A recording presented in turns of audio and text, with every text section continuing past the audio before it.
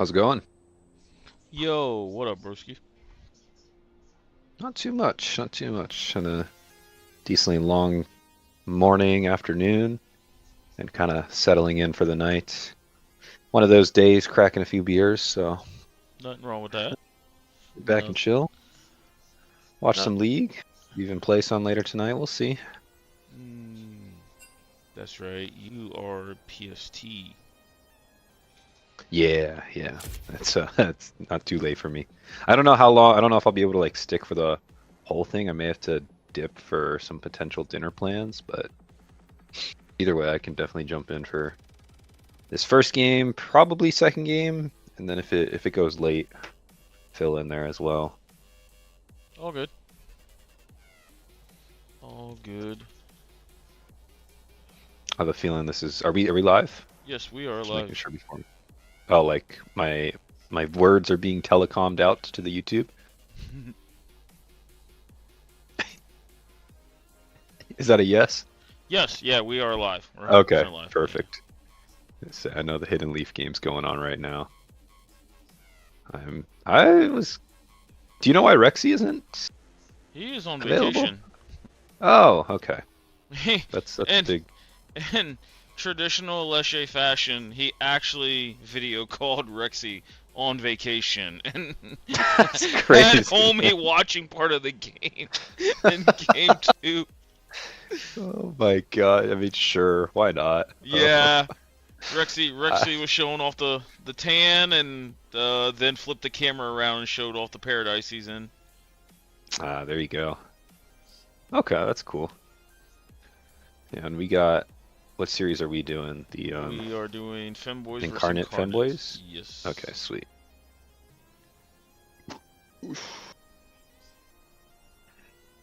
Yep. Everything Did you looks. want I can see if anyone else is available, probably like Samlad, or you want to keep it duo? I mean, if he wants to, yeah, yeah. Lord knows Okay, he has I'll give him plenty a of stuff shout. to say to me. I saw another Pentasteel come through the other day for your Rec League Whoa, series. whoa, whoa! Wait a sec.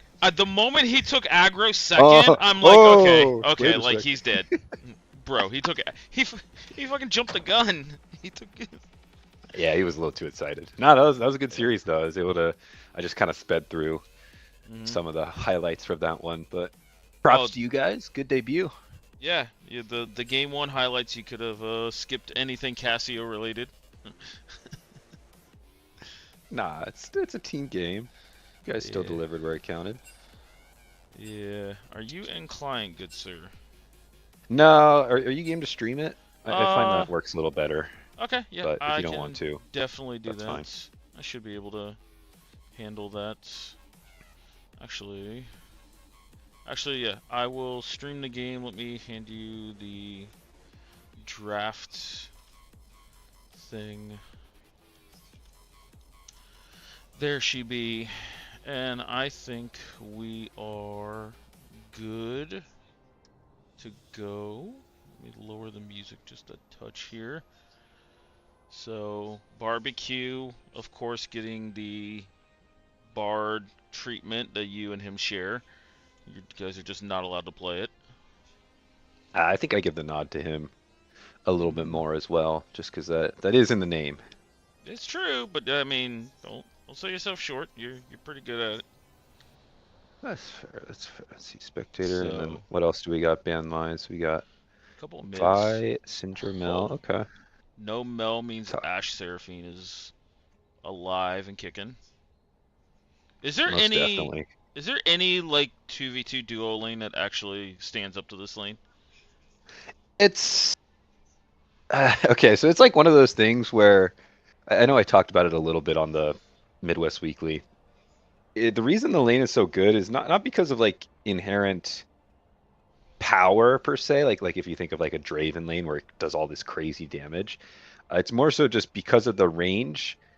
If you misstep even slightly, it's so easy to punish it. So at a higher level of gameplay, and I'm sure there's some bot lanes in the league. If you pick something that you can space properly on, it's fine. I think like Yunara Lulu, you can go for like an Ezreal Karma and generally play that lane okay. But I think the safest answer for a lot of teams in this league is just to take one of them. If they lock the Ashe, you take the Seraphine. If they take Seraphine, you lock the Ashe, and that will generally be just the safest handshake that I feel like we are going to see more throughout the playoffs. I think the one caveat with this series is I don't think that's something that Ashes and is it Angel Boy now? Angel Boy is actually out, so Inferno is going to be bot lane. Oh, sure. Okay. So this is Um, Inferno and Ashes. okay. So yeah, maybe it's just not a bot lane they play, which is why they let it through. You have priority picks elsewhere. Whatever it is, letting it slide through, and then it Zin's out and rounded out on three is a pretty strong first round of picks for Incarnate, in my opinion. How you feeling about the Femboys' answer? Uh, I th I like Oriana plus like Pantheon, Oriana plus Zin. I think both champions can set up and kind of get themselves into the thick of things. Wangrod has shown a lot of affinity towards this Scion, and I think most of the Scion games he's played has been into like lower damage 80 carries. There's one thing I've noticed with even Ashe Seraphine or just Ashe in general, it's really hard for her to cut down through super tanks on an even game state. So I'm curious to see how this is going to play out. I think though with Ashe Seraphine being R1 R2, not having an answer and saving bot lane to 3 or 4 or 5 here on B side is quite interesting. Yeah, I think going into this matchup as well, I didn't get to catch too much of what you guys said in the weekly in terms of predictions, but I value Lysander a lot for how Incarnate kind of wins games. I know he's got a lot of deaths, but I Mhm. think that volatility is something they lean on in terms of when it goes positive. And I think that's also how femboys tend to play a lot. So I've been placing a lot of value on the mid lane matchup. I'm trying to pull up kind of how that went last time. I can't This was remember. a week 1 matchup, if my Oh memory is boy. correct. Okay. Yeah. Yeah, so that doesn't really count for anything. Never Yeah. mind then.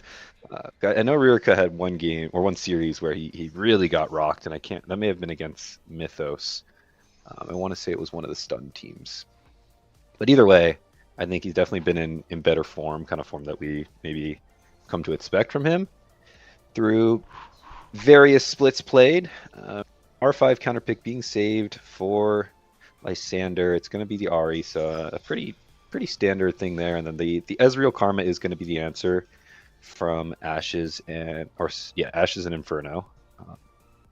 I think that'll be an interesting look as well. I think when you look at this Femboy squad, it is not at all, a reach to say that bot lane has been the weak point. I think that's been a lot of the target Mhm. for people playing against Femboys, and I personally think, removing myself and Tango Fish from the equation, and even with us in it, that Bard and Spirit are the best bot lane in the league.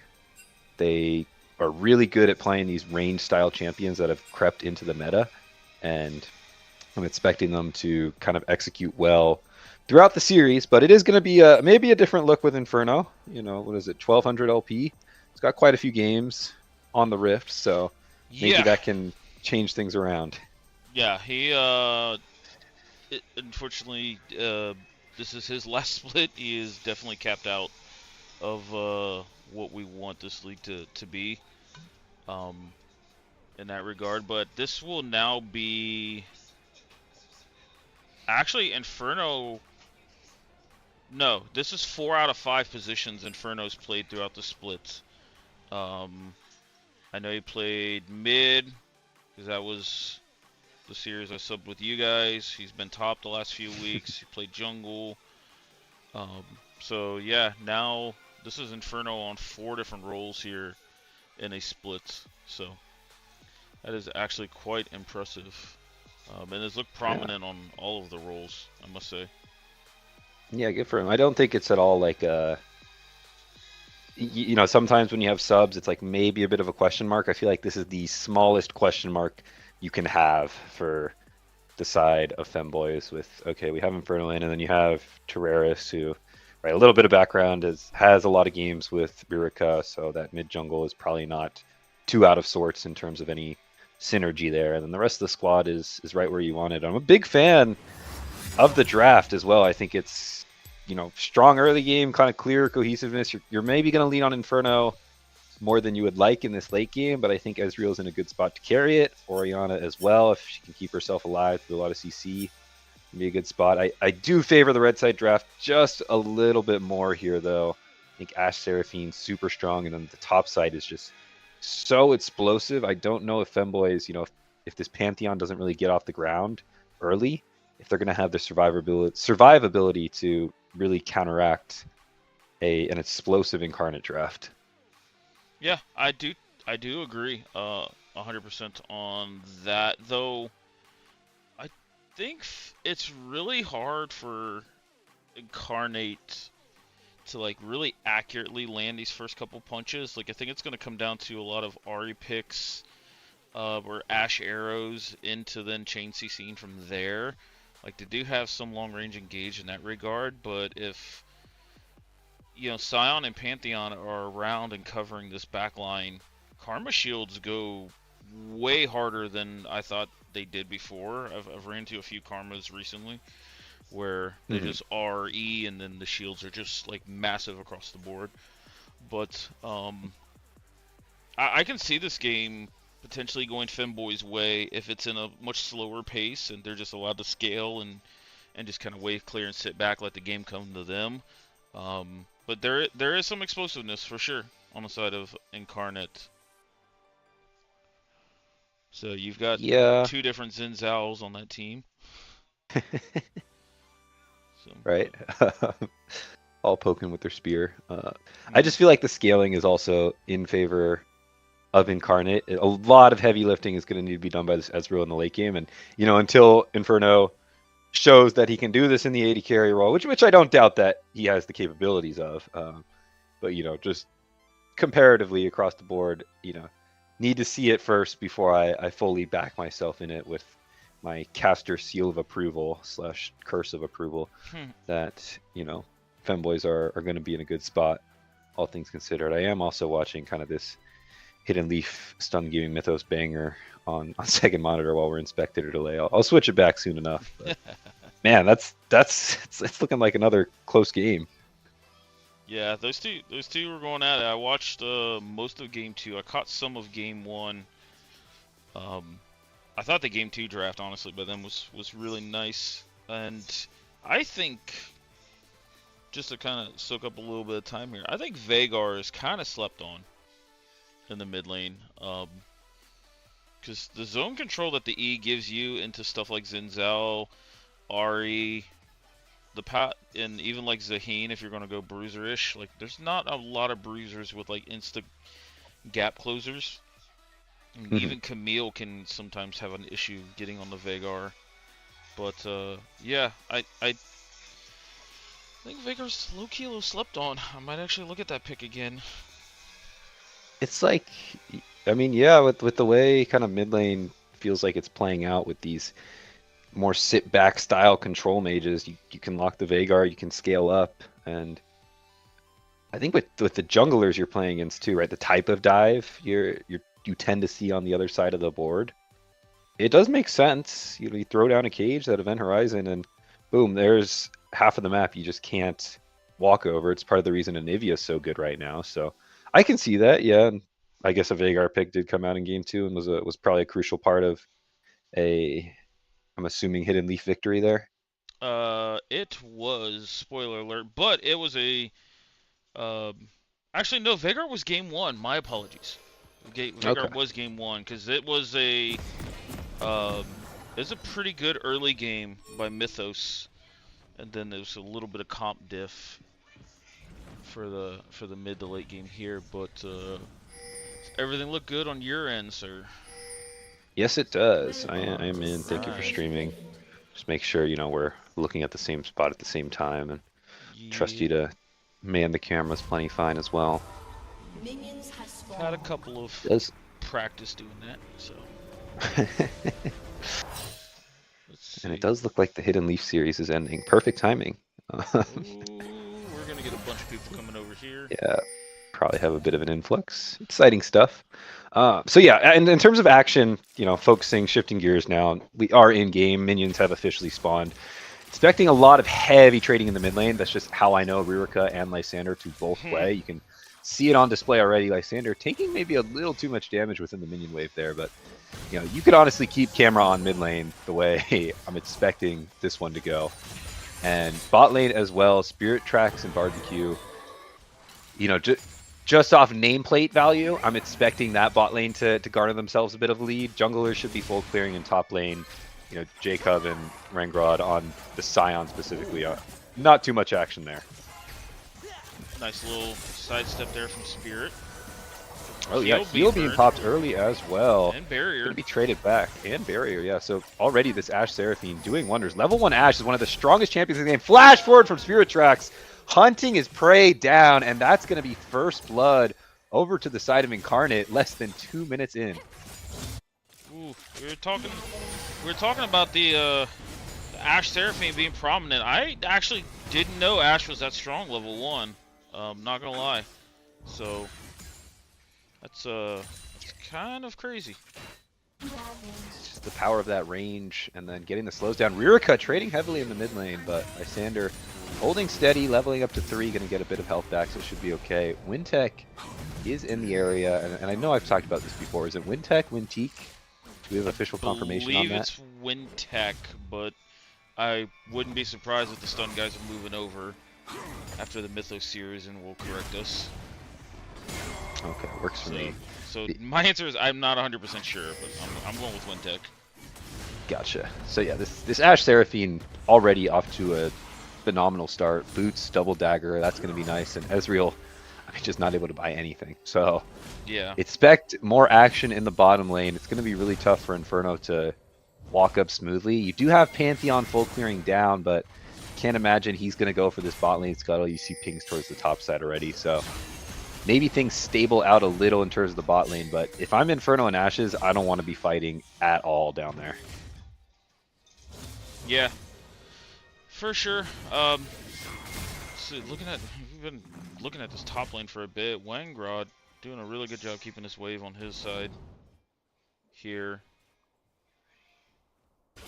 So Scion looking. This matchup should be Scion favored at least early, right? That's kind of my understanding of it. That's what my guess would be. As kind of a Scion enjoyer myself, I can't say I've honestly played this matchup, at least not at this level. Here comes Terrace. Yeah. Gank coming through. The stun does connect with Jacob. He's kiting out, but he's kiting up towards enemy side jungle, so should be an easy chase down for both the top and jungler of Femboys to pick up a kill and answer right back. Oh, Rika kind of put a statement here in this game 1. Might be his best laning phase of the split, to be honest. Yeah, CSing pretty well as you crest over to, well, would have been 38, but 37 with the bare miss of that minion there. Barbecue forced to kind of show up mid lane, help usher Lysander in. Do you have any thoughts on this Ghost for the Orianna instead of, what you would maybe expect a TP? I mean, I like it if you're confident you can dodge like Ashe ult from Fog of War. I could definitely see Ghost being in play here, and I think he's just really, really confident.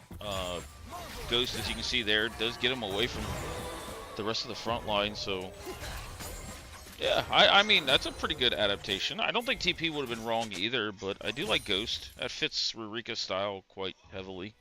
He is an in-your-face, like, very trade-heavy mid laner. Yeah, just kind of trust your hands, right?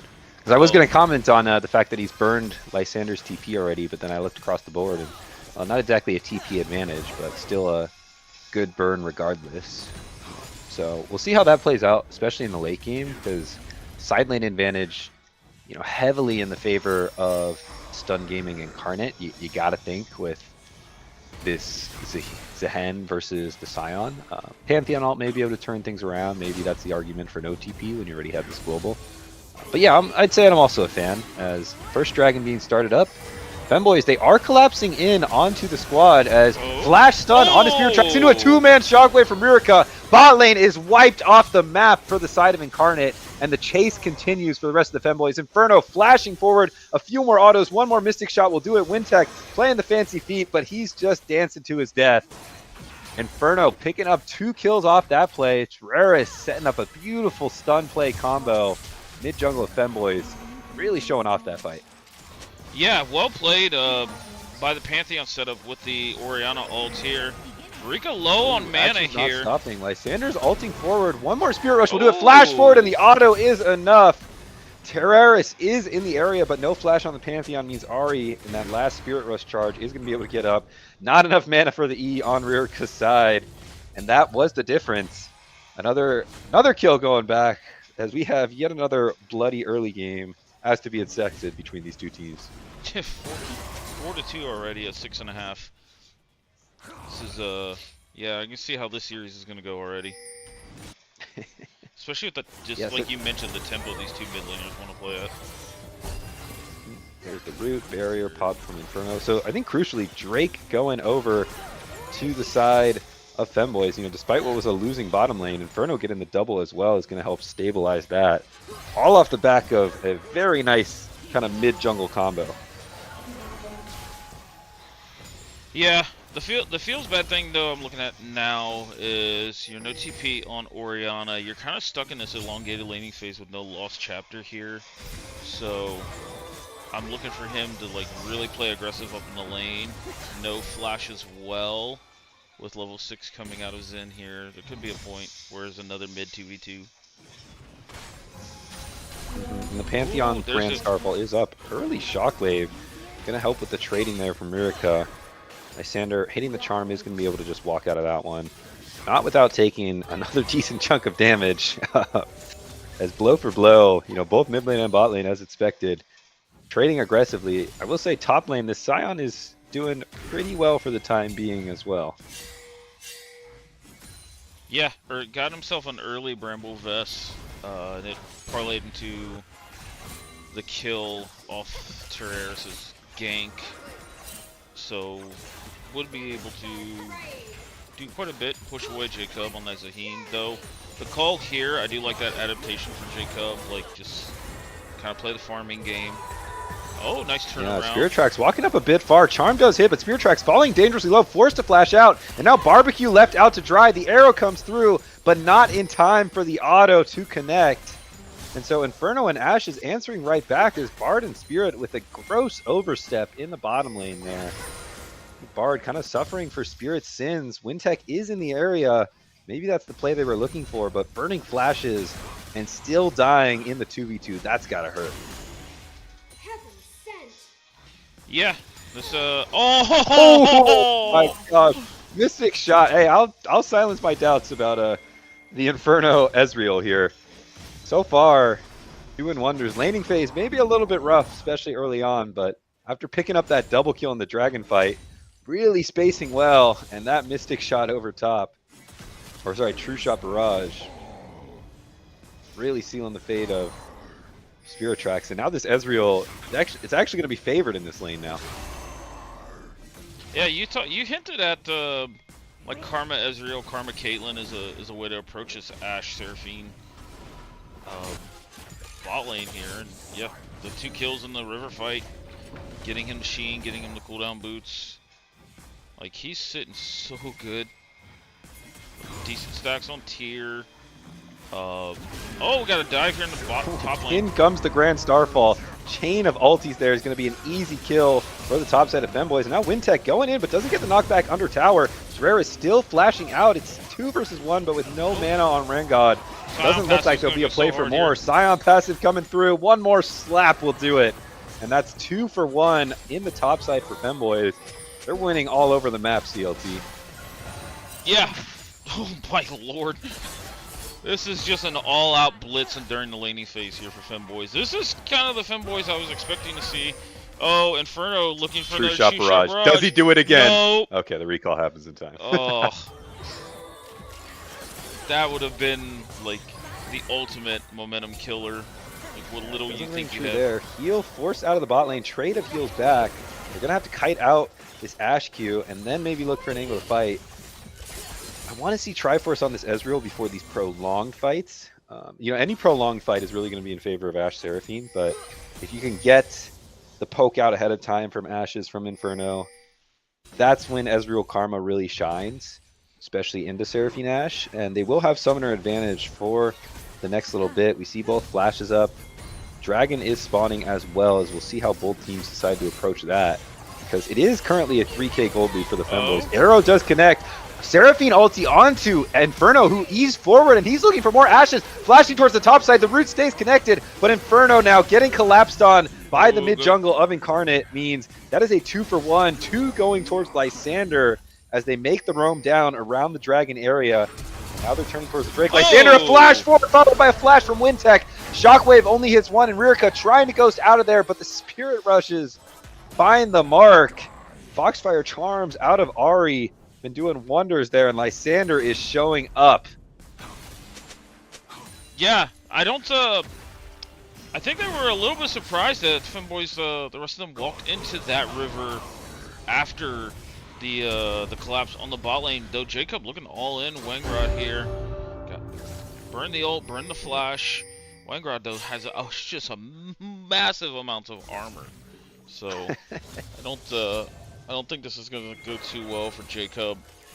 But Ocean Dragon really helps this, the laning phase deficit here for Incarnate. I know second dragon, not first, so value's a little less, but I'm a big fan of early oceans in general. So, yeah. Triforce, I do want to point out some item breakpoints. Dragon did go over to the side of Incarnate, so maybe not expecting any huge fights until that next big objective, but with these two teams, you never know. Either way, Triforce for the Ezreal and Mikhail's Crucible. I think that's a big pickup into the Ashe Seraphine. It's really going to help you play around those impactful ultis. We saw how it turned the tide in that fight just a few minutes ago. So now with that available for Ashes, expecting Inferno to stand a little stronger, but Arrow connects in the mid lane. Lysander dashing on in for an easy follow-up, but Tereris, he's also jumping in onto Barbecue. Jump forward with the stun, is going to be able to get the answer back as Ashes and Tereris, they're trying to kite out. Spirit Tracks is first up the river in the area, so Tereris going to leave the Seraphine alone for now, but Wintek, he's jumping on forward, and Spirit Tracks on the Ashe, making the difference here, walking him down, gets the shutdown onto the Pantheon. Inferno's Ezreal stayed in the bottom lane that time, so is going to get a few plates back, but all in all, the clean rotations and off that Arrow, it's another one fight for Incarnate in this mid game. Yeah, Lysander picking up a lot of these kills is so pivotal for Incarnate, just because you're setting him up with the charm. Though Inferno, oh my! Wintek doesn't have the Crescent Guard. Inferno jumping on forward, but does get knocked up. It's going to be a tight one, but he comes down with two, burns him alive, does Inferno, and this Ezreal is now 7-2. Oh my! What a ballsy shift forward there for Inferno. Picks up the two. I seen the vision there, but I was just wasn't 100% sure if he had the damage. Barbecue, though, in the back here, roots up Eureka. Shockwave comes out, but Lysander does not have R here. And Barbecue picks up one. Yeah, the flash out just gives the kill over to Seraphine. Not sure I really think that was worth it. Either way, the bright spot of Femboys is the bottom lane. Not something I was expecting to say going into this series, and a TP coming down. Incarnate recognized it. They're going to try to shut it down. Lysander, flash ulti from the Seraphine. Inferno flashes out of one charm, but still getting chased down as Ashes trying to keep him alive. True Shot Barrage comes on top, but it's Spirit Tracks flashing forward, trying to shut this door. Does get one, so it is a 2-for-1 on the side of Femboys, but with the play onto Ori in the mid lane to kick it off, you know, it's really another net positive for them. This is a play they're completely fine making. You finally get this shutdown on the Ezreal. Giving over first tower at that point, not really a big deal. It was bound to fall anyway. But yeah, I mean, it looks like the story of this game is going to be kind of as we maybe hinted to a draft. How much can this Ezreal do? And this Ezreal so far is in a great spot to carry. Yeah, 8-3 and 1, 30 CS up, Call completed, Mer mana, still working at it, but it's already halfway to his third item. This Ezreal is massive, and he is speaking something on this rift here. I don't think I've seen an Ezreal pop off like this in a while. Maybe a little bit Chinese, yeah. Just a lot right now. But I do like the fight coming out. Oh, we got a proto belt coming out of Lysander. Okay. Yeah, he's going to use that proto belt in the bottom lane here, but does still get hit by the shockwave. Rurica one level down, still trading back evenly. Charm does connect. Rurica trying to navigate around, does have the ghost. He still wants to smoke. Barely misses the QW. One more will do it. It's a 1-for-1 at the end of it all. Rurica 0-5 down. Still finds the mark. Spirit Tracks getting ulted on by Rain God. Dodges out towards the top side. The decimating smash connects. This is one tanky Scion. Walk him down, flash on him. And that will be another kill over to another solo laner of Femboys as they answer right back. Yep, as my friend Minus would say, that is ADC. Welcome to the role. In that regard. But yeah, I thought the bot lane 1v1, Rurica, even though he had the shield, walked back into the Q2 return from Ahri there, but still had enough damage. Yeah, closed it out. I mean, kind of surprising he did have enough damage. It was the whole item down at that point, right? And yeah, I guess he just hit every ability he needed to hit. It was a feels bad for Lysander that he has all 3 charges of Spirit Rush and Proto Belt and still got hit by the Orianna ult. I think if he dodges that, that goes much differently. But Action's not stopping though. Still crucial abilities up. As nice ulti forward from Lysander does couch out Ashes. Ashes is flashing out, but Jacob has shown up in the area. Zehen has arrived. Seraphine ulti not finding much, whereas Rurica's Shockwave finds 2, but he gets charmed, shut down, so it's just Inferno and Rain God, and Inferno's going to get flashed on by Wintech. No flash on the Ezreal means he falls down, and it's going to be an absolute sweep for the side of Incarnate. Triple for Jacob. He's looking for more. Shutdown goes over to Ahri, but still a 5-for-1 ace in favor of Incarnate. Yeah, what a... Can we catch our breaths here for a second, guys? Come on. Damn. Damn. Trying to gas up all these plays and then just boom, next fight. Yeah. Yeah, the Ezreal's honestly the only thing kind of bringing the damage to it. That's where I felt like the Proto Belt out of Ahri definitely made her quite tanky, but them picking off Ashes, well, to start off that fight, and again now, I think it's kind of the unsung. Oh, Spirit dodges that. But yeah, they're I think way more coordinated in these fights, looking for picks and making these map movements of what Femboys is doing right now. That's kind of been the Achilles heel of Femboys throughout this whole split, has been like their coordination. No one's doubting the talent of these players, but they're just sometimes not looking like they're on the same page. Yeah, I mean, it was a great TP flank from Jacob as well. I think that kind of drew some chaos in the fight. And I actually think, may have to watch it back, but I want to say Wintech's Crescent Guard knocked Terraris out of the Pantheon W stun. And so a few crucial abilities kind of shut down from the side of Incarnate, with the pick on Karma. Mikhail's isn't available, but another cross-map arrow from Spirit Tracks.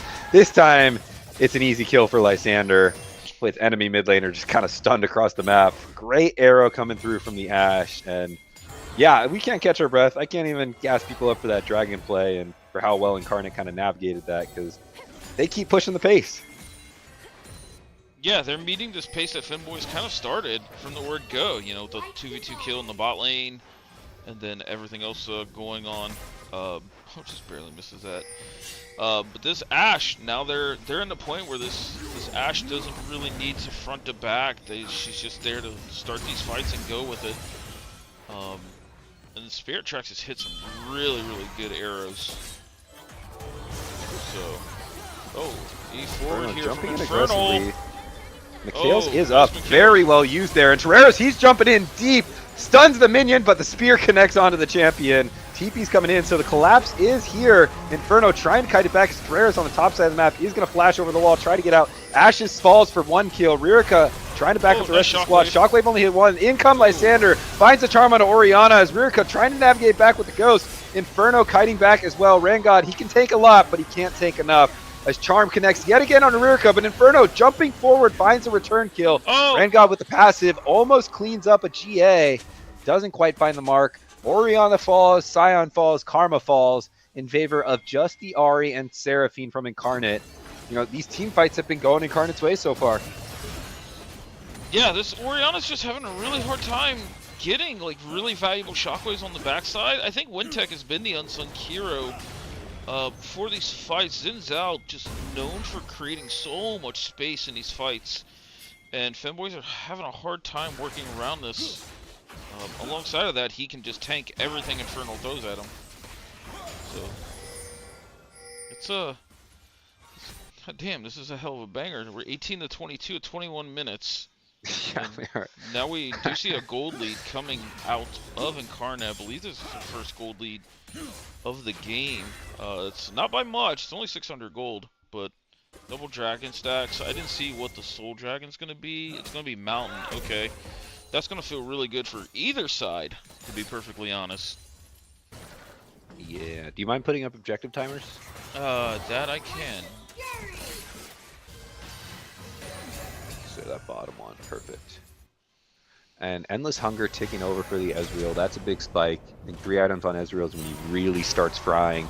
It's just a matter if he can get that uptime, because Zehen slowly but surely scaling up into that late game beast, especially when you're into the Scion. You're going to have a pretty free stack of that passive. So you pointed him out earlier. I think it's going to be a matter of can Rirka somehow find a value shockwave.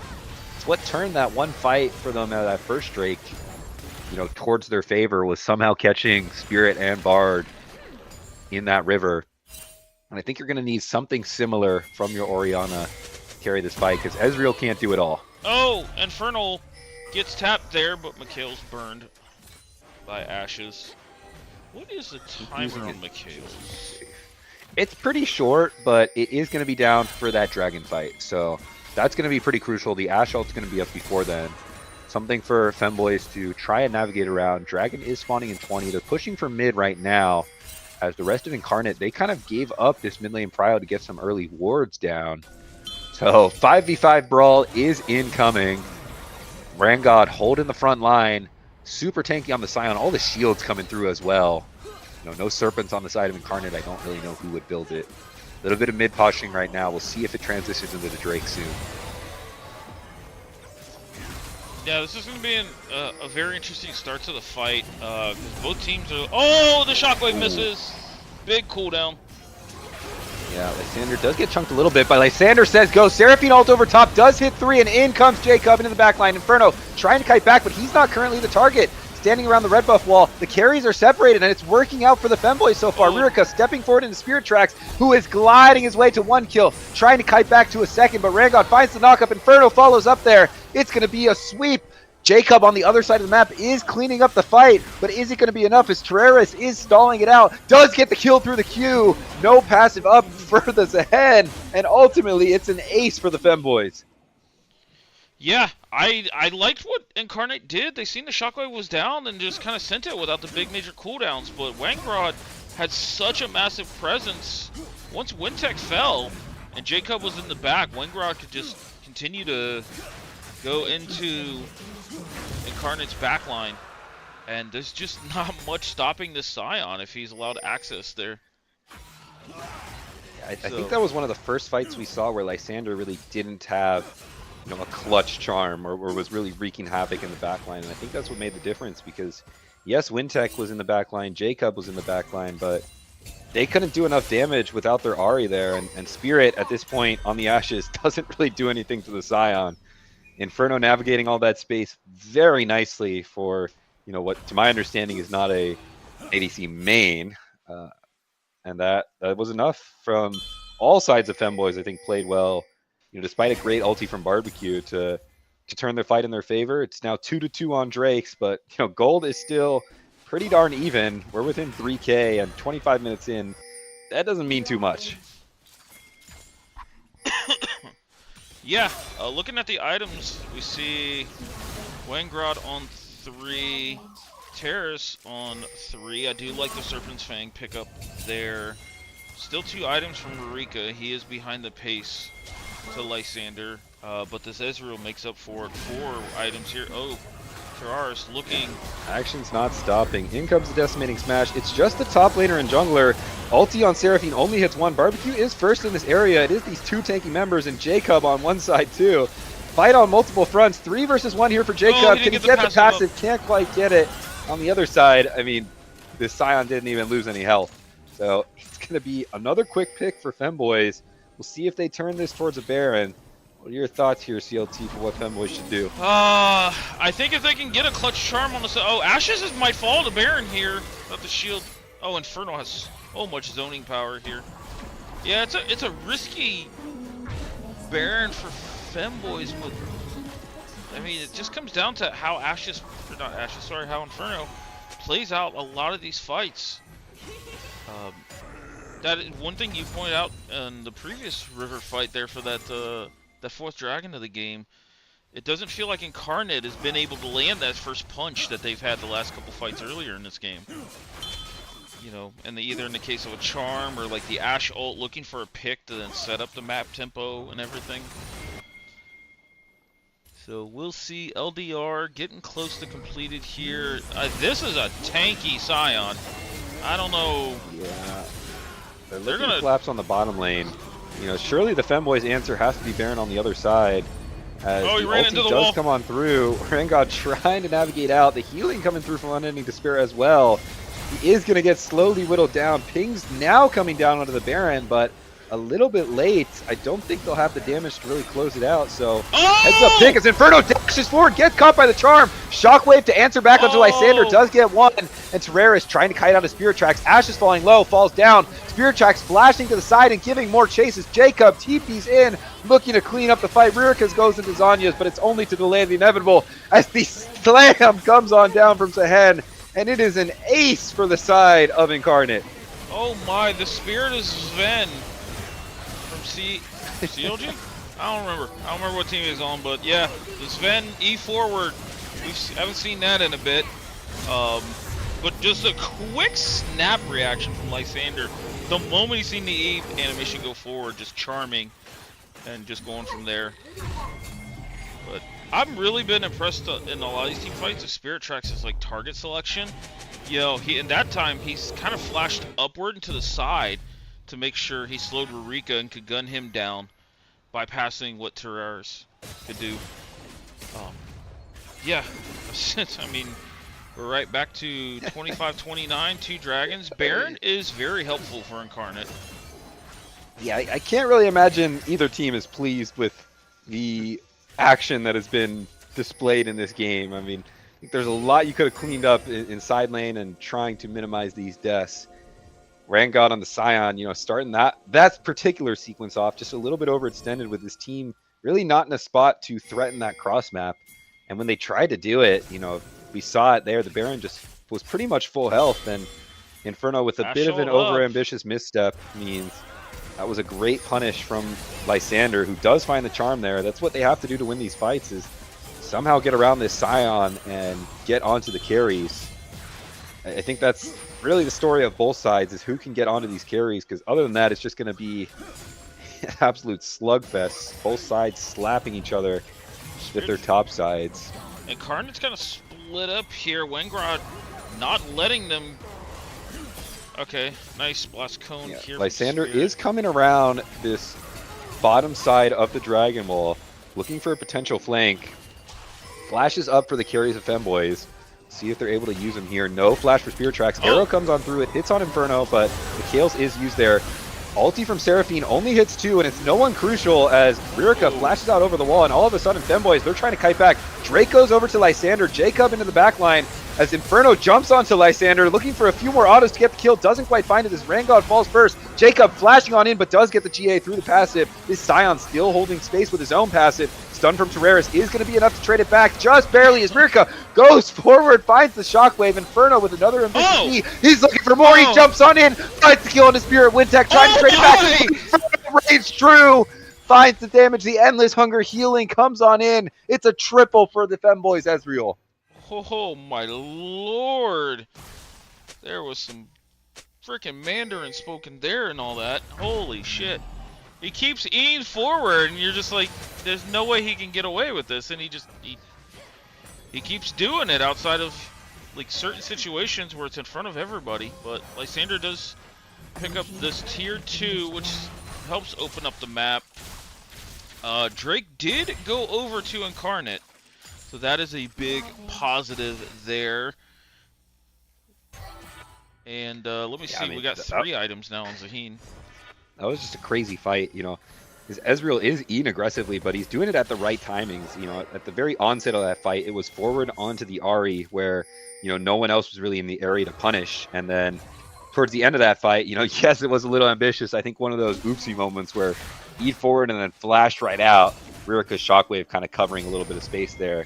And at the end, I think that endless hunger healing coming on in. There's no healing reduction. There's no serpents as well on the side of Incarnate, and now collapse on the bottom side onto Rangod. He's not too tanky on the Scion at this point of time. Black Cleaver is shredding. Terrera is looking to collapse down. So is Ashes as Grand Starfall comes on through. Knockup gets canceled as Wintech jumps on in. Jacob jumps on in. Ashes. The arrow does connect onto Ashes. Can't McHale's himself while he's stunned, so Karma falls first. Seraphine ult hits onto one, and the action continues. Lysander still has the Spirit Rush available. Charm goes wide as Terreris walks out of that one. So Femboys, they were kind of even on the collapse there, but it's Spirit Track's arrow who once again makes the difference. What? Okay. Fucking man, Shockwave! Yep, that nets nothing. Good wave clear. Good wave clear. Yeah, I'll give you that. A decent wave clear. But, yeah, this Orianna, it's so hard for Rurika to find ways into these fights to get meaningful damage off at this point. Black Cleaver is a big pickup for Wintech here. I like the Sterix gauge as well. He knows what role he's playing in these team fights. And the Sterix gauge definitely helps him frontline quite a bit. Sterix gauge plus, I think it looks like he's building towards a GA, and now we got some defensive stats coming out for Zaheen as well instead of health stacking. Going to be amplified by these double Earth Drakes quite heavily here.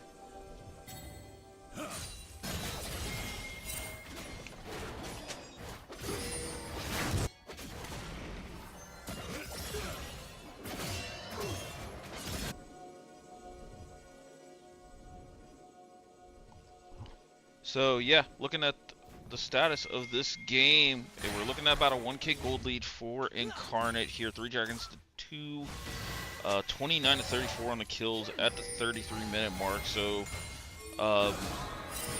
almost 2 kills a minute there. Items coming online now for the supports. Barbecue on 3 items now, matching Redemption with Ashes here. Inferno has the QSS. I hope there's not going to be much overlap between the McHale's and the QSS. Let's see. Zhonya's on the Orianna is interesting. I do see, like, I see the vision, like, there is a lot of things coming at you, but I think overall you still got to find ways to maybe cut through this front line Wintech and Jacob are creating, especially the space, yeah. Yeah, So- I agree, right? Like, you can't put all this damage on Inferno. Sorry, I had to step away for a bit. Yeah, you're fine. You know, this Ezreal, yes, he has been frying, has been speaking a little bit of Mandarin, but A lot. I don't know just how fluent Inferno is. You need to cover that a little bit elsewhere. Maybe a little bit of Korean through your Orianna.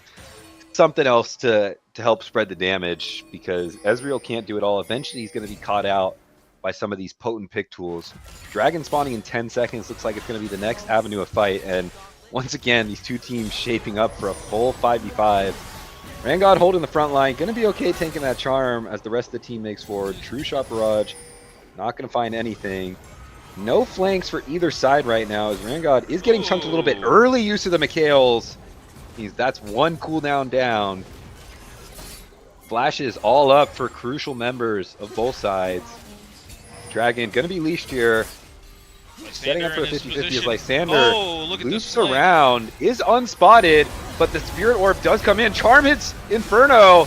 who does get out of there with QSS of his own. Seraphine all over top, and Jacob is diving into the backline, buying space for the Dragon. So Warangod falls first, and Dragon is going to be the focus for Wintech and company. Top laners both down on either side. Flash forward from Terreras, but he doesn't win the smite fight, so Mountain Soul over to Incarnate. It's a 1-for-1, both top laners down.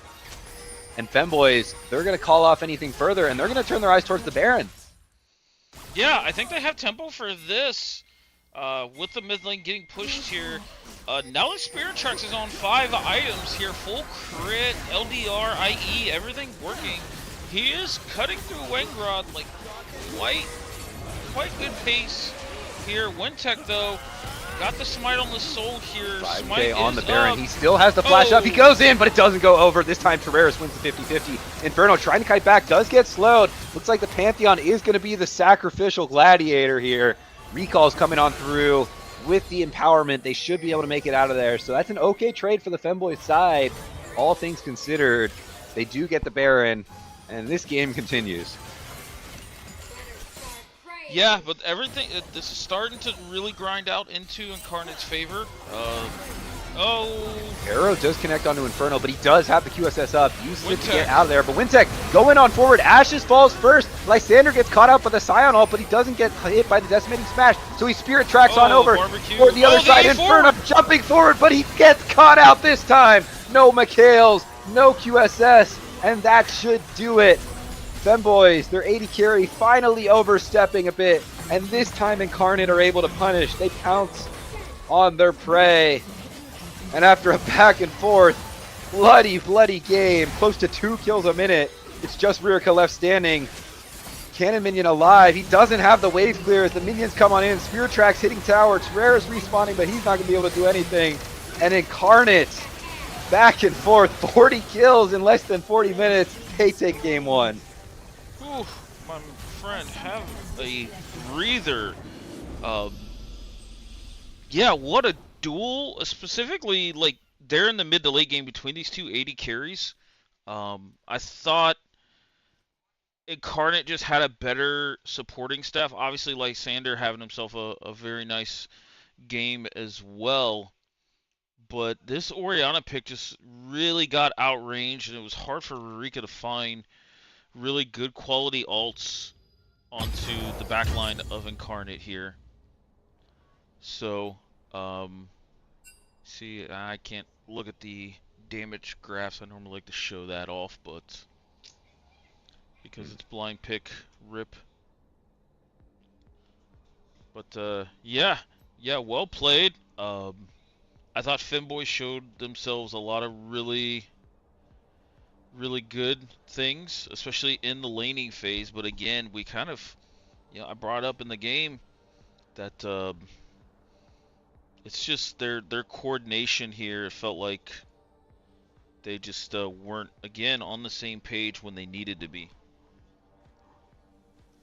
Yeah, and I think, maybe a little bit of bias here as my voice is already getting tired, but at what point do you slow it down? For both of these teams, really. Like, both these teams were in spots where they had leads, and, maybe you start to try to take your foot off the gas pedal a bit, play around these objectives more.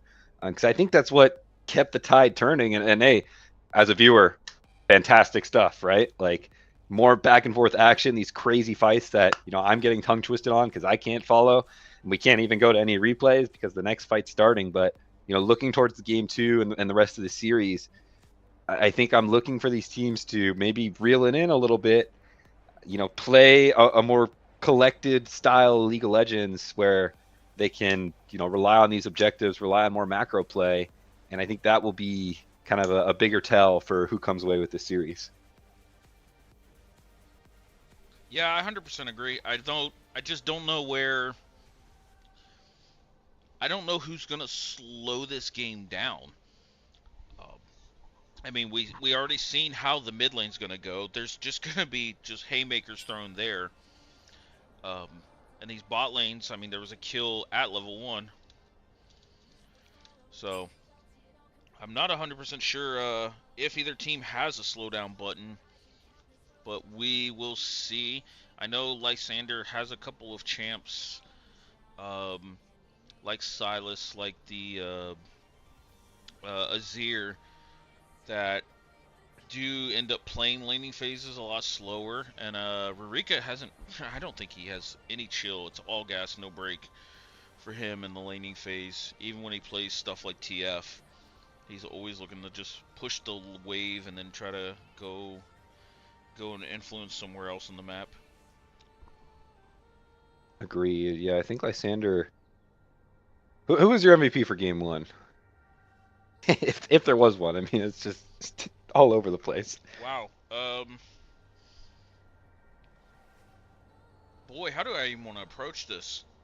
I mean, obviously Wintech played a lot of these team fights so well and so patient, but I don't think he's given the chance if like Wintech specifically is not creating all this space with the Xin Zhao, but it's also like Xin Zhao plus an enchanter. You have the Seraphine coming over the top. So I mean, if you're gonna make me pick one, I think Spirit Tracks like absolutely in the mid and late game team fights equaled the damage output that Inferno was doing, but I think Wintech is just the catalyst in a lot of these team fights. As Ins Out All Good just went so hard against the Femboys team comp. So we are in draft already, my friend. Yeah, and something to note: who made the draft link? Wasn't Do you know? me. Oh, Okay, yeah, it's a best of 3 draft. yeah, it's only set to best of three. I'm wondering if that's kind of a cocky shout. I would love it if that's the case. A bit of bold maneuvers there, because the way that first game goes, I don't think you could be confident in a full sweep on either side. See the bands that come through. It's looking like similar things. Vi, Mel, Nico for Incarnate, who are on blue side this time around. So this Syndra is up. We'll see if that's something they're looking at first pick. That's something they banned last time. And then Bard, Ornn, and Volley Bear, same bands for the side of Femboys. So yeah, it is the Ooh, Syndra look at first that pick call. for Incarnate. Now, let's see. Rurika, this split has not shown the champion diversity for those that have been around the league in a while, have seen out of him. So I wonder if this is now Femboys peeling back on some of their draft picks, because we've seen Rurika play some of these artillery mages that are great in the Syndra. We've also seen him bust out melee. He's obviously a melee mid specialist, and there's one of them in the Akali. So really nice answer here. I do think it is a skill dependent matchup, but it can be Akali favored if you are just the better. You pick up the pace and you keep it going. Akali does like to play this a lot faster. With the Jarvan though, Syndra is going to have to be very worried if she loses flash like level 2, level 3 off of like an Akali double Q, electric Q proc into like E. So I'm curious to see what Incarnate is going to pick. I do think Poppy value is pretty high here, along Mm-hmm. with there's another one that is really big on disruption. Wukong definitely likes to disrupt things that jump into him, as well as being kind of the initiator. Wukong I think is. I would argue, I think in competitive play, probably the stronger jungler over Xin Zhao, but I think they both can create a lot of space and cause a lot of disruption in team fights. Corki being picked up here is interesting. I do like the fact that it's a little more early to mid-game oriented. Not that Corki doesn't have a late game, but it does bridge the gap on the other backline carry with Syndra. And a Lulu Agreed. coming out Ooh, here.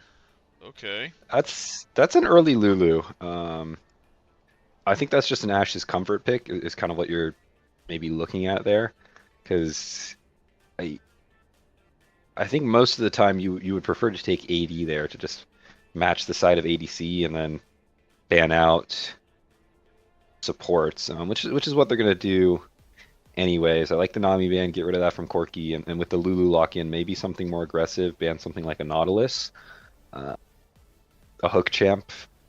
I think that's something that okay, Blitzcrank that will do the trick as well, just to give you a safer time, as you are playing a very squishy support. Expecting ADC on 4 here. What do you I think? don't know, what Inferno has in the tank here, but uh, what do I think? Yunara I Sivir were good bands. think it's Kog'Maw. I wouldn't hate that. Yeah, it's spicy, but it could definitely work, and it could definitely play into the Corki lane. See what it is. Okay, it's gonna be Ooh. Zeri, so similar kind of late game hyper carry mold as the Yunara and the Sivir. I think I personally put Zeri a tier below them, just doesn't quite have the same damage output as those two counterparts, but still a good pick, especially alongside an Enchanter. And if Inferno can kind of get himself accelerated as he did last game, that's going to be a good spot for them. This is where I want to see a Nautilus. Yeah, there it is. I couldn't say it early enough, but you're into Lulu, you're into Zeri, you want this point and click CC, and this is going to give you a favorable lane. So already another dynamic bot lane out of Incarnate. I know this would be a tough blind, but I think we see the Cassandra here, but I was leaning towards like a Malphite even. I think even if Malphite can eat like a bad matchup with some pressure of Wukong, like the Malphite attack speed slow and the Zeri has so much value here. And I don't think late game you're worried about a Kali split pushing with all the tank stats you're going to be building. So um, Cassandra is interesting. Here's a Wang Rod special here. We've seen Noah pull out this Yone in years past, splits past. So Gonna do it here. Yeah, I that don't is. is that even like that good of a matchup for the Yone? I I don't know. Um, I the way I would see it played out is it could go either way. I think if Yone tries to fight early, then I think it's up to like, do you have lethal tempo going?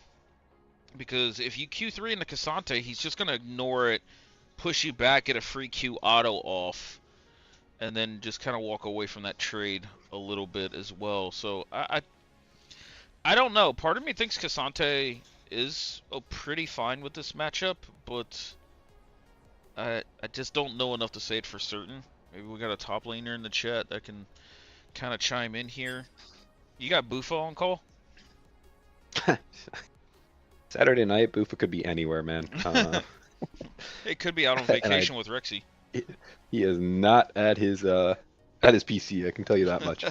I think chat wise, I don't know if you saw the ping that Leche sent over. We are running on the Twitch as well. Oh, And then I think we're operating at a tiny bit of a delay. So I wasn't really navigating both. I literally just saw that a few minutes ago. I don't know if that's something you want him to adjust. And definitely let him know probably before game 2 gets up. But either way, I mean that ad revenue's running in, and Spirit Tracks just subscribed. So shout out oh, Spirit Tracks, doing it during the ad. So you can shout him yeah. out again in another minute. But the Twitch has been kind of popping lately.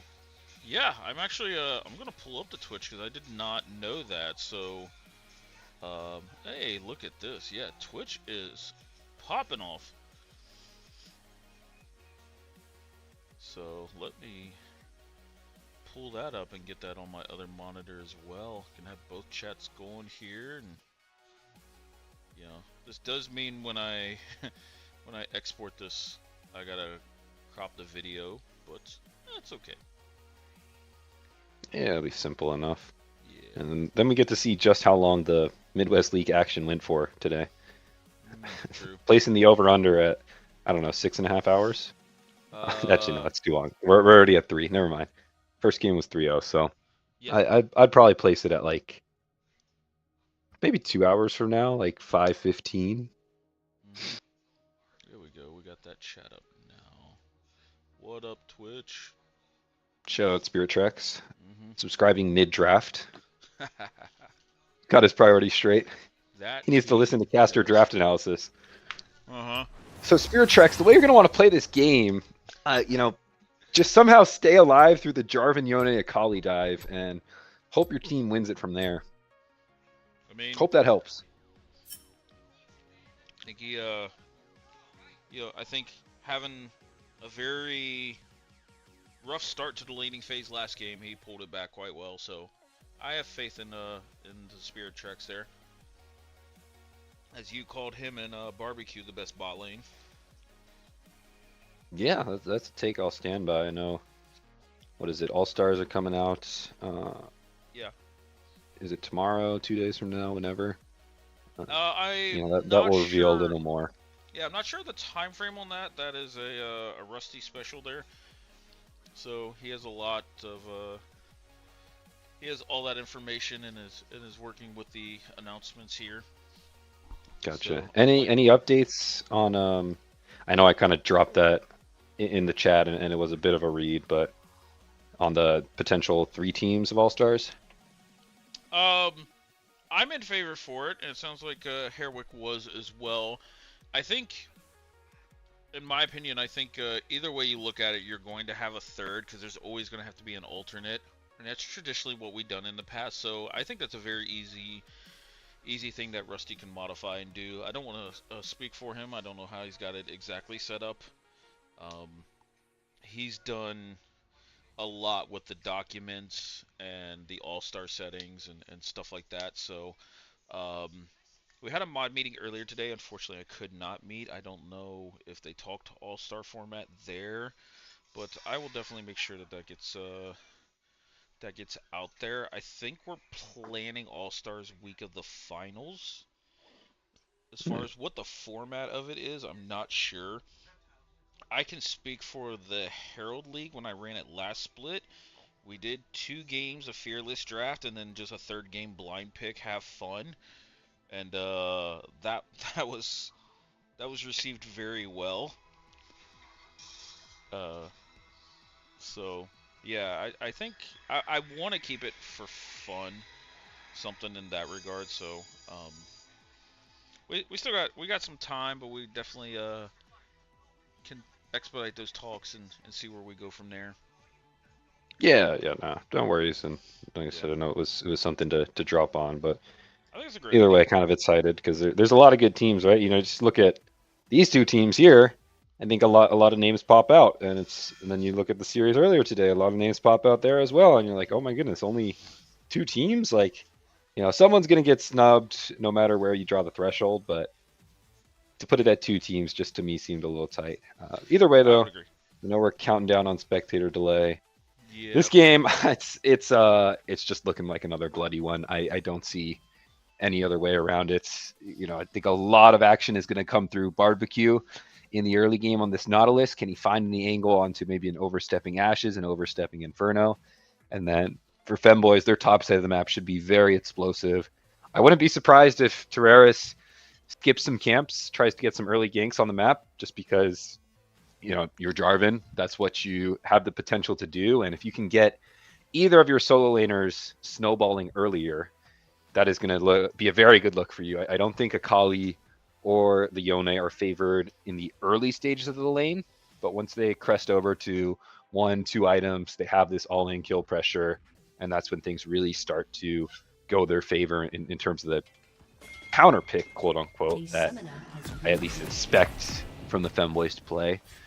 Looks like we may have a pause in just a bit as well because someone may have DC'd. Hopefully that. Looks like they solved it pretty quickly. Oh, So, okay, cool. yep. Let me see. I have Summoner's both chats up. I think we are good to go. Let me zoom out here. Yeah, I don't know how active the chats are though. I mean, I don't know if it's because it's split or I'm if we're just showing. not interacting with these guys enough. But this is why you need to drop the polls, right? That gets the action. Is Hook already connecting from Barbecue, Inferno Okay. getting ignited. That forces the heal and the barrier out. So, yeah, this time action starting before 1 minute, not even before 2 minutes, and already the Incarnate bot lane getting the better of it. What's what? Wait, we got just a minute. Like, you talked about Zeri being like more like the B tier. Is this a pick you like? Is this just something that is like player specific? They just enjoy playing Zeri, or is it like there are windows where this champion is pretty good over, say, like a Xayah or any other like crit based ADC?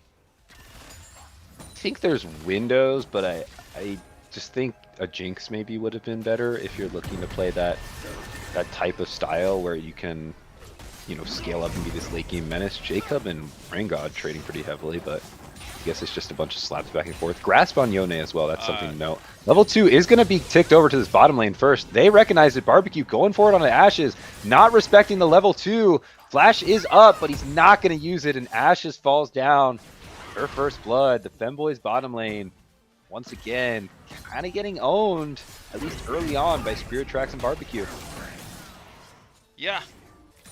Yeah, this is now 2 games in a row where we've seen these level 1, level 2s not go great for Inferno and Ashes. Trading in the mid lane here. Rika, okay. Still got it on the collie. But to go back to the Zeri, I think here it's just because it has a little more mobility. I just think compared to like Yunara Sivir, it doesn't do as much damage as quickly. If you can get the uptime and, you know, you get your fully stacked passive and you're gliding, sure, you output more damage. But I think with those two banned, this is a style type of pick where Inferno maybe recognizing last game, hey, I like being in this late game carry spot. This Zeri pick gives me the agency to do that alongside a Lulu in his back pocket.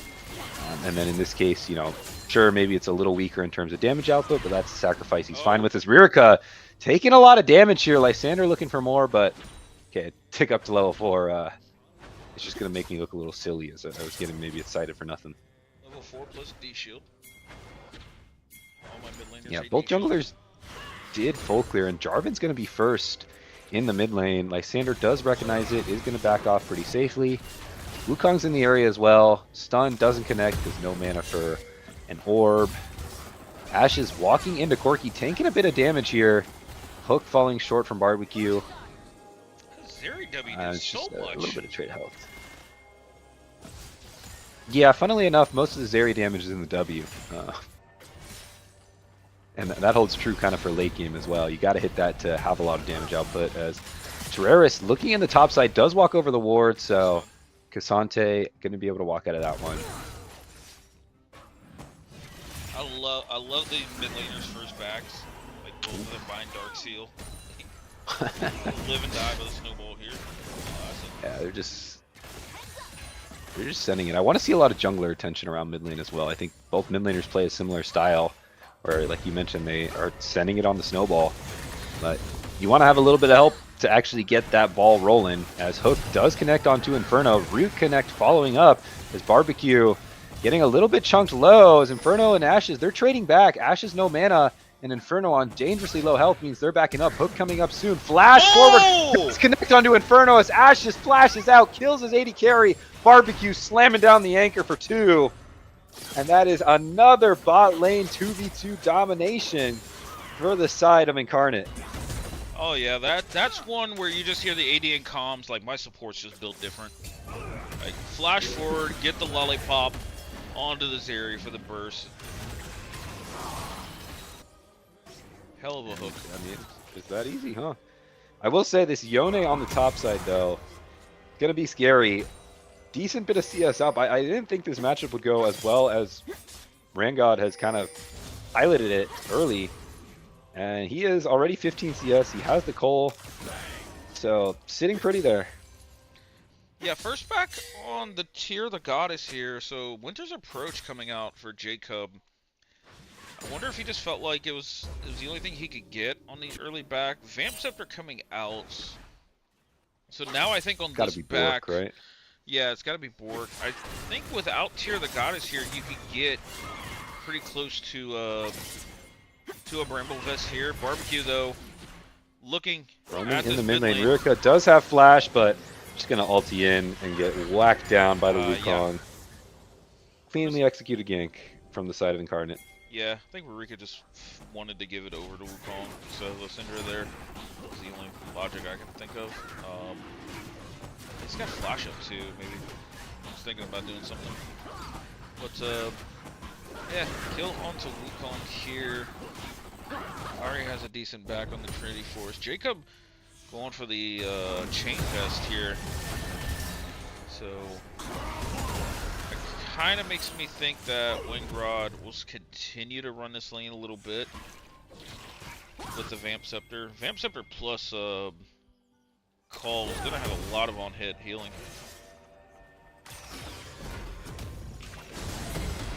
Agreed. I mean, he's going to be sitting pretty up there.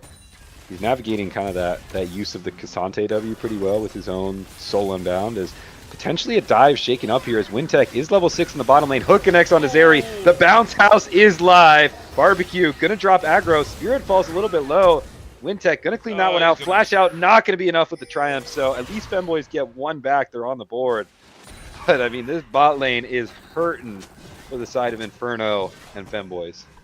Yeah, I'm looking for where Terraris is going to go with this first ult here. I do akin Jarvan to being a little like Nocturne, where if you get a really good first ult off, whether it be on a flashes like mid laner or what, it does set the tempo here. Runs into Lysander here. Yeah, but Terraris doesn't really have any follow-up, and Wintek is close by, looking for potential Cataclysm, but doesn't decide to pull it, as Wintek now jumping forward on Terraris, who misses the flag and trap. Flashes out after popping the ulti, and Rangog jumps in. Jacob on the backside, flashing forward to finish off that kill. In comes Rirka, trying to clean it up. Does connect onto Lysander, who gets stunned back, flashes away from the R2, and Rangog falling low, doesn't get finished up by Jacob, who is playing the peel game for Lysander, so at least the Yone gets out. And Lysander, some great movement there to get out of Rirka's dive. And now they're giving chase to the Akali. Stun comes on through. Can he get over the wall? Shuriken flip does make it happen. So Femboy solo laners limping away with some health. Barbecue showing up in the top side area as well, should that fight go longer. So maybe that was the angle for Femboys to get back in. But I mean, man, it went pretty sour, and they got lucky to get out of there alive.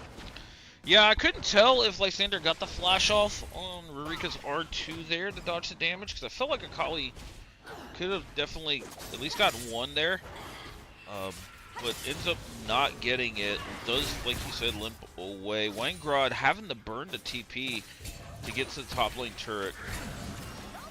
Oh my, how did that not hook? It's going to be a lot of close ones like that, right? And Barbecue, I like the angles that he has been shooting, and I feel like now when your Corki is so far ahead, you're looking at a Phage and a Sheen to just a Berserker Greaves. Any hook that hits on any target is going to be good for this bot lane 2v2. You can play around the bush with the Hex Flash. You can see how much respect Inferno and Ashes have to give over. And so they're going to continue to kind of wail away on potential tower plates. Dragon is not spawning for another... I'm going to ask again for objective timers, because I'd expect that to go Incarnate's way with how powerful their bot lane is. So yeah, still another 2 minutes on Dragons. They can probably play slow till then. You know, look to make plays around Wintek on this Wukong. But until then, this bot lane is just going to continue to build this lead. Yeah, let's see what this. The second Drake's going to be Kim Tech here, so that's going to be really nice for the side of Femboys, especially with the early vamp up top. But oh my, we see Lysander just fast tracking it to Ludens here. Just going straight for it. Wintek once again on the bottom side, but this time Terraris is there to cover. As Jacob going in, finds the ulti as Rangod uses the Q through the Cassante W. So a bit of a funky interaction there, but it works out well for the Yone, who survives through the Cassante all out, which is most of the threatening damage, at least from the Cassante. So, you know, if I'm on the side of Femboys, it's all about how can we keep this Yone in the game, maybe accelerate him a little bit more, because it's going to be on Rangod to find an angle onto Corki and Syndra in these late game fights for Femboys to really even have a chance the way this game's going right now. Yeah, though I do do we feel like Femboys is on a timer with Yone Zeri? Like, I don't... If you're asking me, with the way game 1 went and kind of the, you know, non-coordinated side lane play we saw, and that was with a Scion, right? I think so, because I think Yone and Akali, it's a very tough 1-3-1 comp to execute. That, well, once again, just based off game 1, I don't have full confidence in the Femboys to execute on, whereas, you know, Spirit Tracks on this Corki and the rest of Incarnate, they have such a clear front to back 5v5. So If dragons stack, then yes, they're on a timer.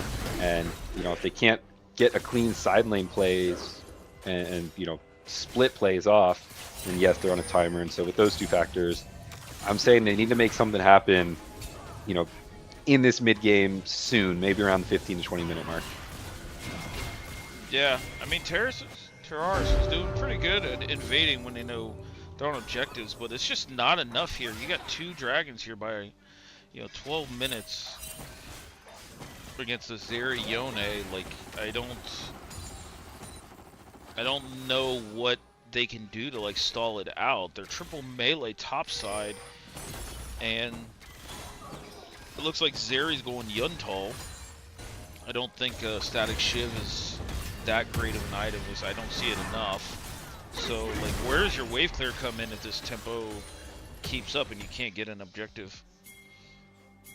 Yeah, and Spirit Tracks and Bard, they're about to knock down this tower. It's Triforce on the Corki. They have 3 grubs. Next time this wave crashes, they're going to be in a good spot. Wintech recognizes that, playing for perhaps another dive, or at least an aggressive cover for this first tower, is going to jump in, uses the Cyclone, does catch one, Warrior Trickster forward, so that's not available. TP coming through from Rurica, but Lysander's in the area as well. Tower falls from Spirit Tracks, and Barbecue gets the hook. Knockup from Lulu is going to be enough. Jacob in the top side is going to lose out on that 2 versus 1, but does get one before doing so. No, he's going to win out. And on the bottom side, Incarnate, they're winning out there as well. Inferno trying to kite out with that Zeri ulti. Kiting around, flashing forward, goes in aggressively.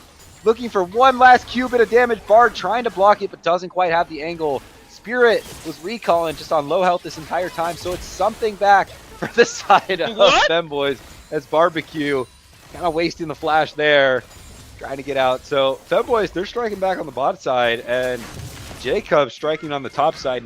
Exact opposite of how this game has been going.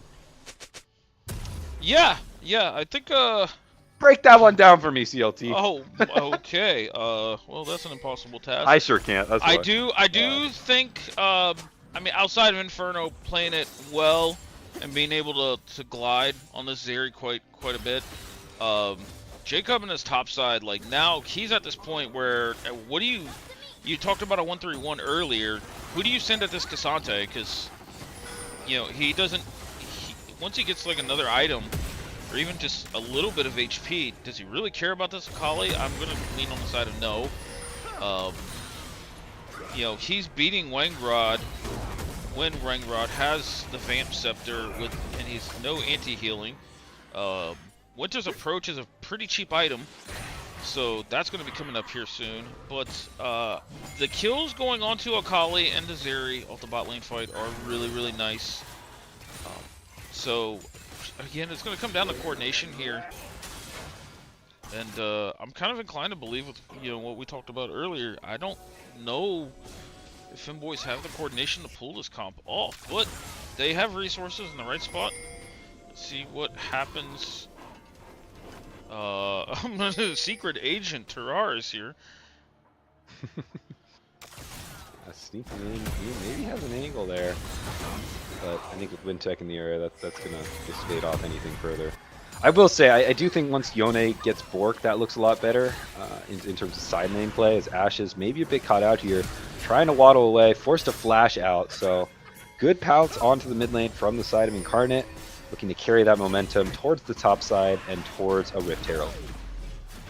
This Rift Herald is a pretty big pickup for Incarnate. Like I said before, 3 melee topside. Your wave clear is very limited to low. You can either use it to knock down mid turrets or get a boatload of plate gold accelerating on the top side. TP though having to be burned by Lysander here against the Rurica split push. Yeah, he's probably got Merc Treads on this back here. Ooh, Inferno doesn't get over the wall, and with no flash, it's going to be an easy kill for the side of Incarnate. This one going over to Wintech.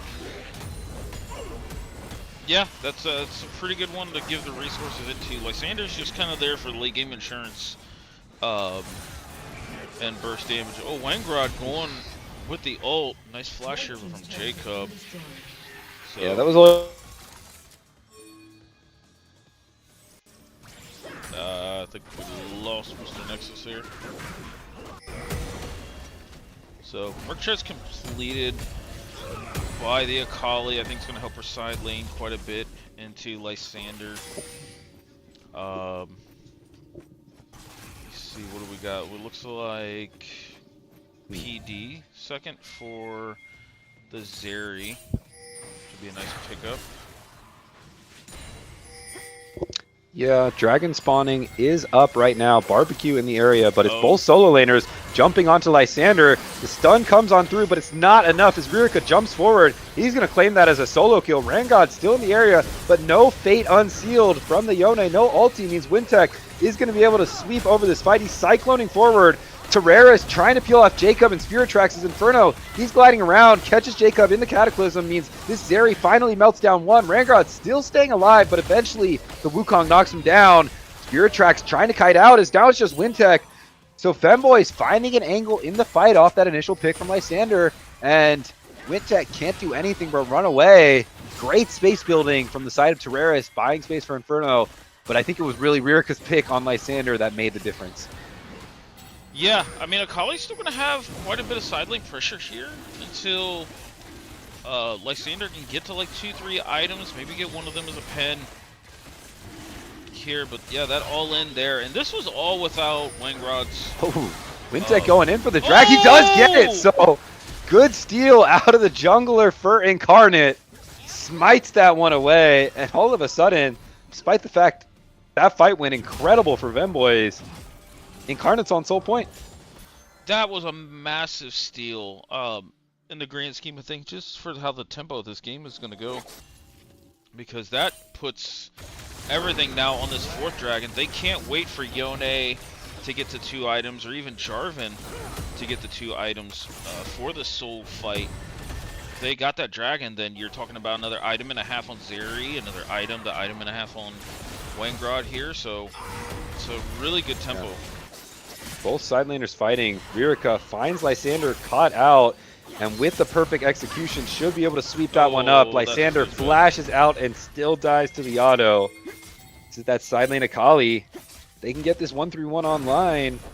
Femboys are going to be looking a lot better, but Wintech has something to say about it on the other side. Rangod jumps in range of the dash forward from Wukong, but maybe it's a bait as Fate Unsealed comes through. But is he baiting his own team? Terraris falls first, and Yone snapping back to his own doom. Inferno trying to jump in and clean up what he can. Flash ulti forward from Bard onto Inferno. The Locky comes through. Does Inferno have the damage? He does to kick down Corki, but not enough for the Nautilus. Jacob on the other side is going to be able to knock out Ashes. So all in all, in favor of Incarnate again, as it was a 4v4 on the top side, but it just goes Incarnate's way. Better use of abilities and better playing together there. Inferno doing his best to try to save that one, but it's just not quite enough. And we'll see what Ririka can continue to do on this side lane. Yeah, this is oh, okay. Or it was maybe an overstay for the tower. Rika might be able to win this. Stun doesn't Are connect. coming back up Lysander, for Rika here soon. I think he recognizes how much danger he's in. He's going to go ahead and back up right now. Yeah, I think at one point, like, you gotta ask yourself, like, do you want Lysander to continue to be in the side lane versus this really fed Akali? And this is one thing I've always accredited Rika to. His side laning, especially in these melee champs, is so good and so disciplined.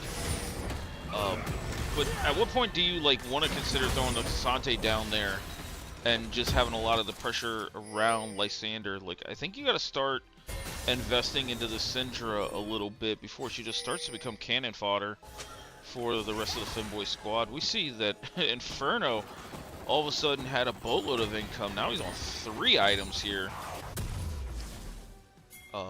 That's massive. So this will change the team fight dynamics. Spirit tracks though. He's caught out, and Inferno popping ulti, looking to chase in, but in comes re-engage. Wintech, jumps forward, finds the stun alongside Lysander. Rangod with the Fate Unsealed, trying to answer back, but it's this Wukong who's ultimately wreaking havoc. Jacob on the side is going to have enough to kill Yone. No, maybe not with the flash out from Yone. Barely able to get out of that. A weird little buffer, I think, with this Q3 and this Fate Unsealed. It's just Ririka and the Yone left alive. Baron is up, or sorry, Yeah, Baron is up, but it's an early Baron to try to take as Hook connects onto Rirka. He's jumping in, finds the perfect execution, but doesn't quite go invisible long enough for the R2. And so another kill picked up for Incarnate, and just clean team fighting from them. Catches out a lot of members of Femboys and sets them up very nicely ahead of this potential soul fight. Yeah, we do. We got Soul here in about 1 minute. 3 items now completed from Spirit. So he's on even pace with Inferno. Lysander still looking for that cheat code to Timu on the 1.5 items here. And 2 items now completed by Rurika here. It's kind of Rurika and Inferno versus the world here. And I'm going to kind of take the world. Just because Jacob is like the big like threat here for the side of Incarnate.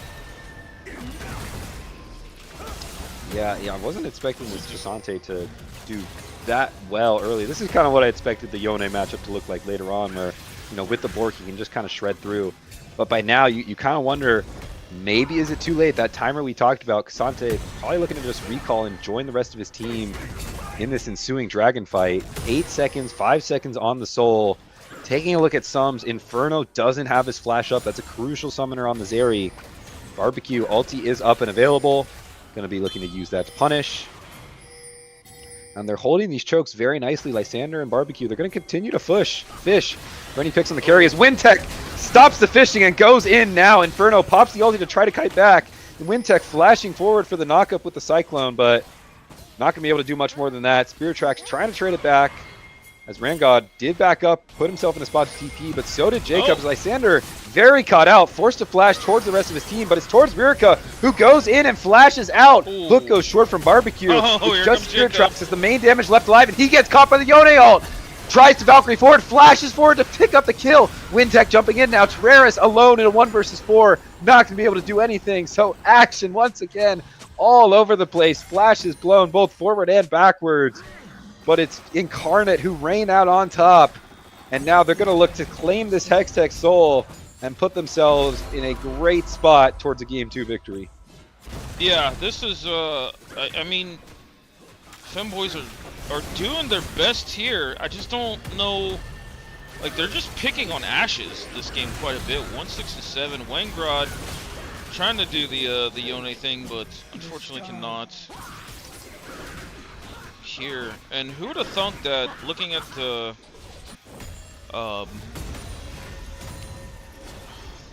what's the name of this item again? Sorry, Hextech Gunblade. My brain blanked there for a second. Looking at Gunblade. Hey, it was gone for a little bit.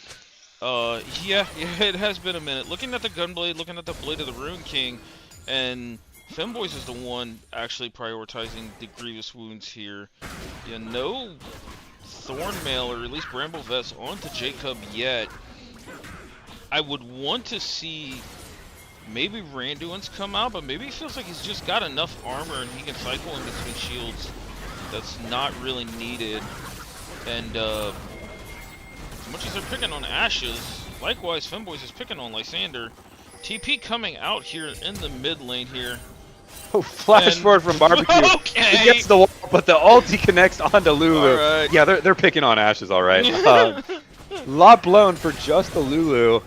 And now, Incarnate, they're turning their eyes towards the Baron. I think something to point out, you know, no flash, no ulti on this Nautilus, so may make it easier for Zeri to navigate the fight. Red buff going to be the focus right now. Femboys, they're going to dip as Rangod just leaves his jungler left out to dry. And with that second pick coming on through, it should be an easy Baron for Incarnate. Yeah, you can see Inferno. I don't know if we classify this as a little bit of rage pushing, but in the bot lane trying to get the resources here off of this turret. You do see Rika also trying to get himself some plates off the mid. But yeah, not at all rage push. I mean, this is Inferno was kind of already in that spot, and it's just a good cross map play to, you know, try to get yourself some resources to stay in the game. You're really looking at an Elder flip right now, right? So it's how do we kind of stay in the game enough to keep ourselves around for that? Maybe someone oversteps and we can pick them off.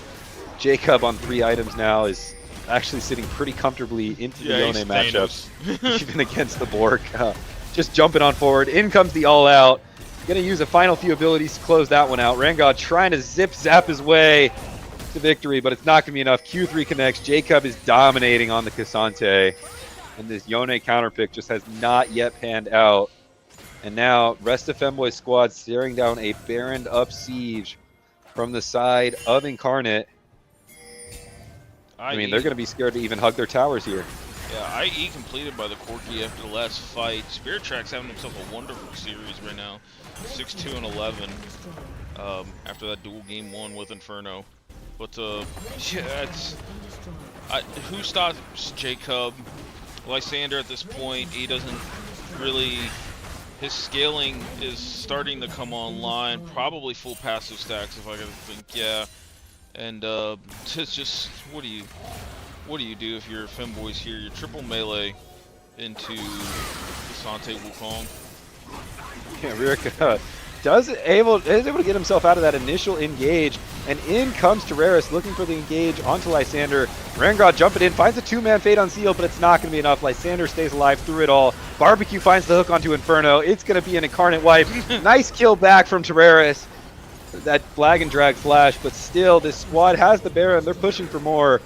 30 seconds on the entire top side of Femboys. And, you know, in just as bloody fashion as game 1, over a kill a minute pace for the side of Incarnate, but in a lot more dominant fashion.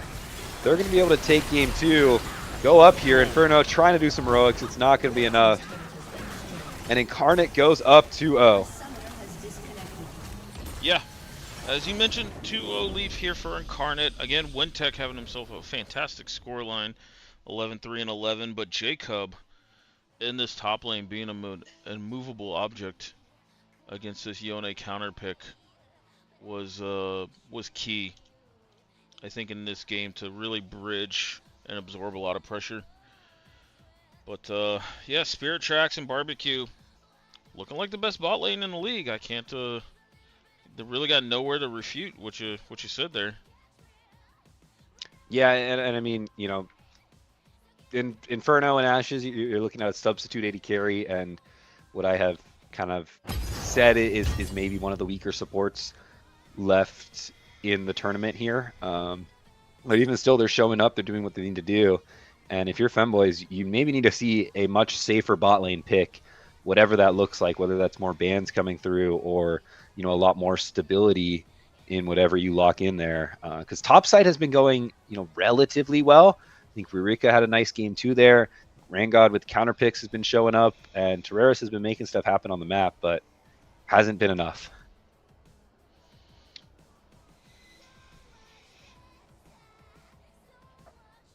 Yeah. So I was just catching up on some of the chat here.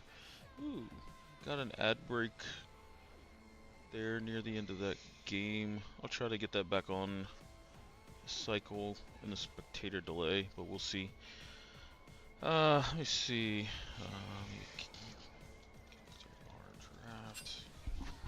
So what you mentioned a safer bot lane pick here for the side of Femboys. What, looking at what's left up, what do you lean towards here? Sivir Yumi. Yumi? I hate to say it, but you know, Ashes has been getting picked out a lot, and I think, you know, if you're not going for the ban route where you ban out more of these volatile bot lanes, you know, ban the Blitz, ban hook champs. And I will say with Fearless, the Ashe Seraphine is down, the Nautilus is down, so that's going to help. But I don't think, from what I've seen of Ashes, doesn't really play kind of like the Braum-esque champions, these champs I call Wardens. And so with that being said, you want to lean towards enchanters that are going to be pretty safe. And I think that looks like, you know, a Sivir Yumi where you have very clear spell shields, or, you know, I remember they played a Zyra Janna lane against us. Something that is just completely fine handshaking, and not even handshaking, you know, going down 20, 30 CS, just not going down a lot of kills. I don't know if that's what Inferno plays, you know, maybe a mage bot as well. Those tend to be pretty stable, or at least okay losing and then transitioning that into later on. But those are some of my initial thoughts for potential ways they could go with that. Yeah, I think you're onto something there. Most of the uh like aggressive fight starting champions are kind of out. I mean, you still have some options, Leona. I mean, you can even go down to like and say Pike, or even Thresh. But yeah, I think I just don't know. Can you handshake a lane any more than Zeri Lulu? You still kind of got ran over. So I don't. I mean, It's into Nautilus, I will say that's a Nautilus Corki favored lane, especially. I think it was played pretty poorly. You give over the level 2 power spike, and for any bot laners watching, that was probably a moment of grimace, just because it's pretty obvious where that was going as Barbecue was walking up and they were ticking down those last few minions. So it is a bit of execution, right? It's not just these picks, but when execution isn't working out, you start to game plan around what picks can we kind of navigate here to make that look different, in some facet. And at least for the start of this game 3 draft, it looks like they're at least shielding bot lane picks again, so maybe they're leaning towards something else. Caitlyn is going to be another tough lane to play in regardless. You're maybe looking at, Jin as kind of the safe counter, but I don't know if that's something Inferno wants to be on. We've seen him kind of lean towards more hyper carry S picks, something that has, you know, solo carry potential. oh Jinx is maybe an answer, okay. but we'll see what comes through. Yeah, what do you think about that, Annie? Uh, that Annie was a little bit random. I do think for Aurora Nocturne, I think Annie's in a pretty solid spot. She does typically like champs coming at her. Uh, but if you don't kill her in that first few seconds, oh, caster call there. If you don't kill the Annie in the first few seconds and Tibbers comes out, then Tibbers can wreck a team fight quite heavily. I really, excuse me, like the cohesiveness that Femboys' comp is already building around. I think Nocturne is, even if people think he's OP, I still think he's severely underrated, and just how valuable the darkness itself is working. I know you guys have ran a few Nocturne comps uh, during your time and even this split, but like Nocturne plus something like a Jin, Xerath, Ziggs, you just don't know where all of this damage is coming from, so it's hard to react to it. I think is really nice. Nocturne Aurora is akin to like Nocturne Cannon, where you just don't know where the Aurora's coming. Even for the short duration of the W, it gets her in a position, and then the ult on top of that in the darkness is really nice. We've seen Nocturne getting banned quite a bit away from Hidden Leaf actually recently. So I know those guys like to run it quite a bit. Mhm. So, oh, okay, that's not Yumi. Yeah, I think that's fine. Takes away from the Caitlyn as well, because that's probably something they're leaning with the bands coming in. I will say it's not exactly any safer. It's pretty volatile, but this is something, even if you're behind, you can make a good impact on. So especially with this dive comp you have set up, and Caitlyn Braum, that should be at least safer to play into in terms of lane. So see how that goes, and then Dr. Mundo Braum, the answer on the other side. Yeah, I'm curious to see what Noah has equipped for either the Mbessa or the Mundo. I think those two are still pretty flexible. I know people have kind of strayed away from the Mundo top, but I think it has value as far as like getting through laning phase. I think he does that sneaky well. He just last hit with the Qs and just kind of coast a little bit. But See I what R5 is Aatrox. Ooh. oh, we've seen last time Noah was on Aatrox. I now I'm hoping that it's Mbessa Aatrox because I love watching these DBZ matchups up top lane. Aatrox, Mbessa, Riven, Aurelia, Fiora, like all of these. Like I'm just gonna hand check you type champions. Count me in on Yeah. watching that, especially Jacob versus Wangrod. His two top laners that aren't afraid to hands check each other. So Yeah. sign me up for that one. Well, let's see what happens. I do got to dip, my friend. I apologize. I Okay. have some dinner plans. It's nothing too formal, so I may be able to make it back if there's a game four, or game five. But best of luck to you hosting the rest of Well, this, what at least game three. do you think this goes to 4 games? You gotta at least give me that much. Yeah, I can drop that before I go. Based off the first two games, I'm gonna say no, but I do think Femboys have the best draft chance in this game three. All I'm right, my still friend. saying the 3-0 happens, so I'll catch you in a few, CLT. All Thanks, right. boss. Thanks.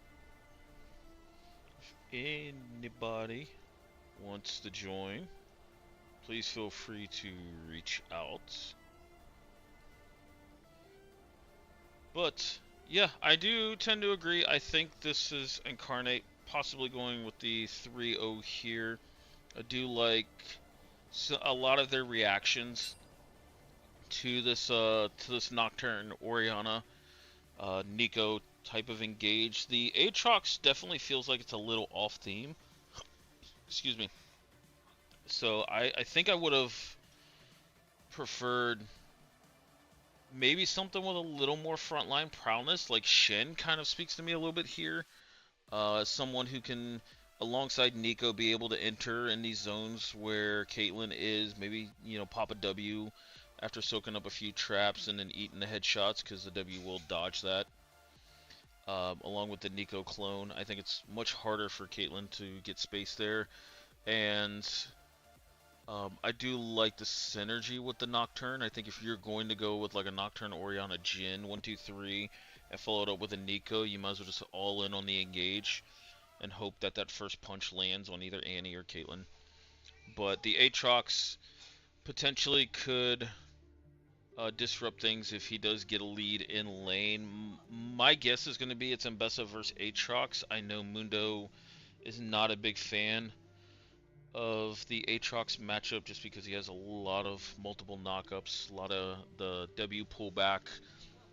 It's hard for Mundo to keep his passive up. So it's I'm gonna be very curious to see how this goes. I'm going to rearrange this real quick because I don't have the fancy transitions that Nisha has. So, but yeah, so I do have the Twitch up. What I'm gonna do is I'm gonna run a 3-minute ad there and take a small little break just to finish my dinner, and we'll be back with Game 3.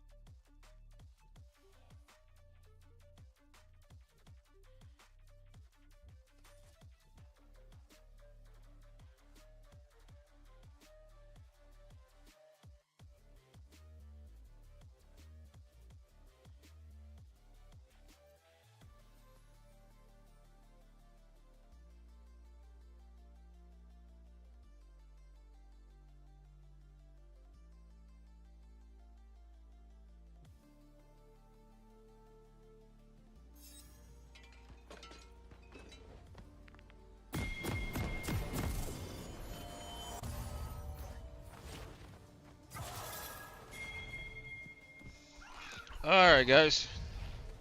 Here we are back for game number 3. Ads have been ran. We should have 0 interruptions here.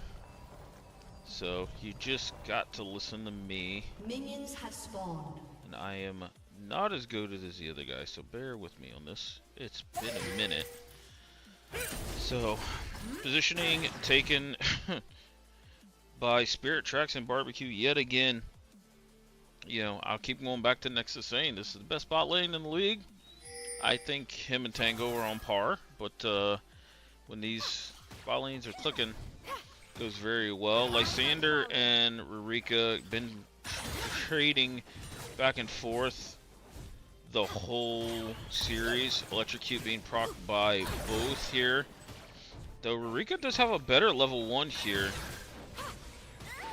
And that is a straight first blood level 1 solo kill by the Aurora here.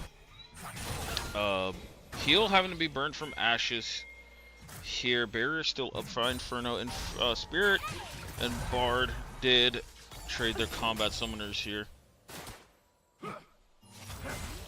So, overall, again, nice show of aggression from Barbecue and Spirit.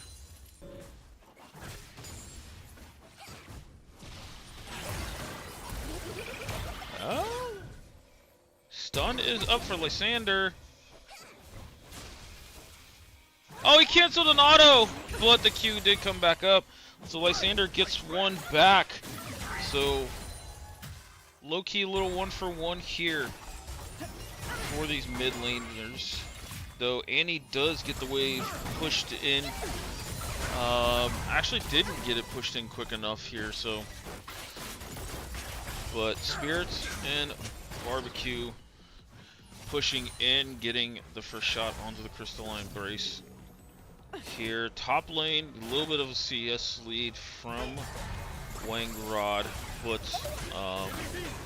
Jacob still has the wave right there. Inferno, though, having to burn the barrier and tank the Caitlyn Q, so he will have to back while Caitlyn pushes his wave in. If they get it in quick enough, it'll be before this next wave meets up. But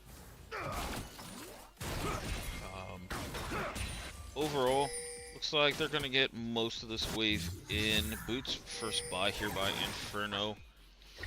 Okay, Lysander using the shield to kind of start that trade off. Terraris, though, going with the flash, doesn't get the fear off. Windtech is in the area now. Barbecue coming up.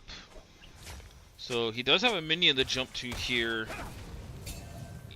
E getting used. Rika getting slowed here. And will get stunned up. Windtech ends up taking one, but Terraris gets one back onto Barbecue. And ooh, I thought he had a chance to follow with the enhanced movement speed. Ashes, though, trying to push that wave and gets executed. Wait, he wasn't even pushing that wave. What was he doing? Hold on. I can't let this go.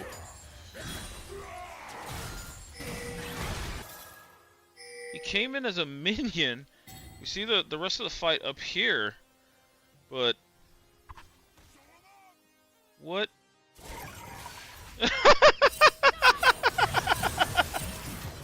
Oh, okay. All right. I have no words. Hey, execute. Fast back, sure. So, Samlad, Aurora so good in the Annie. Yeah. I prefer the Aurora side of that matchup myself. But if Annie does get pressure and gets to an item early, especially beats her to like a Ludens or the Malignants, Annie does have kill pressure on her. But that's just Burst Mage versus Burst Mage. So, third game in a row we've seen Wangrod go with the call first back here. Barbecue looking for a cheeky little Q. So Caitlyn up almost 20 CS here with the wave pushing towards Inferno. So this lane's going very, very well. Crystal Embrace being up for them again. Trying not to let this push in so they can get this turret plate. Nice stun coming out of Lysander. And overall, oh, we got a little bit of a trade here. Jacob is level 6, did use the public execution already. Ignite coming out from Wangrod. And Wangrod will end up picking up the 1v1 here as he was on a back. Jacob was not. Wangrod, yeah, he's going to have to push that in. Jacob is honestly going to TP. So Winteek here, trying to get space in the Tri-Brush here, now gives it back. It looks like he was just here so Spirit Tracks can push it in and get this first, second back off here. Actually, Spirit and Bard are going to stay.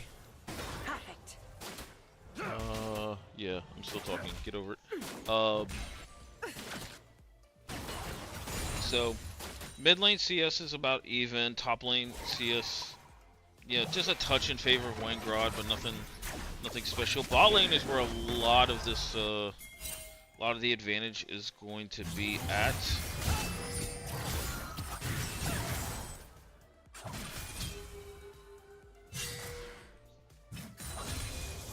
So, Mundo getting himself a kill, double Giant's Belt, first back is going to feel really good. Nice shot to the tank stats there. Rika going with the Aurora, nice E-poke there.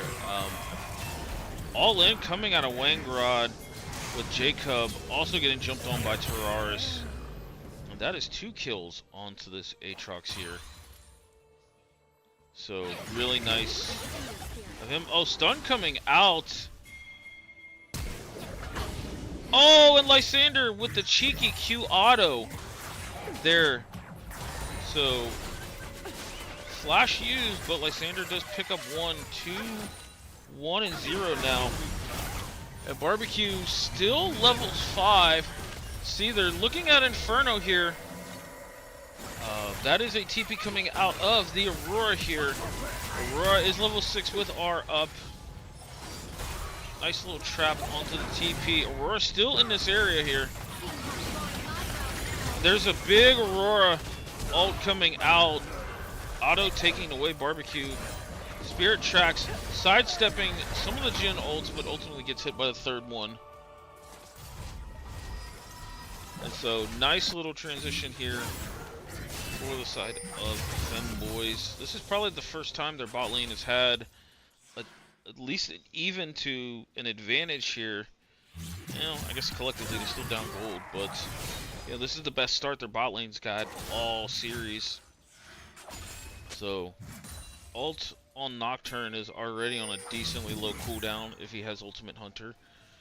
So we can see it's already 3/4 of the way up. So we'll see the pressure coming out again. Lysander eating big Q E-poke, but Air Drake getting picked up by Wintech and the stun Incarnate guys.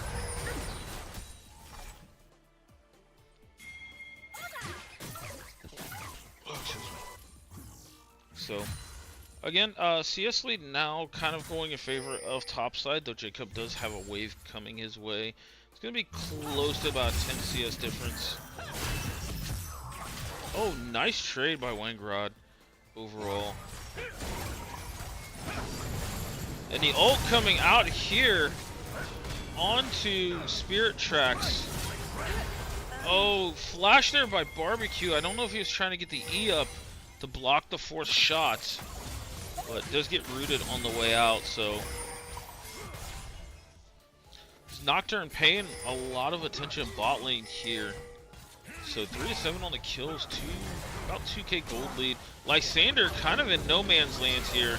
Does get one back onto the Nocturne here, which is really nice. They cannot, they can't really move for any more position there. But with that being said, and Lysander being gray screened, Aurora does end up picking up another plate here. I'm gonna take a wild guess. Is this no? This is Q-Max Aurora. Okay. I've seen some Auroras go E-Max against other range opponents. I'm not sure if that's still the case now. It's been a while since I looked at it. But Proto Belt coming out from Marika. This is one time where I'm actually in agreement with the Proto Belt. I think the extra health comes into play against Annie quite heavily here. So I do like that.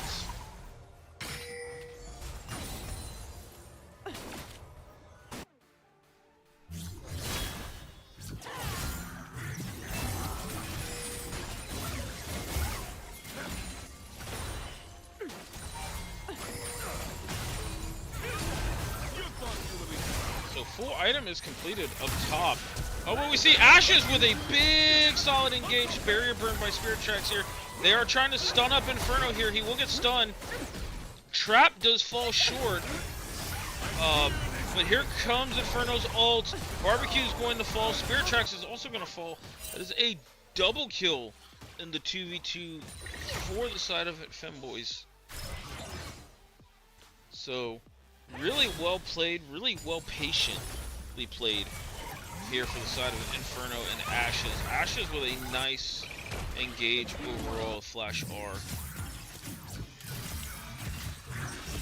Jacob is not having a fun time here. He's got 2 early kills and full Spear of Shojin completed. Wintech trying to get a cheeky it looks like an all-in here. Oh, but was in turret range there for the last second by Rurika.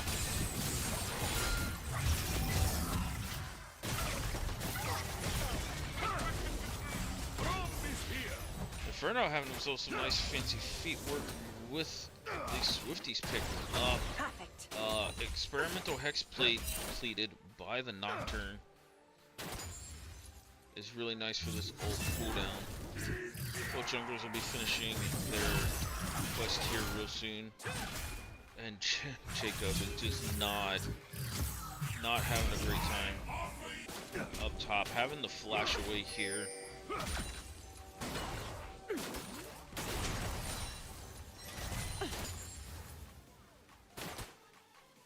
So the only thing that has went decently well for Incarnate in this early laning phase so far has been the Annie here, 3-2 and 0 for Lysander.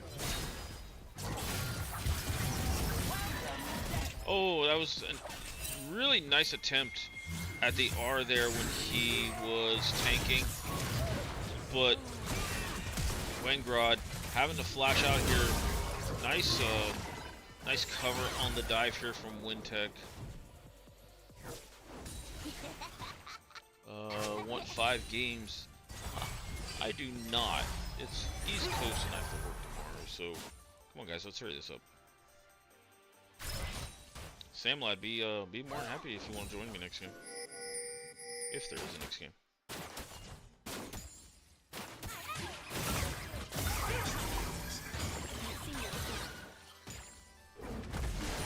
A little bit of an all-in here from Lysander. Trying to create some space here. No Magic Mantle coming out suggesting that it'll be Merc Treads for Rurika here. Big Rocket Belt on Aurora. I'm not gonna lie, I do too, but this game, for me, it makes sense into the burst champion of Annie. So, like, I don't like it, but I think Annie's gonna have a hard time bursting through the HP from Rocket Belt plus Merc Treads. I do think it does limit Aurora's damage a little bit, but we'll see.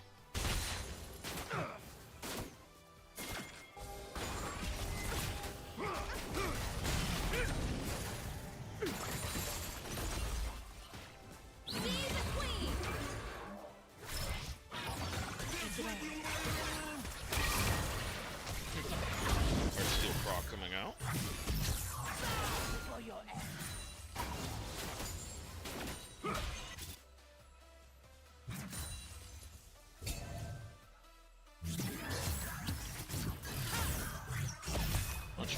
by 1v1. Maybe a chance to explain that. Ult coming out here for Terraris, but ends up not having the line of sight there to Annie to pull the trigger.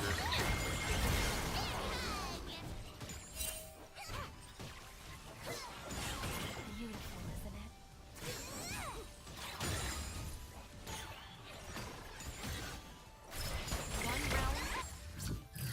Oh, a nice little solo kill with the help of the turret there for Rika onto this Annie.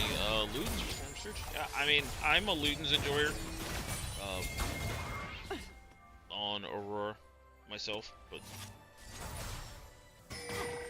again, I think it's just personal preference. So, well, it looks like first turret is going to go down for Rika here in the mid lane. It actually looks like Inferno is going to end up picking up his turret here in the bot lane as well. Oh, but Spirit Tracks trying to do his best here to save the turret did not work. Lysander though TPing in, but here is Marika with a TP of his own. Oh, and he curves the bullet on Inferno. That will be his 6th kill onto Lysander here. So most likely going to be pretty close to the IE on this back here. But I definitely think this build curves way better and into the game compared to what we've seen in the other series, where I think it was Hubris in the IE.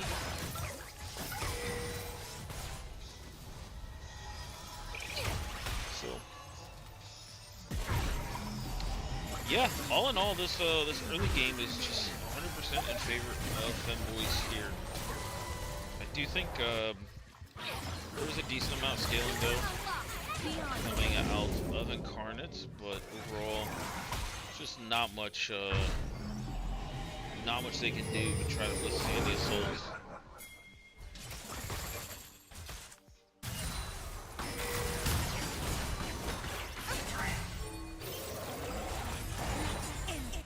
Oh, what's that? Oh, we got a big fight here over the Tri-Brush. Winteak and Barbecue trying to fight for this Tri-Brush. Annie Tibbers, though, is doing quite a bit of work. Lysander picks up one on two Wangrod. Terrace, though, ends up flashing over. But here comes Rika. Nice flash away. Spirit Tracks with some nice movement overall. Still will end up falling. Rika with the kill reset onto W. Gets back over. Inferno, though, having to deal with Jacob. Annie, though, here with with the Rift Herald, trying to make the turn, and could not do it. TP coming out from Wangrod here on mid lane. Dragon is up in 5 seconds, so this Infernal Drake is actually so massive. Jin loves it. Aurora, now on 2 items, will definitely enjoy it. Definitely makes up for her going a touch light on the damage in the build compared to other ones. But this Drake also snowballs quite well. So, this Infernal Drake picked up here. Lysander just kind of giving the what's up nod to Noah. Spirit Tracks, though, getting ulted here. Marika is in the area. I'm sorry, Ashes was in the area as well, and he will pick up 1. He's got the completed Proto Belt now. Wangrod using the Aatrox jungle buffs to go ahead and take care of this red buff.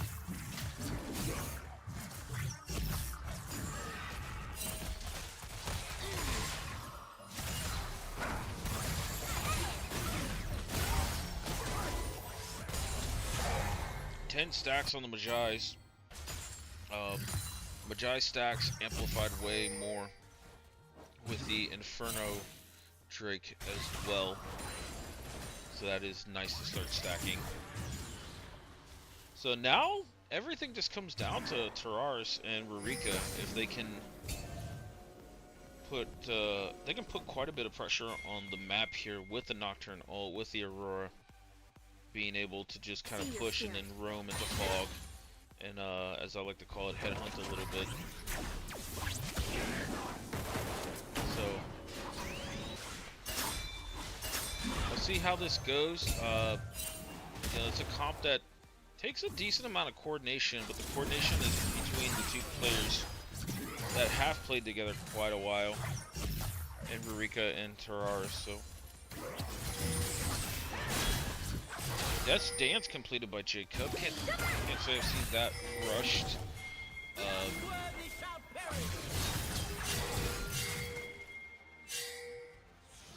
So ult was used by Ashes in the mid lane. Public Execution does not land by Jacob. That definitely would have netted a kill with Lysander coming down. Storm Surge is completed for Lysander. Oh, but we get a big face check here. And Lysander just gets blown up immediately. Wintek had to burn his ult. Barbecue also burning his ult. Spirit Tracks trying to do his best to clog up this area with traps. Terraris does fall here. Inferno, though, kind of frontlining here. Jacob in the back. He's so close to getting them, and it ends up not working out here. That is a, what's that, 5 for 2 ace for the side of Femboys here. 24 stacks now on the Magi's. And I think this game is slowly but surely over for the side of Incarnate. I don't think they have enough damage now, and they definitely don't have a deep enough front line.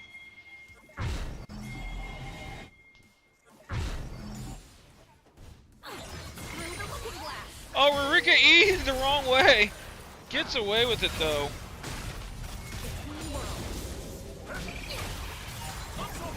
Barbecue, being the support player that he is, covering for Lysander.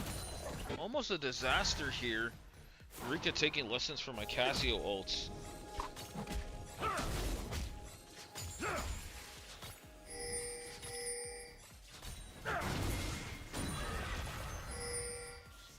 So let's see what we got here. Item wise, top lane's definitely ahead. Jungle's about the same. The Wintek building some MR is going to be very useful here. Mid lane, Rurika is up, especially the full Magi's items, plus 24 stacks on top of Infernal Drake. Like, definitely in favor there. And then bot lane, this is the complete turnaround from the first two games. Inferno 7-0 and 8, full 3 items with the RFC. Going to be able to just put in a lot of work in these fights.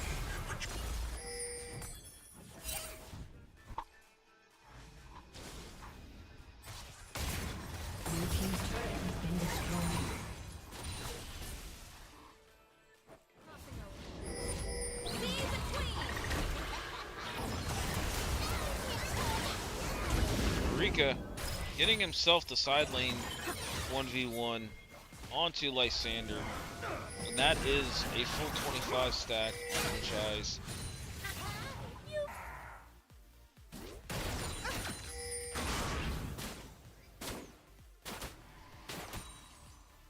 So Incarnate back to the drawing board here for the game 4 draft.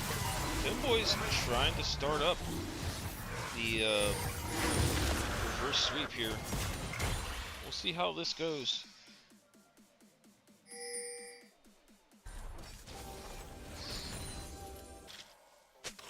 Caitlyn has the anti-healing. The fact that Caitlyn was forced to build anti-healing instead of like just anybody else is a feels bad moment.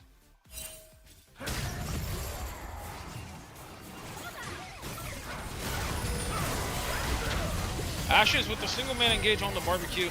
Jacob missing the public execution.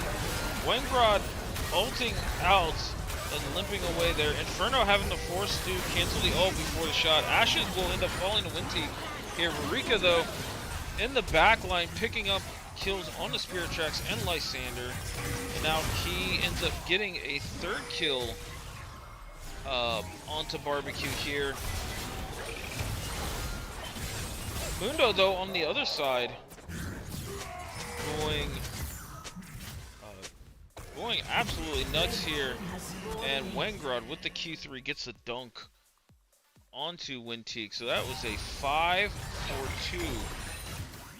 fight with Marika, I believe, in the netting 3, if I'm not mistaken, 4 kills in there. Definitely going to have death cap on this back. So again, the snowballing just keeps continuing here. Yeah, 25 on the dry stack. TP coming out from Lysander, though, and ends up trying to all-in Inferno. Oh my lord, Inferno, that damage is illegal. Wengrod coming up from bot lane, Spirit Tracks having to flash away here, and let's be honest, yeah, that's what was going to happen. So now 13 kills for Marika, has himself the death cap, and Blue Pot here as they are looking at Baron. So yeah, this game is over with. 11 to 29, 3 dragons with a 4th one coming up here in 2.5 minutes. Baron being taken 46 to 55k, sorry, 56 now.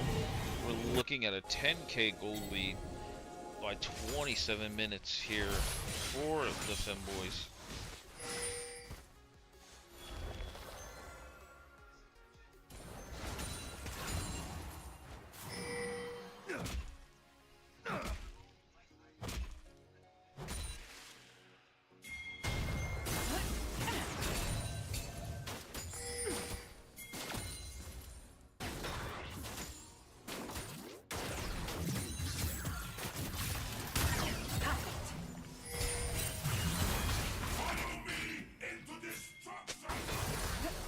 Ult having to be burned here by Wengrod.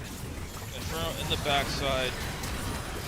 Flashed out by Inferno away from the public execution. Ashes with a nice engage. But Tibber is putting in so much work. Wintig getting himself a double kill, including a shutdown here. And the thing, Marika was not part of this fight, so it ends up being a 1 for 2. And this Mundo is starting to get pretty tanky, pretty deadly here. He is on 3 items. The Tank Hydra item is on deck for him. That's 1900 gold. I think he might be able to complete it or get close to it. Shadow Flame halfway done by Annie. Second item is completed by Jacob. Spirit Track still grinding away, trying to get himself this next item. Looks like potentially an LDR. I'm sorry. Mortal Reminder. Here, while we have now 4 items completed on Inferno. So Entity, I am actually on the YouTube channel, but when the Hidden Leaf Mythos series ended, they just tuned into the YouTube over here to let it keep playing. So I'm actually on both channels. Leshe decided to just show this series on the Twitch. That's why you're seeing it like this. So Wintech now, I feel like, can walk into really any choke point and create a lot of space here. So ult coming out. Marika is part of this fight, but they are separated. Ashes with a massive engage here. And Inferno is just free firing over here. Everybody is just getting bursted down outside of Wintech. Barbecue, oh my lord. Jacob running away here from Wengrod. I don't know. Yeah, he actually does end up taking him out. But that still ends up being a 3 for 1. in favor of the Femboys here. Nocturne going after the Soul Dragon here. Winteek trying to do his best. Oh my, that force shot.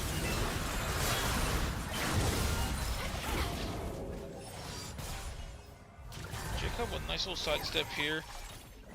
Blue team's turret has been destroyed.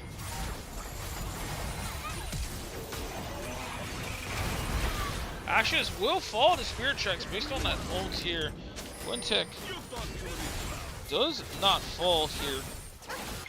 That is 3 items completed on this Caitlyn, so gotta respect Spirit Tracks' damage here. Especially since you don't really have like a big, massive front line.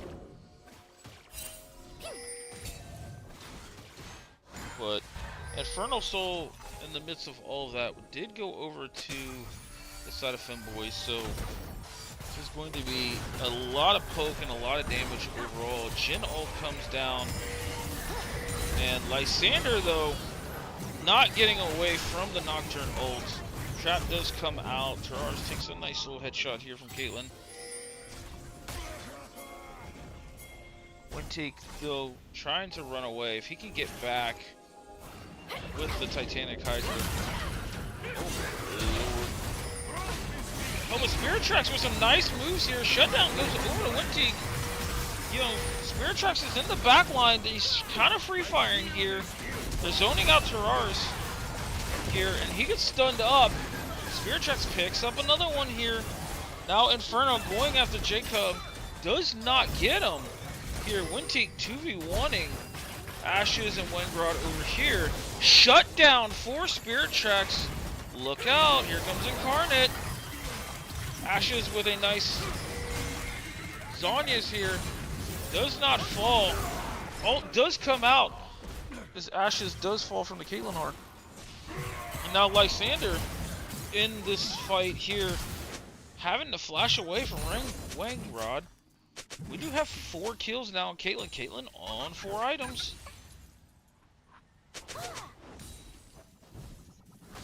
So, I'm not saying it's winnable. I'm just saying there's a chance here. You know, they have creeped into this gold lead a little bit. It was 10k. Now it's a roughly 7.7. So a little under 8k here.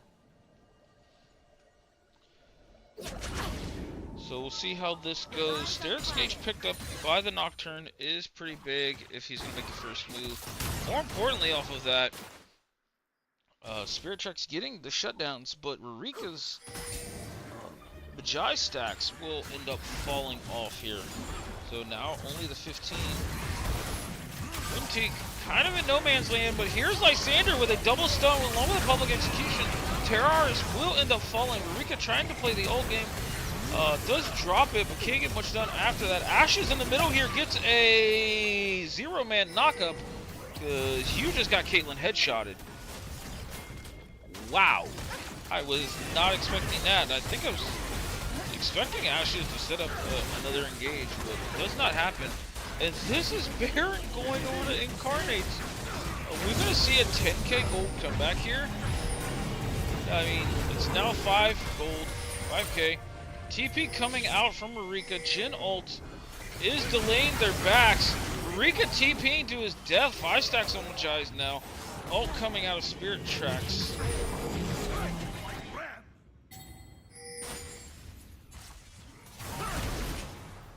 So, Wengrod did burn. Oh, I thought he burned the TP into the middle of the base, sorry. Did not. I see now 3 items on Jacob.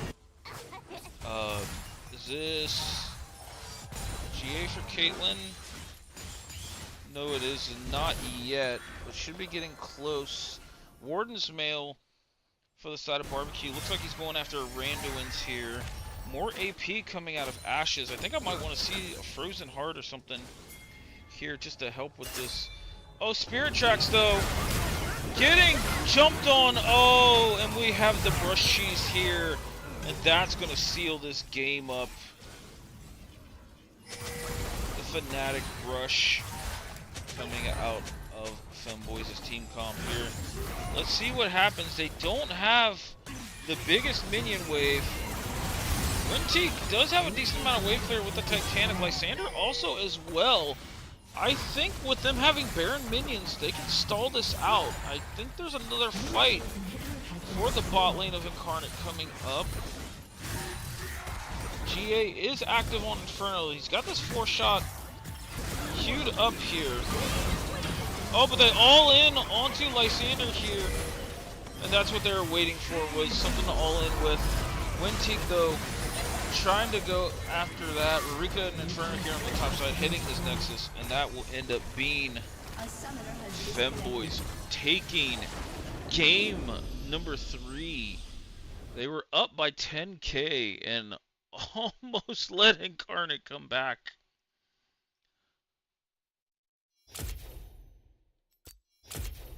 So, looking at the graphs here, Inferno, I assume this is 3 games in a row. He's topped the damage charts. If not, him and Spirit Trex have been having a big old damage off. So, but yeah, that is game number 3.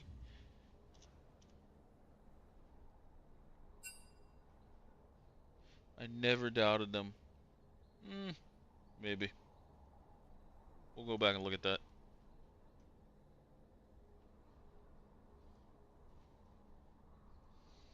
We have the receipts in the chat. So we will have to make a new draft link.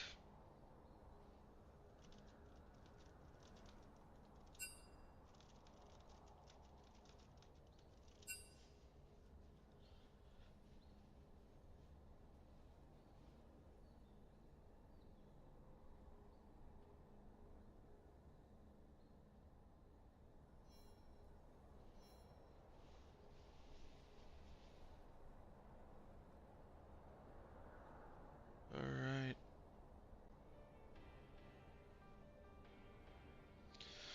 So, looking at what is taken away from a lot of these drafts, we're going to start seeing probably some B, C tier champions coming out. I mean, for the 80 carry pool, we don't have much there. Surprisingly, the one that is still up is Yanara.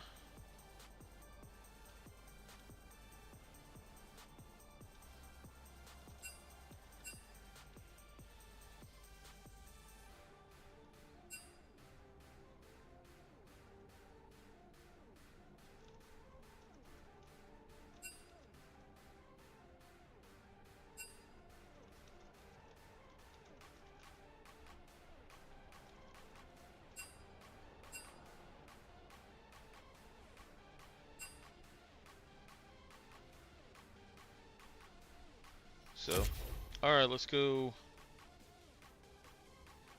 to our next draft. So, unfortunately, for those watching,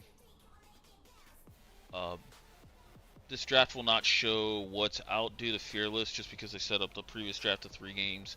I'll go ahead and snapshot this. And leave this over here until I see some R's included. So,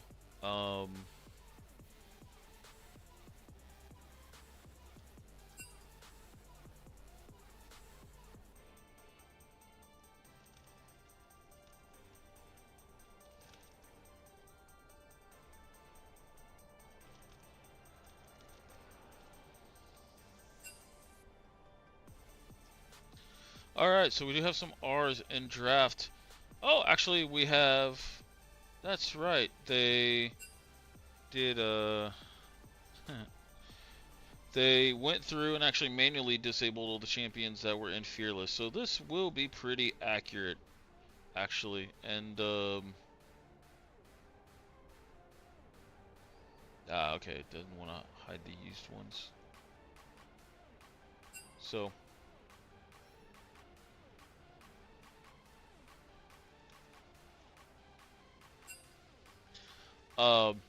so yeah, now looking at this draft, Melv, Vi, and Briar taken out. Briar being a pretty big pick for Terraris. And Femboys getting rid of Oran Volibear Bard, which I believe is pretty, yeah, it is pretty consistent overall. So, Hui coming out here for the first pick for Femboys. I'm going to go out on a limb and say this is a flex pick. I believe Inferno probably has no issues playing this bot lane. And we know that Rurika has stuff like the Kiana in the bag as far as melees and even AD picks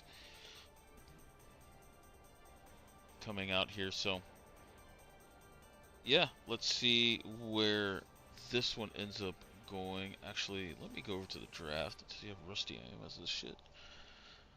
So, yeah, so Sivir picked up. Nice answer. Ooh, Sivir Zyra. Gotta see where this Zyra's gonna go. Could be jungle, could be mid, could be support. Mid is probably the least likely of the three options, though it does have a use. I think it's a Temu version of Heimerdinger when it comes to mid lane, but support Zyra can punish a lot of melee, like tankier picks quite easily, though most of them are out. But Zyra jungle still has a pretty fast clear, to my knowledge, and it allows, Lysander to maybe go a little more aggressive AD pick. So we will see. Nami actually still being left open is quite crazy. No, she was banned, not picked. Okay. So Nami coming out here. I'm not 100% sure how Zyra versus Nami in the support role ends up coming out, but Incarnate coming out with the Jace here. Okay. Let's see where this Jace wants to go. Jace jungle still a thing to my knowledge. I don't know the balance status of it. So we'll see how this goes. I do like the Jace, at least range-wise, until like a Jinx Nami. Hui kind of matches range with it. If anything, Hui can kind of combo more off of range. But Jason lane, if you can get to that Dirk on the first back really well and force the other mid to just have like a really bad back, then he can really snowball that lane just from the word go. But Sejuani taken out here. Femboys getting rid of the Leona. So yeah, we're starting to see some of these other picks kind of come into play into the pick ban.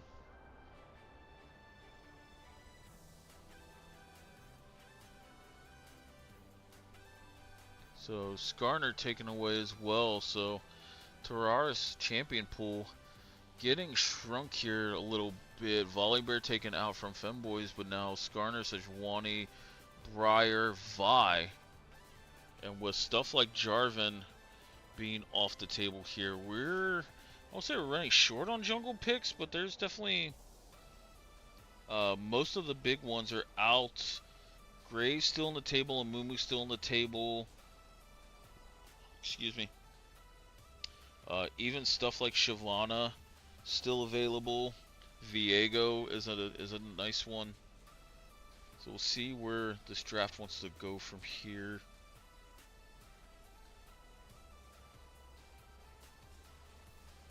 So let's see what Incarnate wants to pick here. I think they show a flex pick here.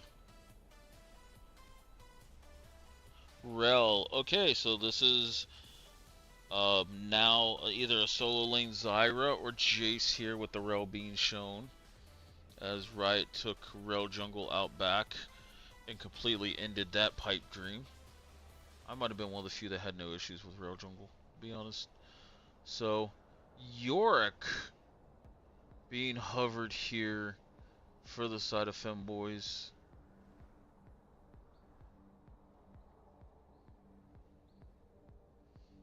This does open up Incarnate to maybe an Irelia pick with Jace mid, Zyra jungle. is one thing to keep in mind now. I know Aurelia versus York is pretty insane. And we have a Zac coming out here. So Hui mid, York top, Zac jungle here. Zac into Zyra is interesting. I'm not saying he can't like dive in and tank stuff up, but diving into a Zyra is pretty tough.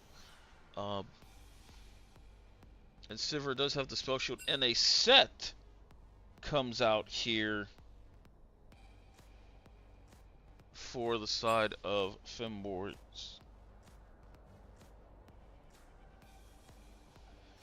So, quite an interesting draft overall. I'm sorry for the side of Incarnate.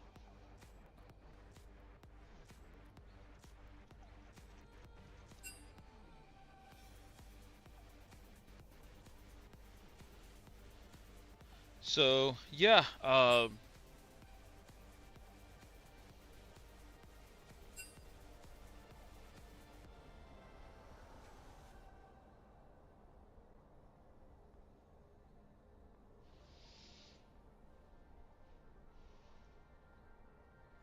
okay, sorry, yeah,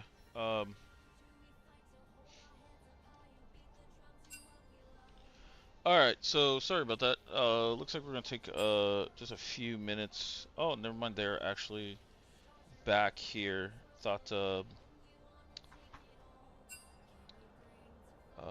barbecue had somewhere to go, but we are.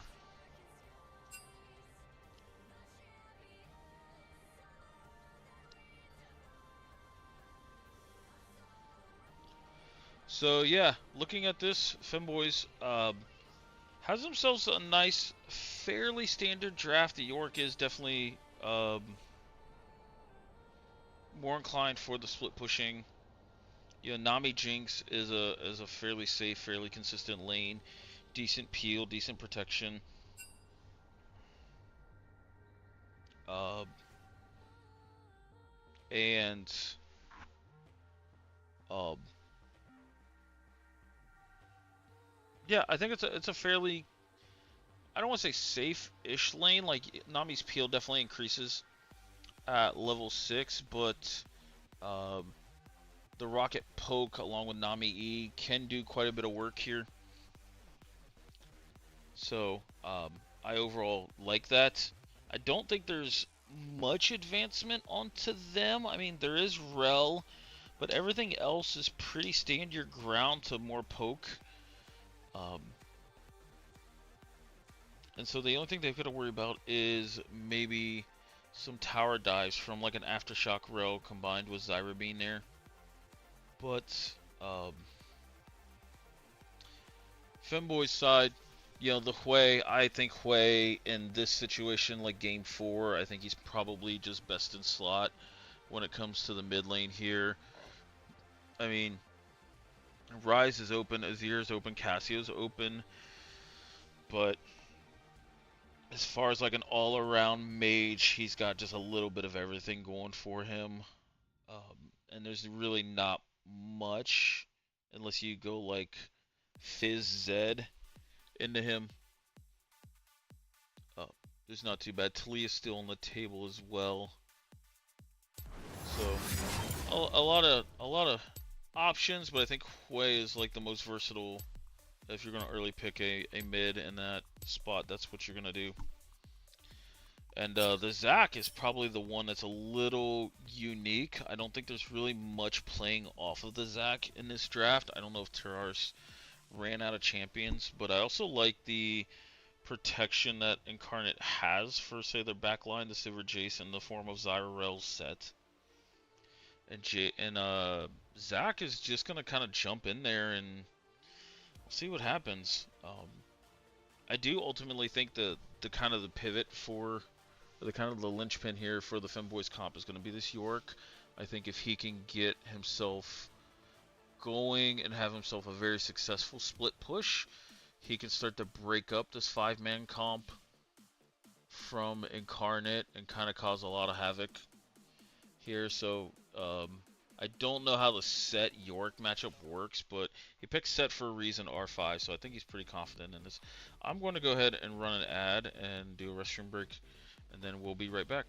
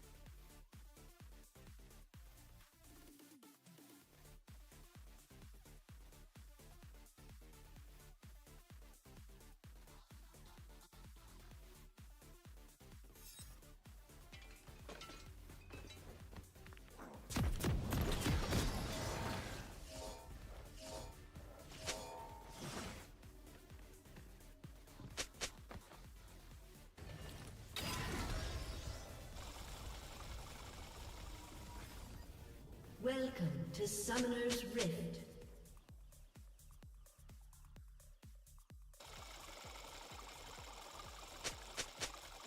Minions have spawned.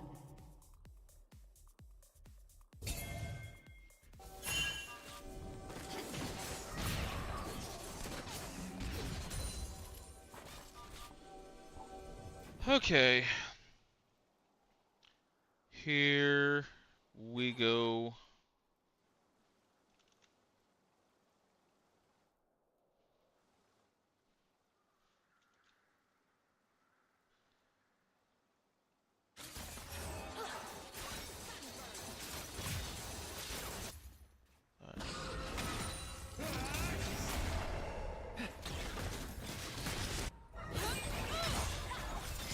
Alright.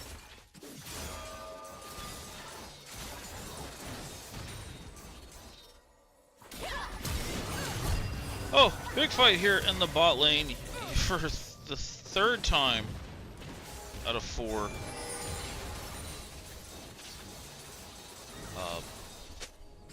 Flash Ignite burned by Barbecue here. Heal Barrier taken from the side of Femboys as well. So Barbecue loving this Hex Flash here. Stun coming out, Q being sent over by Spirit Tracks. So decent amount of damage in return here.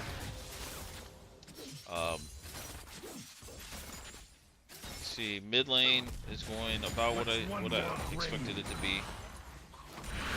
So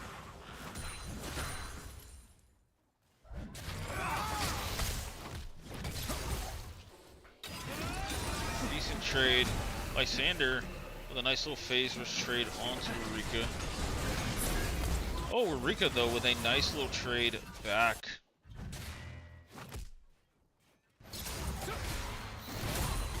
Some of these cases I know well. Wangrod, though, getting forced to flash away as Jacob brought this Ignite here in the top lane.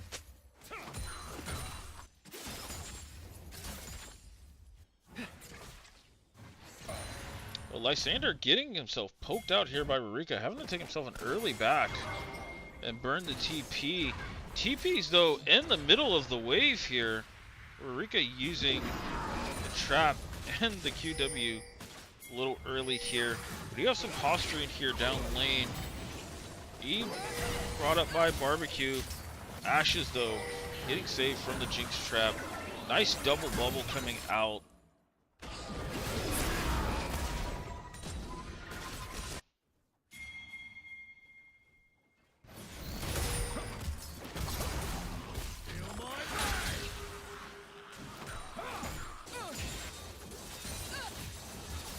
So, Jacob having himself a pretty solid laning phase here.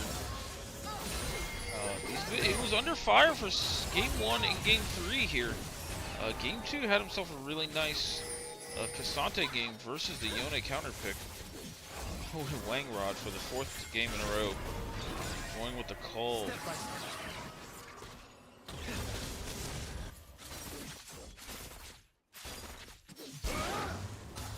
Gank coming out of mid here as Terraris uses the flash, but cannot get over to Lysander here.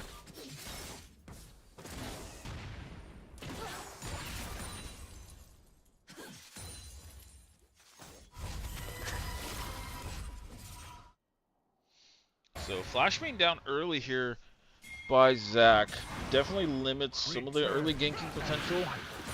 But level 4 here will be decent. Nice trade overall from Jacob, using the W shield to tank a lot of the damage, return it back to Wangrod. So Ignite will be coming up here soon. Possible kill potential there.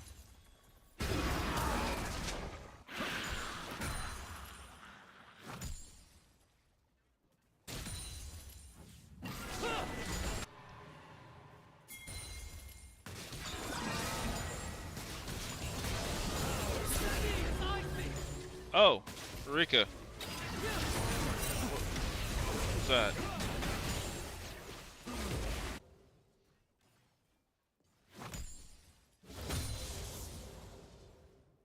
So,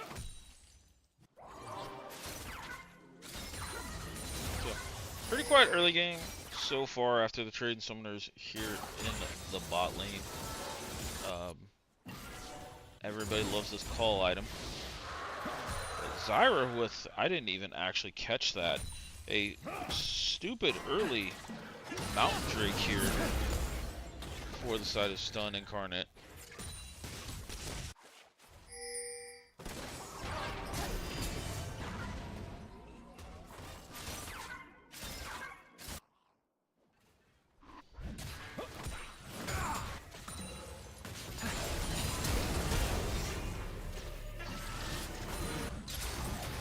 Lysander, though, with the all-in flash.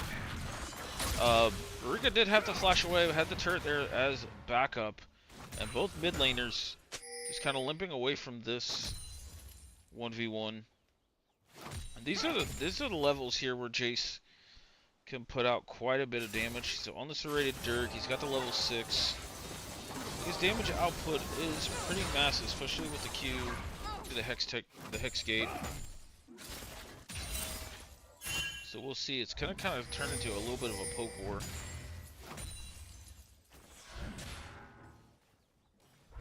Jacob CSing like a madman here. 66, highest in the game. Spirit Trek slowly behind him. Lysander, though, all in Eureka here. Eureka with the R.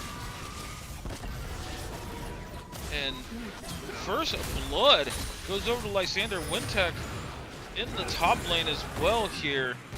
Terraris, actually, when we panned up there, he was in the blob form, so didn't catch that. Spirit Tracks getting CC'd quite a bit. Having to burn the ult, Inferno trading back quite a bit of damage here. Nami heals are going to start to come into play a little bit. Bubble does end up missing. And we now have some return damage coming out of Spirit Tracks with the W.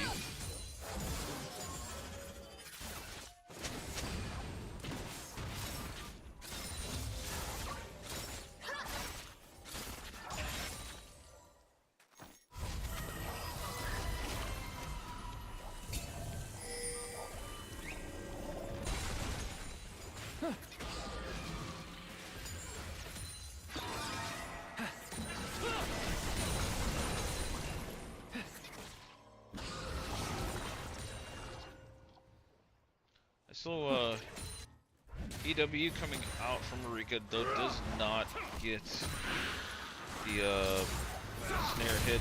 Jacob, though, decent stun on the Wangrod here. Resist their fate.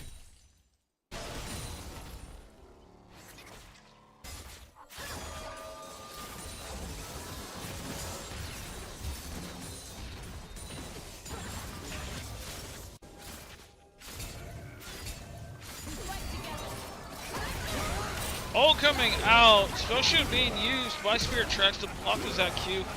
Ends up flashing away here. Barbecue, though, now having to flash away. Jinx ult comes out, and Inferno picks himself up one against Barbecue here.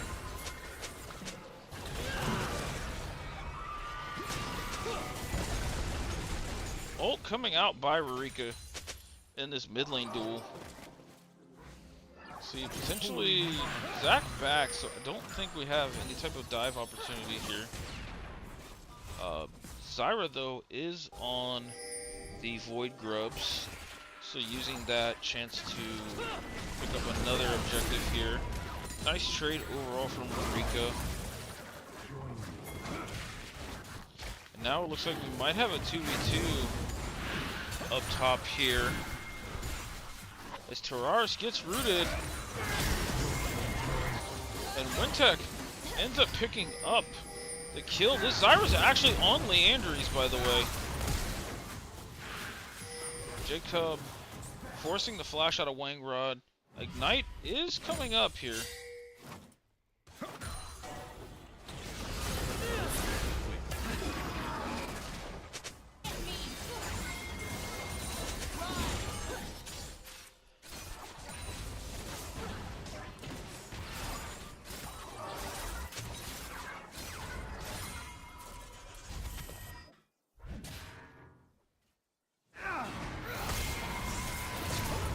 Sorry guys, a little struggle busing here. It is 11 p.m. We gotta work tomorrow, but we're gonna get through this for you guys. So Barbecue burning the Ignite here, bot side, as they kept the Incarnate bot lane in lane here. Lysander, though, is coming down, seen on the ward.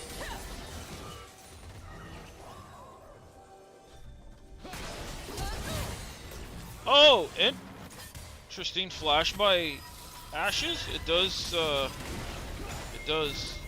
end up dodging the Jace Q. Wasn't sure if that's a spectator bug. Yeah, I mean, he did burn it. So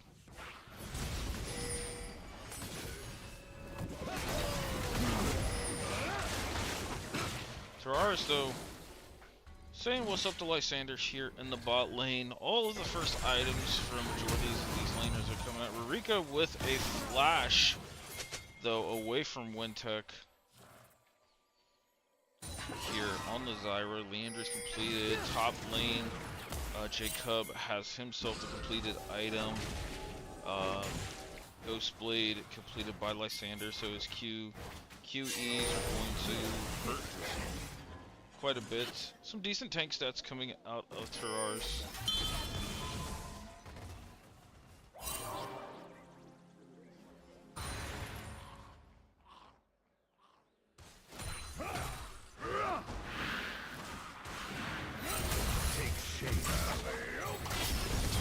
Oh, Jacob going all in here. Lysander getting all in here by Rurika. Uses the Ghostblade to get out. Does take a turret shot and gets shut down by Rurika here.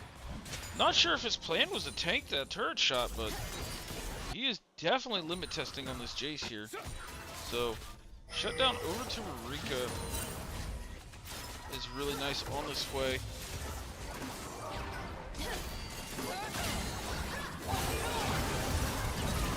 So, Spirit Tracks with a nice spell shield. Barbecue doing a God's work, honestly, tanking the Jinx Rocket here. Maiden will fall.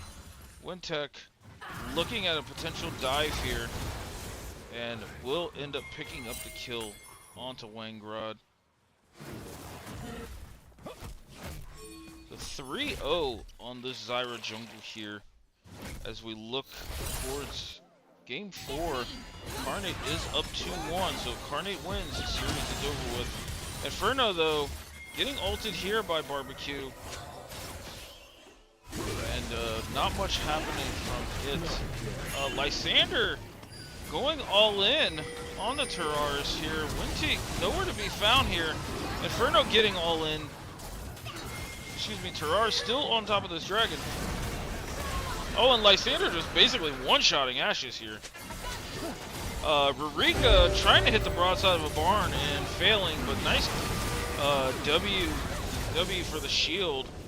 Does pick up one onto Lysander, but does fall himself.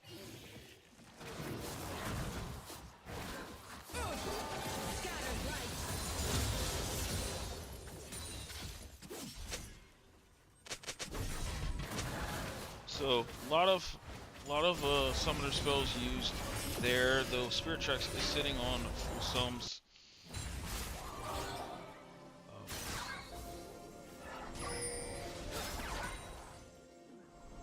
Dragon did go over to the side of Femboys here, One more grave. so I do think they enjoy this dragon quite well, though with as offensive and as much damage as Incarnate is bringing, they wouldn't have minded the Infernal Drake as well.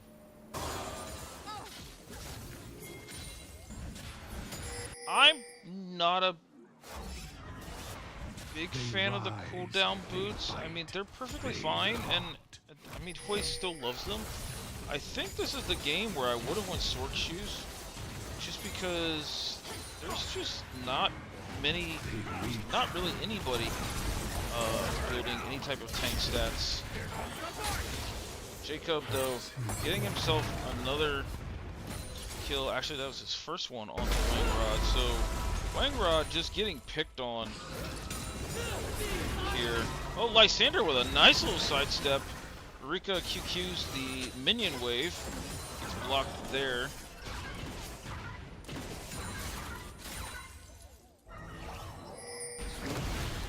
So first items completed by these 80 carries, both completing calls here soon. Wenteek, though, just running all over the objectives here. Outside of the Infernal Drake, he's got everything else. Void Grubs, Restricted Mountain, Rift Herald as well.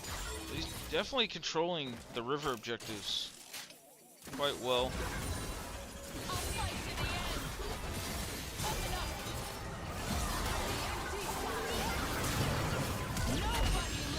Oh, Inferno putting out quite a bit of damage here. Ashes will end up falling.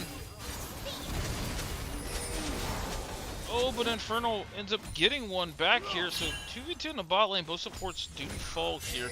I think Barbecue, unfortunately, ignited Inferno instead of Ashes, but I digress. Still fine. Spirit Tracks with a nice little sidestep.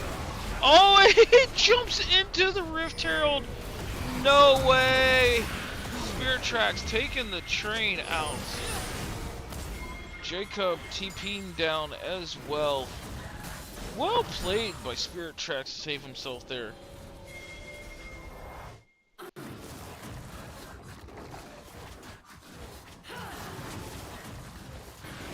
To destroy the curse.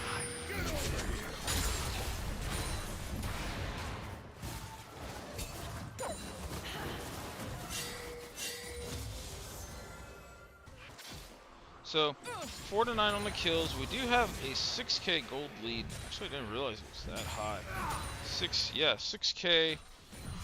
for this side of Stun Incarnate as they look to close out the series in this game 4.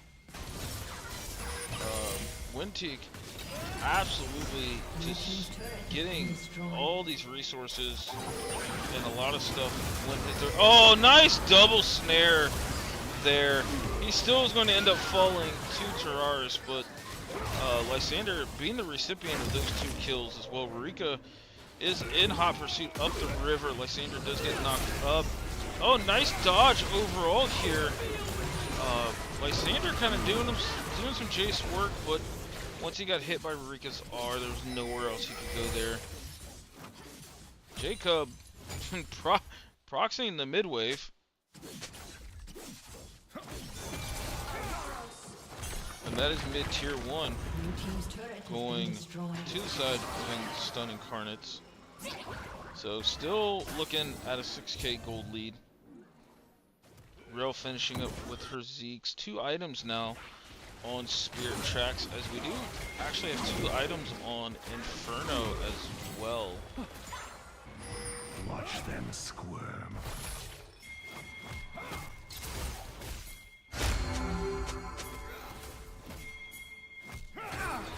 Jacob getting just jumped on here. And that is a shutdown going over the Wangrod. That is now a 4v5 here for this Dragon. Spirit Track's coming down. The thing is, you have the Zyra here, so plants can be very useful. Oh my lord, Lysander going for the all-in. Barbecue does finish off Ashes here. Terraris getting healed up from the Protoplasm Harness here. Winteek trying to kite back. Jinx Rocket comes in, gets himself a decent amount of damage, but Winteek ends up picking up that one. And this is kind of what I alluded to. It's just very hard for them to walk into a Zyra, especially a Zyra that's fed. And is that a Eureka, bro? Why is there a Proto Belt on display?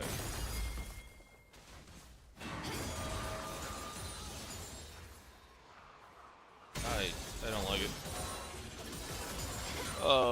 I think, I don't know, any other option works. If you want to go Burst, you can go Shadow Flame. If you want to go more cooldown, you can go Horizon Focus. If you want to go more burn, stand your ground, you can do Leandries. Like, there's just so many other things. This Proto Belt does nothing but inhibit the damage, and Hui is not known for his scaling damage. Yeah, I don't like it. Not one bit. So Jacob all-inning Wangrod here. Terraris, though, is in the area. TP also coming out from Hui. Flash for flash here for Jacob. Jinx Rocket also does come out here. And Jacob will end up falling here. That is a TP Jinx Rocket and flash for that. Slows, though, coming out for Terraris. And Inferno is just going to pick up one as the E-Slow put in a lot of work here. Oh, but all-in coming out here. Zyra ult coming up. Barbecue does take down Inferno with a majority of the help coming out of Winteek. So Terraris, the Protoplasm Harness, doing God's work, healing him and allowing him to get out.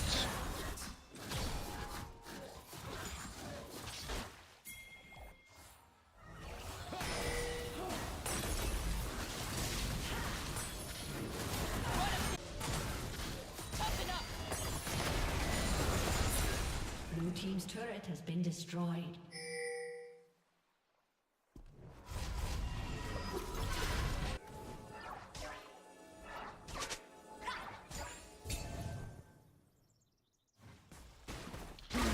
So yeah, looking at this overall, 9-14 on the kills. 2 dragons in favor of Stun Incarnate.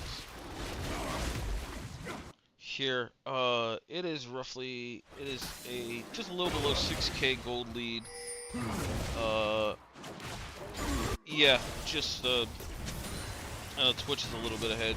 The ruins Or of behind, this sorry. Yeah, Quay with Proto Bells makes no sense. I'm complete agreement.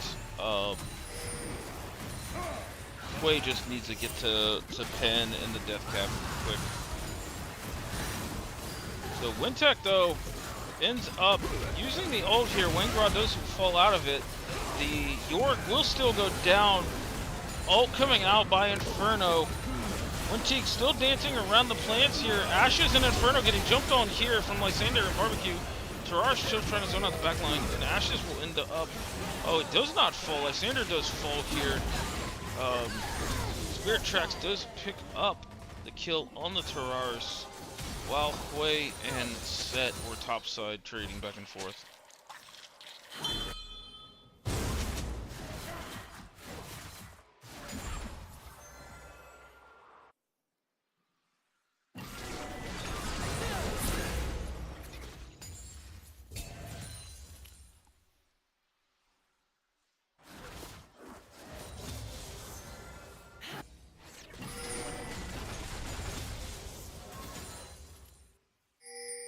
So we are pretty close to both 80 carries getting themselves the IE. Third item completed by Lysander, the Muramana being that third item. So a lot of punch going to come out of these shot glasses. As far as the top lanes, they're roughly even considering all the attention that Winteek put up there. He is 5-1 and 9. Death Cap completed by this Zyra is going to hurt. I do think the last couple fights Femboys has played around the Zyra plans quite well. Jacob getting jumped on here in the solo lane.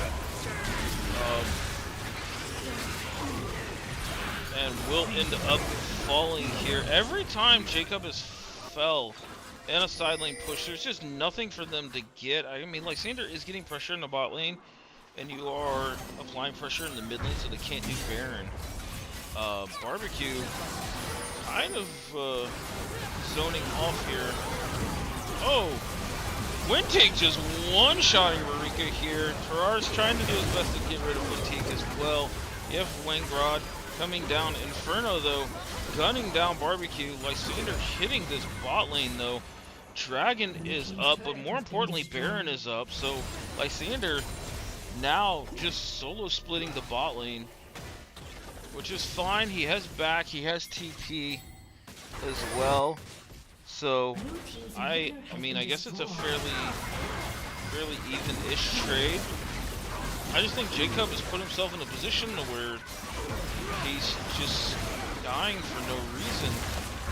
So I do like the fact that they are jumping on this dragon right now. They should be able to get it taken care of before Femboys gets here.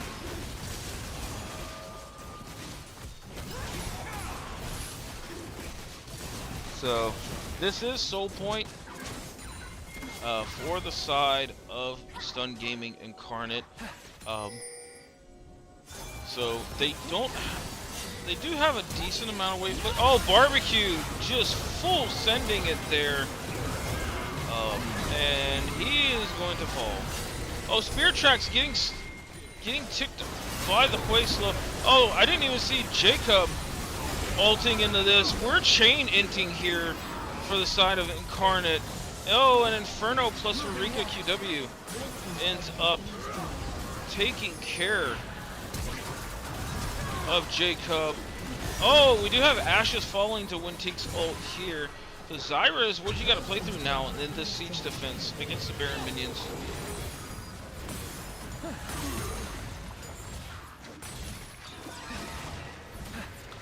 So now we are less than 5k gold on this lead right now. So kind of similar to what last game was, where Femboys got off to a great start and Incarnate dug back, even though they still ended up losing this game. Red buff going over to Winteek here. But Femboys are not going down lightly. They have a 3-item Jinx now. I do still like, I think, LDR on Jinx. I'm not sure what this new... I might actually go to LDR. I don't quite remember that LDR. But I still think LDR has a lot of innate value, especially against the set, against the Rel, even against the Zyra, just because she has a decent amount of bonus HP coming out of Leandry's. I think when I last did the math, it was almost 50% value for LDR against Leandry's, just solo. So, yeah. Plus, I think health per level counts as bonus. Actually, no, it doesn't. I don't think it does. But yeah, overall, CS is starting to even up in the top lane. Oh, Wintig catching himself a fish there in the form of Ash's shield comes out from Marika. Oh, misses the R there after a nice QW. Wintig, though, getting jumped on. Inferno with a massive ult here. And he does go forward, gets the shutdown. Now he's chasing Spirit Tracks. Barbecue in here as well. And this could be the game.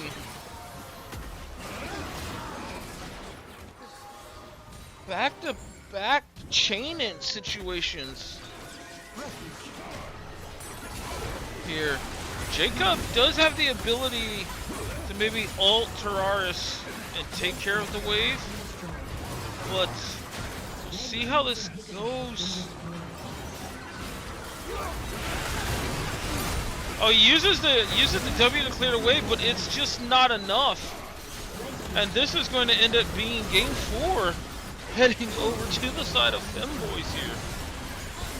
Oh my, reverse sweep anybody?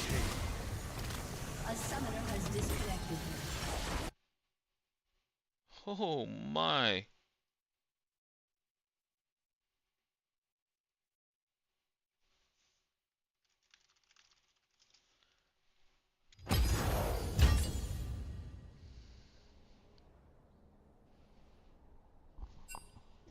Yo.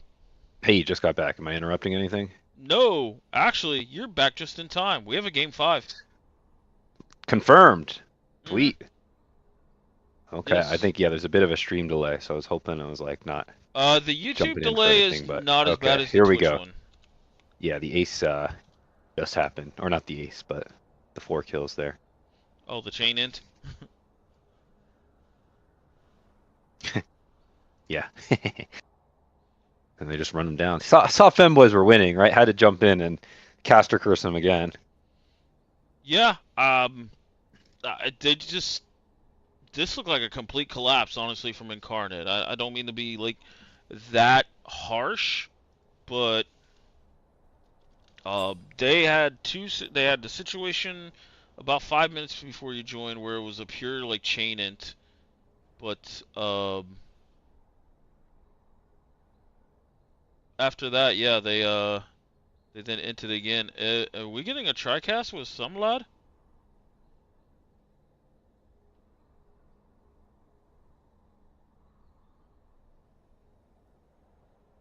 Hello? Hey, sorry.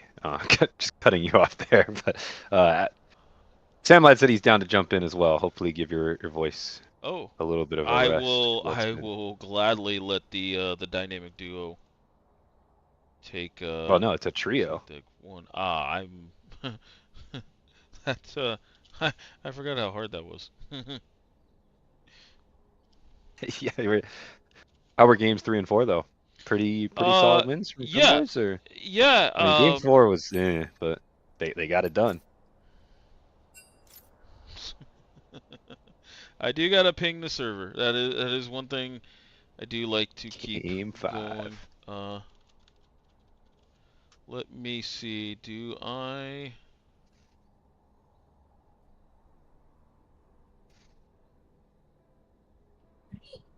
Oh, here it is. There he is. Hello, hello. Hello, hello. Well, gentlemen, an we got exciting ourselves one. a game 5. I know. I was listening to Nexus say that he doesn't think this goes over a 3-0. Happy to be And that's proven what wrong. you get for having such little faith. I personally never doubted them. Yeah, I mean, you see those first 2 games, you know they're just gonna lock in and decide to win the next 2. Yeah. I was actually incredibly terrified in game 3 that they were gonna choke it the entire time. But they pulled through, and I'm actually this is like a great series. I've been watching it the entire day. Mhm. Yeah, I mean, it's been going what over Samlad, 3 hours now. do you need the draft link, sir? Uh, Here, Probably. I We mean, can I just do post it in the group call there for both of you. okay. I mean, They it's not like did- a stream screen. Yeah, they did go through and disable the champs from the last one, so everything you see there should be Sweet. accurate. Nice. So And then when you get the chance, if you could stream up your client as well. To the same page there. that I No can rush do. there. We're still So, approaching draft. mhm. It's game 5. Who you got, CLT? You're the one who's been tuned in for it all. I did say this one goes 5. I got that part right. There you go. Mhm. I take Incarnate. I think Okay. I still trust their cohesiveness, and I still trust their team play. To where I think it's just been a lot of like solo queue-esque style of games the last, game 3, game 4, and I think they bring it back. They put their solo laners on less volatile champions, maybe even like a super tank top, and just tell Spirit and Bard, hey, you're the best bot lane in this league, and we're gonna build a comp that you can front to back, and let's just go. I don't hate that. I mean, I guess I could agree with that when it comes to the top laners. I think like game 3, Lysander played Annie. I don't think is a very unstable mid laner. I just think that the matchup is really tough for Annie, and I think Ruka played a really good Aurora game. I think the big key is obviously going to be, like from what I've been watching, is definitely around the bot lane, like you've said, but especially around keeping the Inferno close enough in the game to where if there ever gets to a point in a team fight where he's kind of untouched, he just unleashes. I think I've been watching, they get the highest damage, both ADCs, every single game. So it's very much like an ADC kind of centered team fights, all 4 games up till now.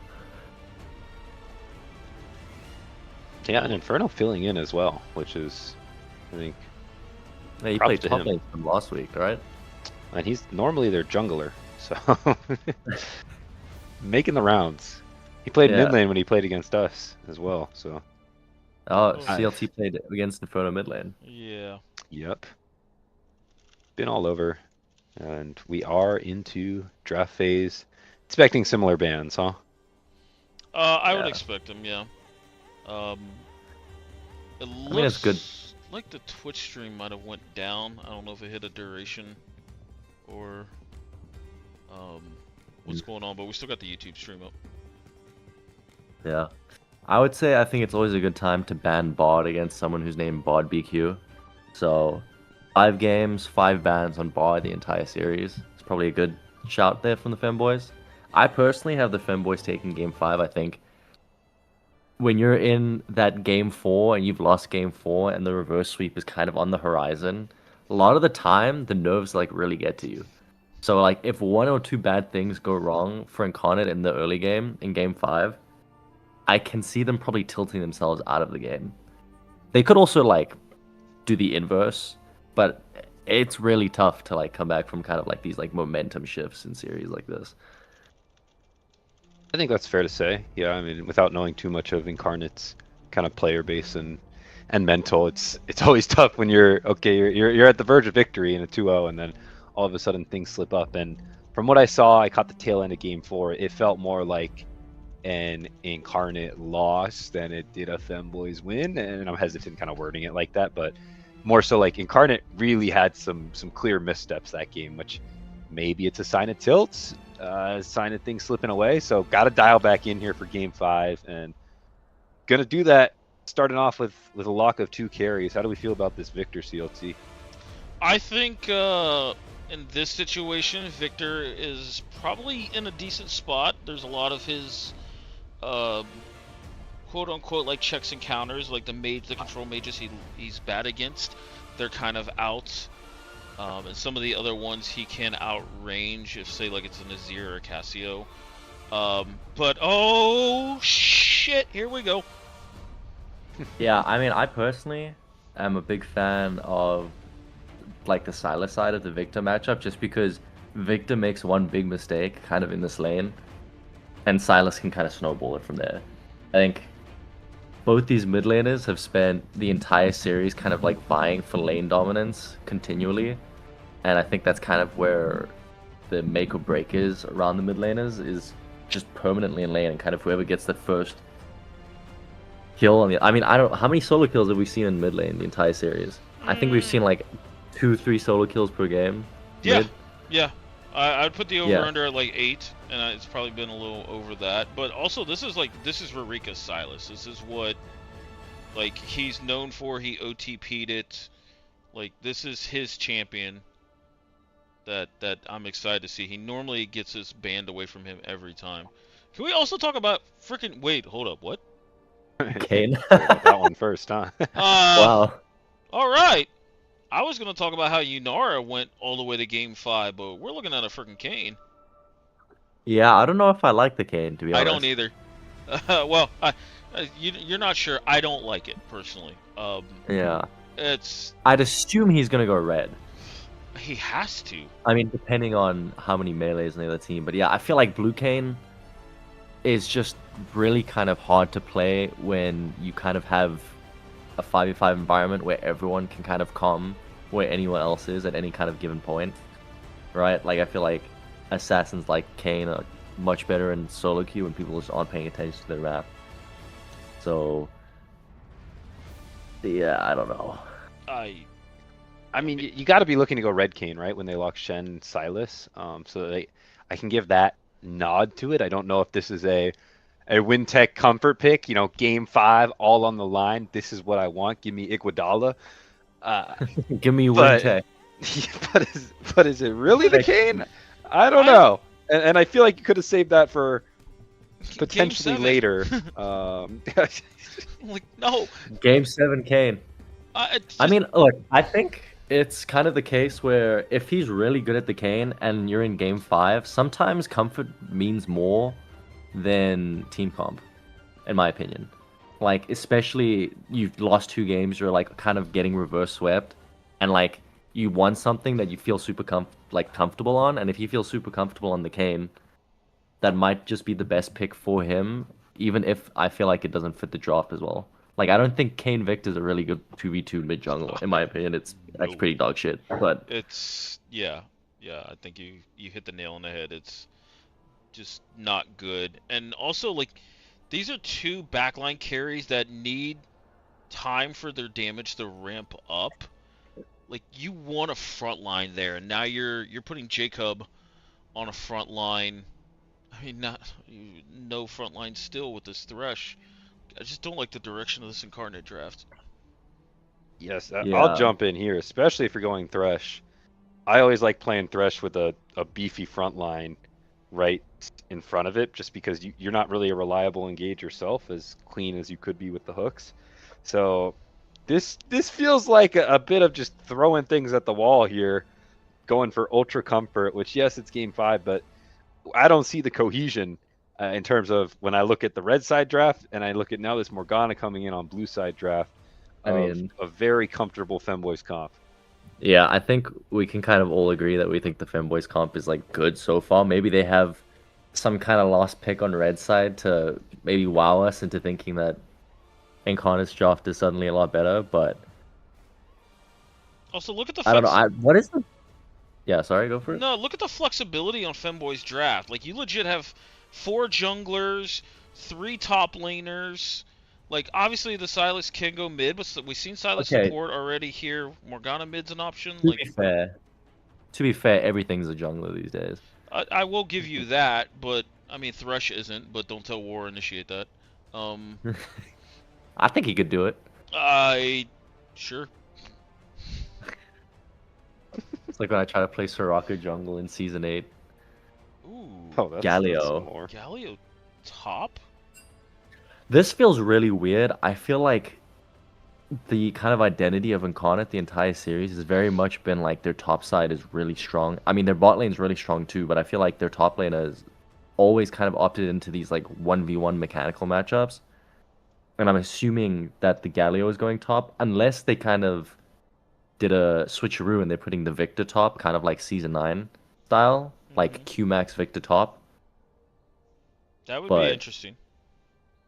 yeah, But I because also I don't see Galio. I'm assuming into Shen top. So I think it could be a Victor top, honestly.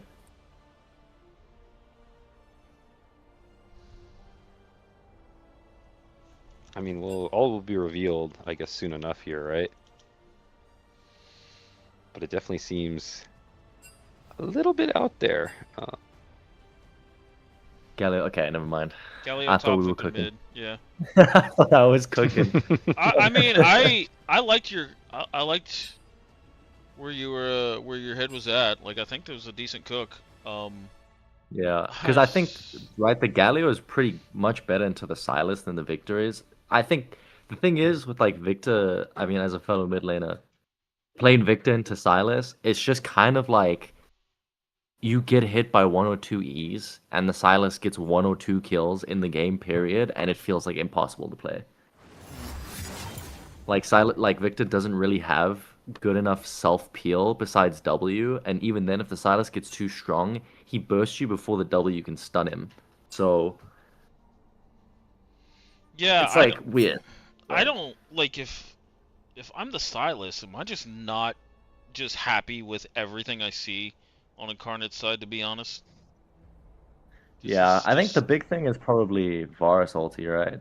He's happy with, but everything's pretty good. It's not like Leona ult or mhm. Alistar ult or Gnar ult, but it's still good. Yeah, yeah, that's what I'm saying is like everything has value. Like even go to the Thresh ult that has a pretty decent AP ratio. It's a fairly short range comp that can't get away from your E. Like if you do land it, like if you land E on Victor, Kane, or Varus, and then just threshold off of that, it's not like they're running away like super quick. Um, so his containment once he gets on people is pretty insane here.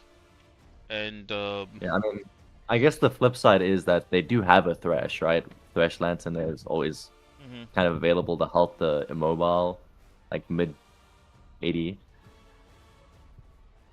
Yeah, But I think I had to agree with Nexus here, where I'm also kind of not a fan of the lack of beefiness on the side of Incarnate alongside the Thresh.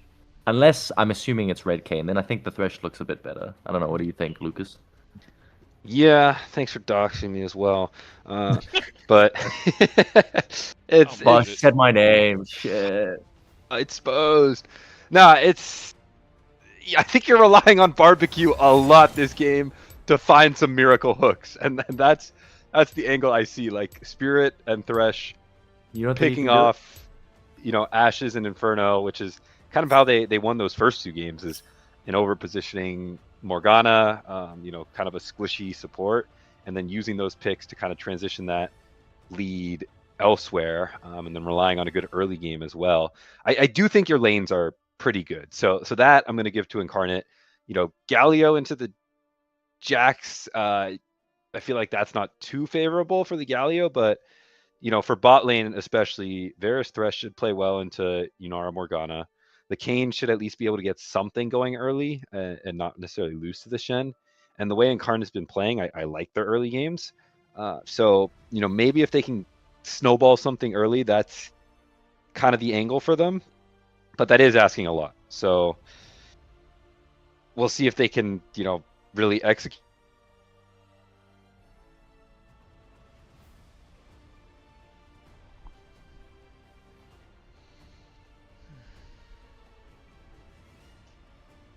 I think I just lost you guys, didn't I?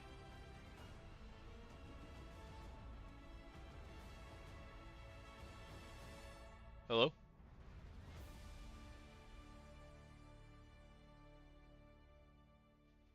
We're still Yellow? here. Yeah, I'm You here. got us? Yeah, I got you now. Okay, cool. Oh, Perfect. okay. No, I was just saying, I think I've said that I prefer the Silas side on the Victor Silas matchup. But the flip side to that is that if Victor doesn't, like if Victor's able to avoid getting engaged on by Silas, that lane is very oppressive. Like Victor is just known as like a really oppressive laner.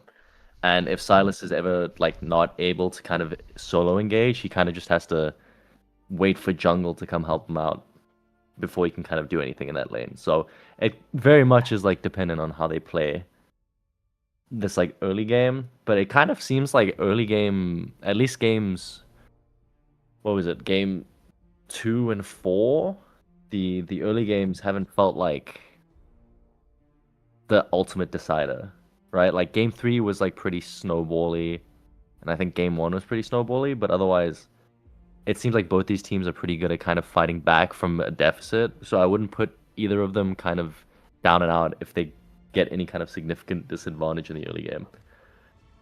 Well, especially with how bloody it's been. I mean, Yeah. it is.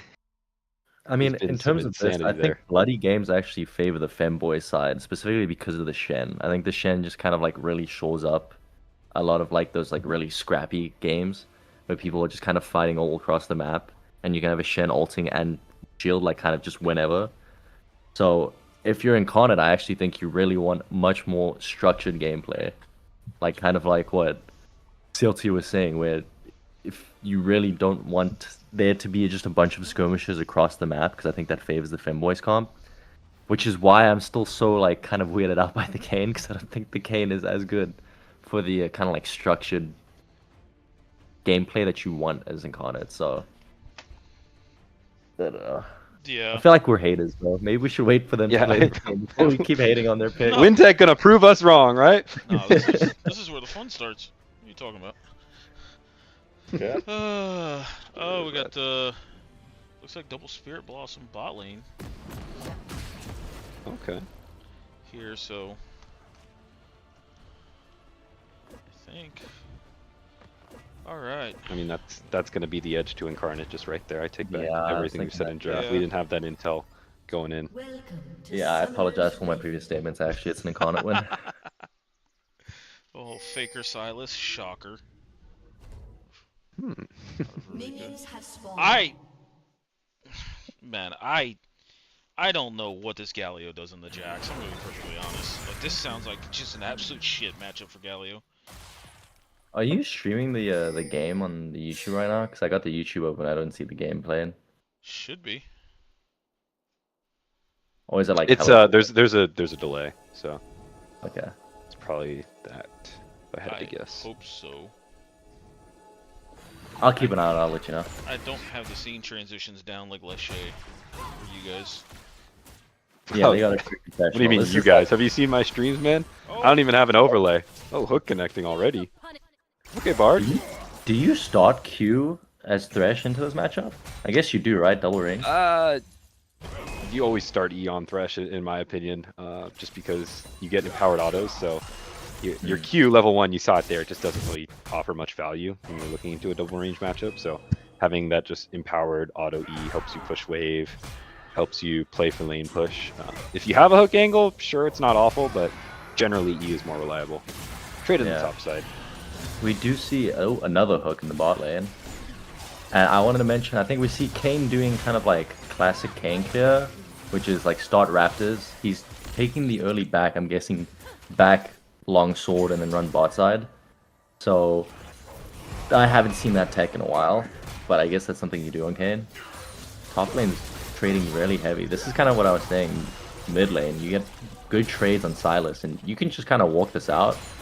You should be fine. And if Victor is not careful here, he might get killed on Silas's next like spell rotation.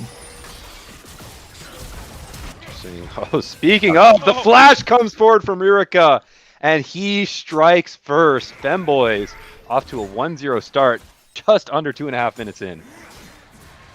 Yeah, I mean that happens. I think one thing I think was pretty cool about that is that Rurica kind of queued past Lysander, expecting him to flash into the queue. And then when he didn't queue, when he didn't flash where he queued, he had to flash follow with the W. So really well executed there from Rurica, and good E kind of like chain and playing that lane well. Really doing exactly what he needs to, and you guys brought it up. This is a pretty nice counter pick for them, and really paying dividends there at least. see how it continues to do so. As some action in the bottom lane. Terraris is here. Taunt onto 2. Inferno flashes out while the rest of the team's going forward. Spirit tries to flash out. Bard flashes out but fails to stay alive. Spirit trying to line up Piercing Arrow. It's not going to be enough damage. So Femboys, they're striking on the bottom side of the map too, and now they're up 2-0. Yeah, and it also looks really tough in the top side there with the Galio kind of down on resources, health, and mana with the wave pushing away from him. So he's going to have to take a base and TP here to try to fix the wave, but Jax is trying to stop him from basing, and he's now stuck in lane. With the wave pushing, top lane feels rough right now for this Galio, from what I'm seeing on the map. Yeah, and this was the counter pick Galio. You know, not necessarily that it's a strong counter. Maybe they're playing for the team, and already Rurica, I mean, still trading so aggressively into this Victor. Has the item advantage. Barbecue's in the area to try to cover, but so is Terraris. We'll see if action breaks out. They're trying to shove the wave, but no flashes on both these members. Means Rurica lines up the taunt for Terraris, and once again, Silas finds a kill. Wintek trying to answer back in the top side, but Rangrod brings up the counter-strike, and it looks like he's just going to be able to walk his way out of this one. Saves the flash, saves everything. Everything's coming up Femboys this early game. Yeah, jungler's really ruining the fun of their solo laners here as well. I mean, if this is Mr. Buffer, he's definitely going silent, like Mike off if he's getting ganked this early with the kind of lead that he was trying to show in the lane. But Rurica, knowing the way he plays, he's going to just keep doing this. I think you can kind of expect the camera's going to shoot mid constantly, because at a certain point, Rurica is literally just going to be jumping in onto the Victor literally any chance he gets. And this is kind of the price you pay when you're playing Victor into Silas, and Silas kind of gets any sort of lead. It just feels so unplayable. Yeah, and maybe that's an angle for, you know, Incarnate to punish is, you know, this is a mid laner who's kind of known to continue to push boundaries. So is Lysander, to be fair. So Bard can maybe look for more roams, but already here, Rurica using that stolen ulti to force Lysander back. He's down to sub 100 health. You know, bot lane is just struggling to hold on by their own right now, trying to keep Spirit in the game. And Rurica goes in, finds the angle, killing spree for the Silas. I mean, when the lights are brightest, Rurica's at his best. Rangrod jumps in with the flash as well. And Femboys, I mean, it's looking darn good for them. Rurica dissuades Wintek from anything further as well. Jumps in under tower. One more auto will do it. He will fall down. So finally something traded back, but it took 6 kills to get to that point. Spirit going forward in the bottom lane. They get a kill on the bot side. So another something back as Bard lands the hook, flays the taunt from Terraris. Spirit Track is going to use that to get the second. No, the E is just out of range, and now he's forced to kite back away from the Shen. Playing around his minions means he is going to be safe for now. So Ash is barely getting out. And bot lane, once again, a bright spot for the side of Incarnate, but I keep staring at this Silas. Now 4-1. He is set to take over the game. Yeah, this is a scary moment, kind of like in time to watch, because it kind of just looks like it looks like you're watching a bomb drop out the sky, and you kind of can't do anything to stop it. It's kind of what it feels like I'm looking at right now, right? Like the Silas is gonna keep doing this constantly, and he's gonna get so much pressure. And I mean, at least on the positive side, like you kind of said, the shining light for Incarnate here is their bot lane. And Rurica going over aggressing in the mid lane here. He's got 2 chasing him down. Yeah, and now a 3 versus 1. But the Shen all comes in, and that turns the tide. Bard does land the hook, forces the Shen under tower, so at least it's a 1-for-1. Ashes comes in a little late to the play. At the end of that, still 5-1 on this Silas. I think you get what you want out of that play. Lysander goes down to 0-4. Not having a great time in this crucial game 5. And the camera finally pans back, gives us a little bit of another breather. Yeah, I mean, I did say don't count these teams out because I think they're really good at playing from a deficit, and I'm not counting them out yet, but it looks really rough when your melee mid is up CS and 5, and I don't know, bro. Like, if you ever lane against Silas and he gets your ult before you do, it's just a long day. Like, it's just a long day. Yeah, it is. I got a gank in the top side. Wangrod is gonna gank top side. Warthog out from Ringgod. He's going to jump back in for the grass proc. Pops the ulti to stay alive a little bit longer, but a flash forward from Galio is going to be enough to finish that off. The Shen jungle is in the area, but not enough damage. Want to go in to those two beefy boys. And so this Kayn, it is picking up a little bit of ground, and maybe that's your answer into Sylas, right? Drain tank into drain tank. Here's something that can kind of rival it. Maybe even play against it in okay fashion. That's the angle I see. I don't know if Kayn can out drain tank the Sylas, but it can at least keep him in the fight. Yeah, I mean, look, I think the thing is, we still do have a strong bot lane for Incarnate with this Varus. He's going lethality as well, right? So if the Sylas kind of ever jumps in recklessly and the bot can flame away and they can get kind of like the ulti on top of Sylas, they can still burst him, right? That's until Sylas gets his Zhonya's, maybe around like second or third item. I'd assume third item, just because if you go second item, you kind of like don't have too much damage. But there's still like ways to kind of counteract this really strong 5-on-1 Sylas in the mid lane. So it's not like they can't do anything. Right now, they are picking up the mid Drake here with the pressure that their bot lane is providing them as well. So getting the stacking on the dragon spot early is something I think is really important for a team fight comp, especially if at any point you fall behind and you need to drop 1 or 2 dragons and still be able to play without the enemy team having soul. I agree. And also, like, the one thing to keep is Kayn is pretty accelerated on his form, let alone the items from all the fighting top and mid. So I wouldn't be a bit surprised if we see like a 12-minute red form Kayn or something like that. Yeah, and I think him going Eclipse kind of just shows that he's definitely going red form. Chain Lash connects under tower, and that will be enough. Ririka flashing out of the tower aggro range to keep himself alive. So hey, if I'm Lysander, mid no flash. That's at least a little something of a win. Bard gonna take that opportunity to flash blade, but in comes the Shen'el, in comes the Morgana shield, and all the help is here around the Femboys mid laner. Gonna be enough for Ririka to pick up his 7th kill. And gents, we're just 10 minutes in. Yeah, you want to know what happened? I can tell you exactly what happened in comms right there. Lysander gets killed on the turret and literally says, no flash, no flash, you have to kill him here, you have to kill him here. And they go in forgetting that they have a Shen ulti. So maybe a couple tilt plays coming out of the Incarnate here, and the Femboy is counteracting it really well, right?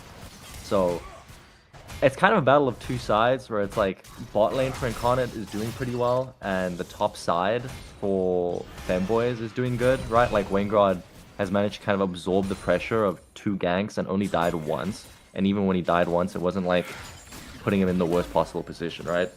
So it'll be interesting to see like who kind of comes on top.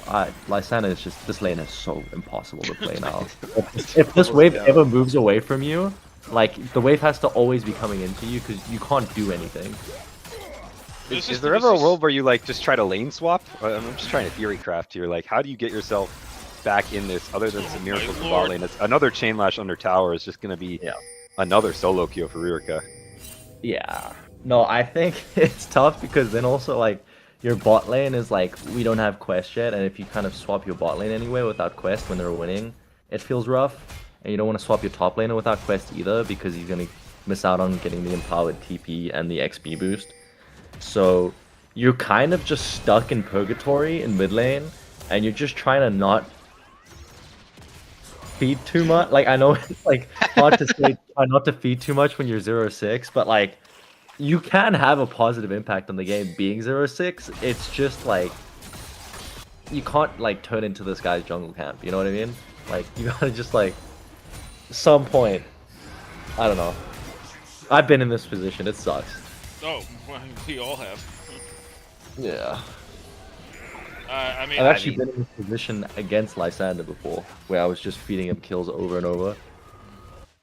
So I think he'll know how to deal with it eventually at some point. It's just really, it looks crazy right now what the Sylas is doing, but I mean, yeah, he's 3 levels up. That's another He's kill. gonna run in. Only 2 levels up as Lysander ticks over to 9. The stun is enough for Lysander to walk away this time. And bot lane's going well for Incarnate here. You can see them poking out well.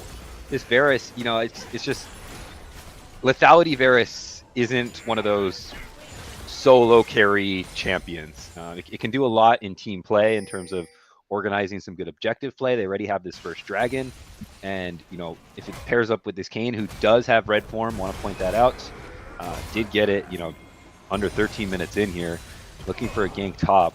But I do think you're just ultimately on a timer, right? This Jack is going to continue to get stronger. Going to try to shut it down right now as chain knockups come in, but the Shen ult comes in as well. So it's going to be a 2 versus 2. Double taunts traded back and forth. Galio ulti is canceled by Rain God's Counter-Strike. They're both going in. There's some tanky members on these sides, but it's all up to Wintech as Galio did fall. Goes into the Umbral Trespass. Finds 1 kill. So 1 for 1. Both top laners going down. But I think if you're Incarnate, you're okay with that trade as you want gold on this Kayn. And honestly, gold isn't too far out as Lysander bit caught out again, but stun kind of canceled by the Chaos Storm. Rirka still going in though. Protobelt's forward, finds the Chaos Storm. One more dash should do it. Auto chain lash, all a bit short. So Lysander just about able to make it out of this one. But still forced to use the flash, forced to use the ult, and Rirka's going to be hunting on that next go around. Yeah, that's a null magic mantle diff right there. If he doesn't have that null magic mantle, I think he dies. Hey, good shout, right? And that's probably going to turn into a Merc Treads. I mean, yeah. Just I would hope so. build defensively and try to minimize. Even if he wasn't like this far behind now, I think he was going to go Merc Treads anyway into like kind of like double CC mid jungle, right? But yeah, I think he's doing pretty like well. I guess there, like it helped to not die, but they're going to give up kind of these objectives around the bot side. No flash on your mid laner means he literally cannot participate in this team fight if something were to break out, and if he does try, he's probably just getting killed on repeat again. And we see Rirka so confident in himself that he's got the early Magi's. Pre-15-minute Magi's, the mythical pre-15-minute Magi's. Game 5, I mean, why not, right? This is a player, we know he's going to play with cockiness and confidence, and so far, he's been backing it up when it matters most. Yeah, and he's looking for a dive. Oh, I mean, okay, he's gonna back now, but he was literally looking for a dive on bot lane. Do we even need directed cam, or can we just keep it on Rirka? Because on the flip side too, he somehow doesn't have a shutdown. I don't know if that's a spectator view thing. But I would think, Silas overstep can really turn this game. As Inferno going in for the 1v1. Lysander does dodge out of the Yunara W, so he makes it a little bit close, forces Inferno to pop the barrier. But still, going to be another kill onto the mid laner of Incarnate. And on the other side of the map, Stun Gaming do pick up the Herald, so we'll see how they choose to use this. Maybe continue to snowball this Varus, keep the Kayn in the game, see what the call is, as Rirka jumping in. He's all trying the uprights there. All gas, no break from the Silas right here. Yeah, I mean, speaking of gas, jumping on in, Protobell forward. Ash is following up with the root there. Shield does come on down, blocks the hook from connecting anything more, and Ashes with the heal for good measure. Still looking for more. I don't know if you want this smoke now, as the hook does connect. Spirit Track's just going to need a little bit of damage to do it, but Rirka finds the chain lash forward, forces the Varus to flash out. And so, all gas continues to go.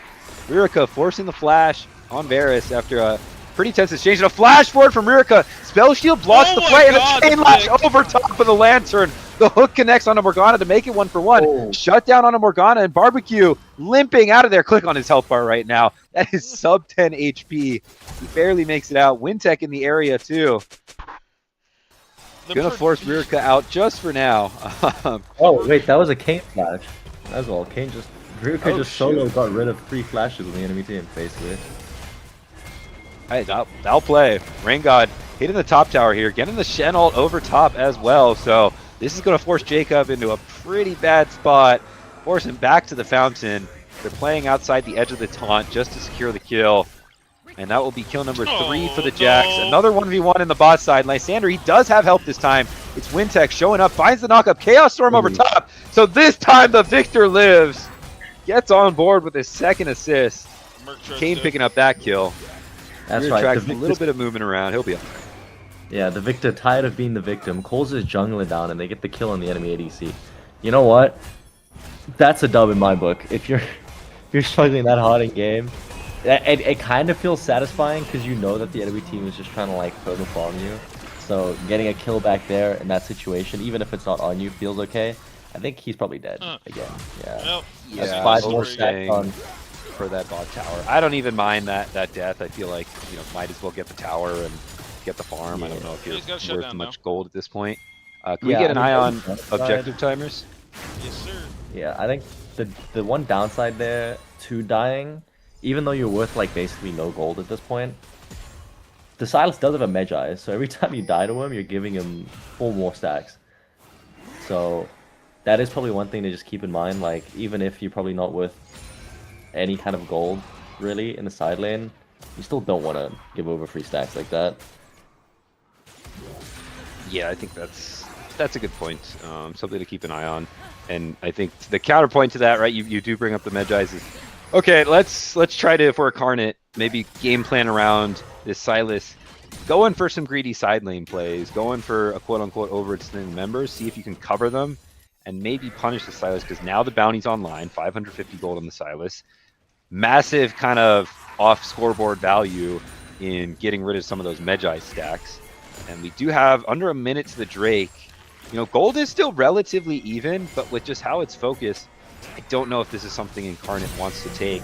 Spirit does get hit by the Morgana Q, cleanses out of it, and he's trying to retreat out. Galio ulti coming in over top. It's currently a 4 versus 4. Victor TP coming down, but it's going to be canceled by Jax on the top side. Morgana all comes through, but it dies before it activates. Wintech in the backline on this. Kane is shredding through. He's tanking through it all, forcing Ririka back. Gets the knock up. Inferno's trying to shred him down, but it's not enough damage. Hook gets grubs on the other side. Lysander gets flashed on by Wintech as he's diving under tower. Rangrod is going to die to the tower. Lysander is on the board in the 1v1. Wintech versus Ririka. Wintech finds the knockup, gets the kill onto Silas, and just like that, the game swings back in favor of Incarnate. Yeah, that's just a really well played like sequence entirely there from Incarnate. Femboys getting a little too antsy fighting there. They get the cleanse out of the Varus and then kind of just send it.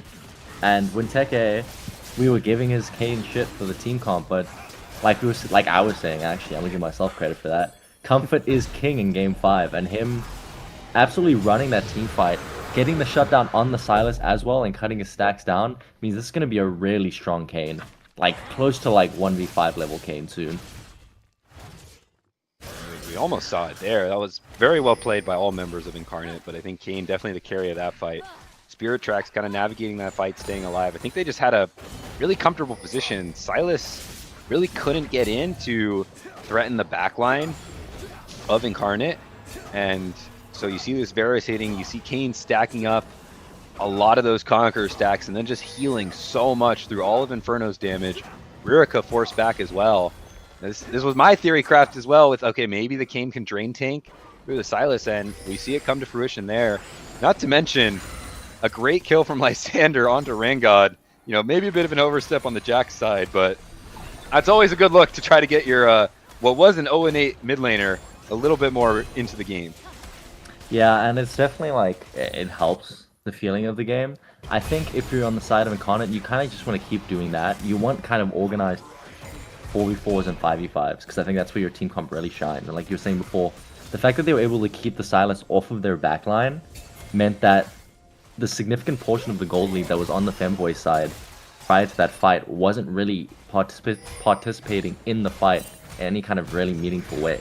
So I think if you're the Femboys, you want to kind of focus around the 1-3-1 and kind of stay away from these team fights. But we got another fight in the bot lane. I think Winteke might pick up 2 more kills. Wintech coming on down, gonna find the knockup on the Ashes. In comes the Shen ult and the Zanya, so Morgana staying alive for now. Flashes out as Terraris goes in. TP in from Ririka, but it's pretty deep.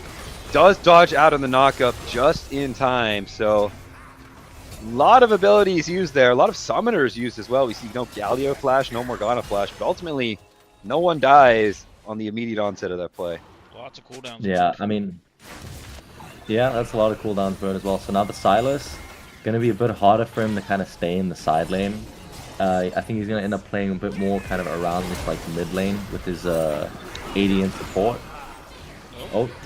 A little creative out of Spirit Track there. Flashes towards his tower, but Ririka still finds the Chain Lash. Flash Locket coming in from Barbecue, but it's not going to be enough as the Silas flashes out in the top side of the map. Rangod jumping on in, finding his revenge kill. So 2 kills coming through off the backs of the Femboys solo laners. And that should bring the tempo right back in their favor as they're looking to push Vision in this jungle. But ultimately, we are even in gold 22 minutes into the game here. Yeah, how much of that gold do you think is on Winteke? Like for Incarnate. He has more gold than Silas, by the way. Yeah. He's about that's to pick what up more. Kill onto Morgana. Actually, Spirit Tracks is tied with Silas in total gold. Or pretty close to it.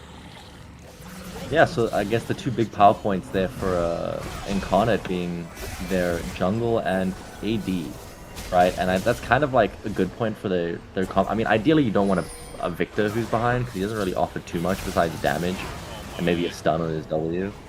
Yeah, this Great is hook from Bard. raid This- boss Kane levels. This Kane is at that point. Yeah, you may just start running the game. Heal cut is what we have it on Morgana.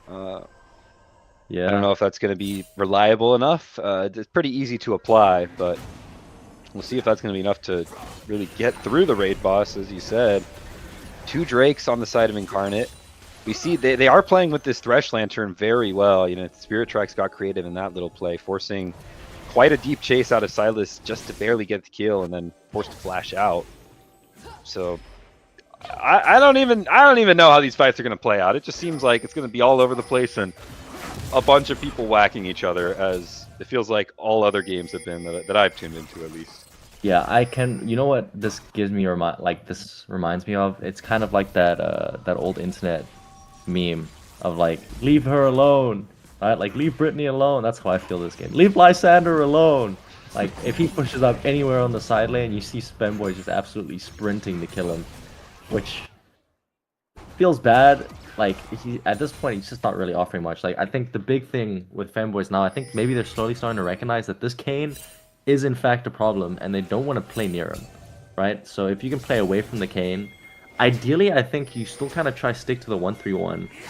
But in that case, that's what the Kane's really good at. When we were talking about it before, the Kane's good at kind of like these scrappy games. Like, as a champ, kind of opposed to the rest of the team's identity, but because all the gold's on him, and that's the way that the Femboys want to play, it's kind of like almost a direct counter to the Femboys playstyle right now, at least. In that your strongest member is really good at Well, they're on Baron now. these kind of scrappy fights all around. Oh, Yeah, Jack's We are picking a on fight that. in the top lane, and that is building space for them to start up this Baron. It is spotted by a blue orb, but Spirit Tracks is first, and he's alone right now as Silas is TPing in. Thresh coming in the area. Jacob trying to show up, but he's going to be fighting this Jax the entire time. Baron does go over as Spirit Tracks forced to cleanse over the root. Piercing arrow finds the mark onto Ashes, and now Wintec has arrived, and he's going to give chase. Members are scrambling for Femboys, trying to keep this buff alive where they can. So 3 get out with Baron, but now with Inferno Dragon up, Incarnate is going to turn their eyes towards that, and they should be able to put themselves on Soul Point. yeah, kind of crazy Baron call. I mean, it really works out well for them. I think they spot 3 people on the bot side of the map, and they know that they can kind of burst down this Baron if they can quickly. We got another fight on the top side. I just don't Rilka get staying in the that. top side, recognizing rest of Incarnate probably going Drake, but here's Spirit Tracks. He's still in the area, uses the E, and that with the 2v1, Rilka is going to call off anything further. He's going to sit in and push the top lane a little bit more. No jungler, that should be an easy take over for Incarnate. I think maybe the other thing to point out, we haven't really talked about much this game, Yunara is scaling up, and that may be your answer to the raid boss. What do you think, CLT? I think so. I think Kane kind of fits in that area of like a Vlad and a Swain, where like it really depends on what state of the game your AD carries in. Because if they get ahead, there's nothing that can like output that much damage in that short succession they can't heal through. So if this Kane is going to continue to be an issue, he's at 3 items now. He has IE. I think this is your answer to the Kane if you can stall up enough time. It's such a volatile team fight that it's going to be hard to track, hard for Inferno to play. We'll see what he can do. I love the death stance on this Kane. Realizes that he Yeah, can and- drink take it. Yeah, and going Spirit of Asark second, right? So this Kane is gonna be like, you kind of have to lock him down for a couple seconds at minimum to kind of really put a dent in his health bar. I also think I wouldn't be opposed. I'm assuming Inferno is gonna go. We got to catch up. Yeah, great hook from Barbecue, and Wintec is here. Shenalt comes over top to try to peel. Varus with a flash ulti forward onto the Shen. blows the flash, and it's flash chases from the side of Barbecue and Wintech. Lysander picks up his 3rd kill of the game as Rangod trying to stun to give Terraris an out, and the rest of Femboys are going running. It's Ririka in the bot side, but can't get through the tankiness of this Galio. So Incarnate find a pick. It does cost them 3 flashes to do so, and it's just for the support in Ashes. Yeah, but I mean, it also is 3 flashes to kind of stop any kind of Baron play that the Femboys want to make. So I think it's probably worth it for them. Ooh, got a fun spot. Ririka getting the Galio ult out and does dodge out of the initial Akka. The stun comes on through, does connect onto the Kane, but he's still going forward. Plenty tanking up. In comes Galio ult, stolen away. Gets the 2-man knockup, and Inferno is here to shred, but Wintech finds the knockup, jumping into the backline. Heals back up to full, and all of a sudden, it's looking good for Incarnate as Spirit Tracks shows up, finds the piercing arrow. Hook falls just short, but the rest of Femboys, they're still running. So still, just 1 falls for Femboys, but these are adding up. Wintech still fishing for more. Umbo trespass into the walls there. Flash forward from Rangod to try to knock down this Kane. Doesn't quite get to the blast cone, but doesn't need to. Just buying space for the rest of his team to knock down this tower. And they will be able to do so. Only Wintech Ashes is just making fun of him more, bro. He's making fun of us, too. I was hating on this Kane a little too much. I shouldn't have doubted him. I know All-Stars are coming out, and I never publicly released my ballot, but I did have this guy in my top 2 votes. It was number 2 behind. Say whatever you want without backing it up. That's cool. Yeah. I gotta like take a screenshot of my ballot. Yeah, we do have Mr. Boofa saying in the chat, he's a Sam Knight, get off Lysander's account. For what, man? I don't know, bro. For what? For what? For what? I mean, hey, think about it like this. Lysander's on the winning team right now. So, I see nothing wrong with that. You know the funny thing is, if I remember correctly, I think Lysander had a Silas pop-off game into a Victor. Like, might have been like Hidden Leaf or somebody. Yeah, I mean, I can see that. Yeah, So, that Sanders matchup got is... that volatility. He's got a gold bounty now. I mean, he's back. Yeah, dude. There's nothing weirder than literally having like a negative KDA, not just a negative KD, but a negative KDA, right? Like 6 kill participation, 9 deaths, but having a bounty.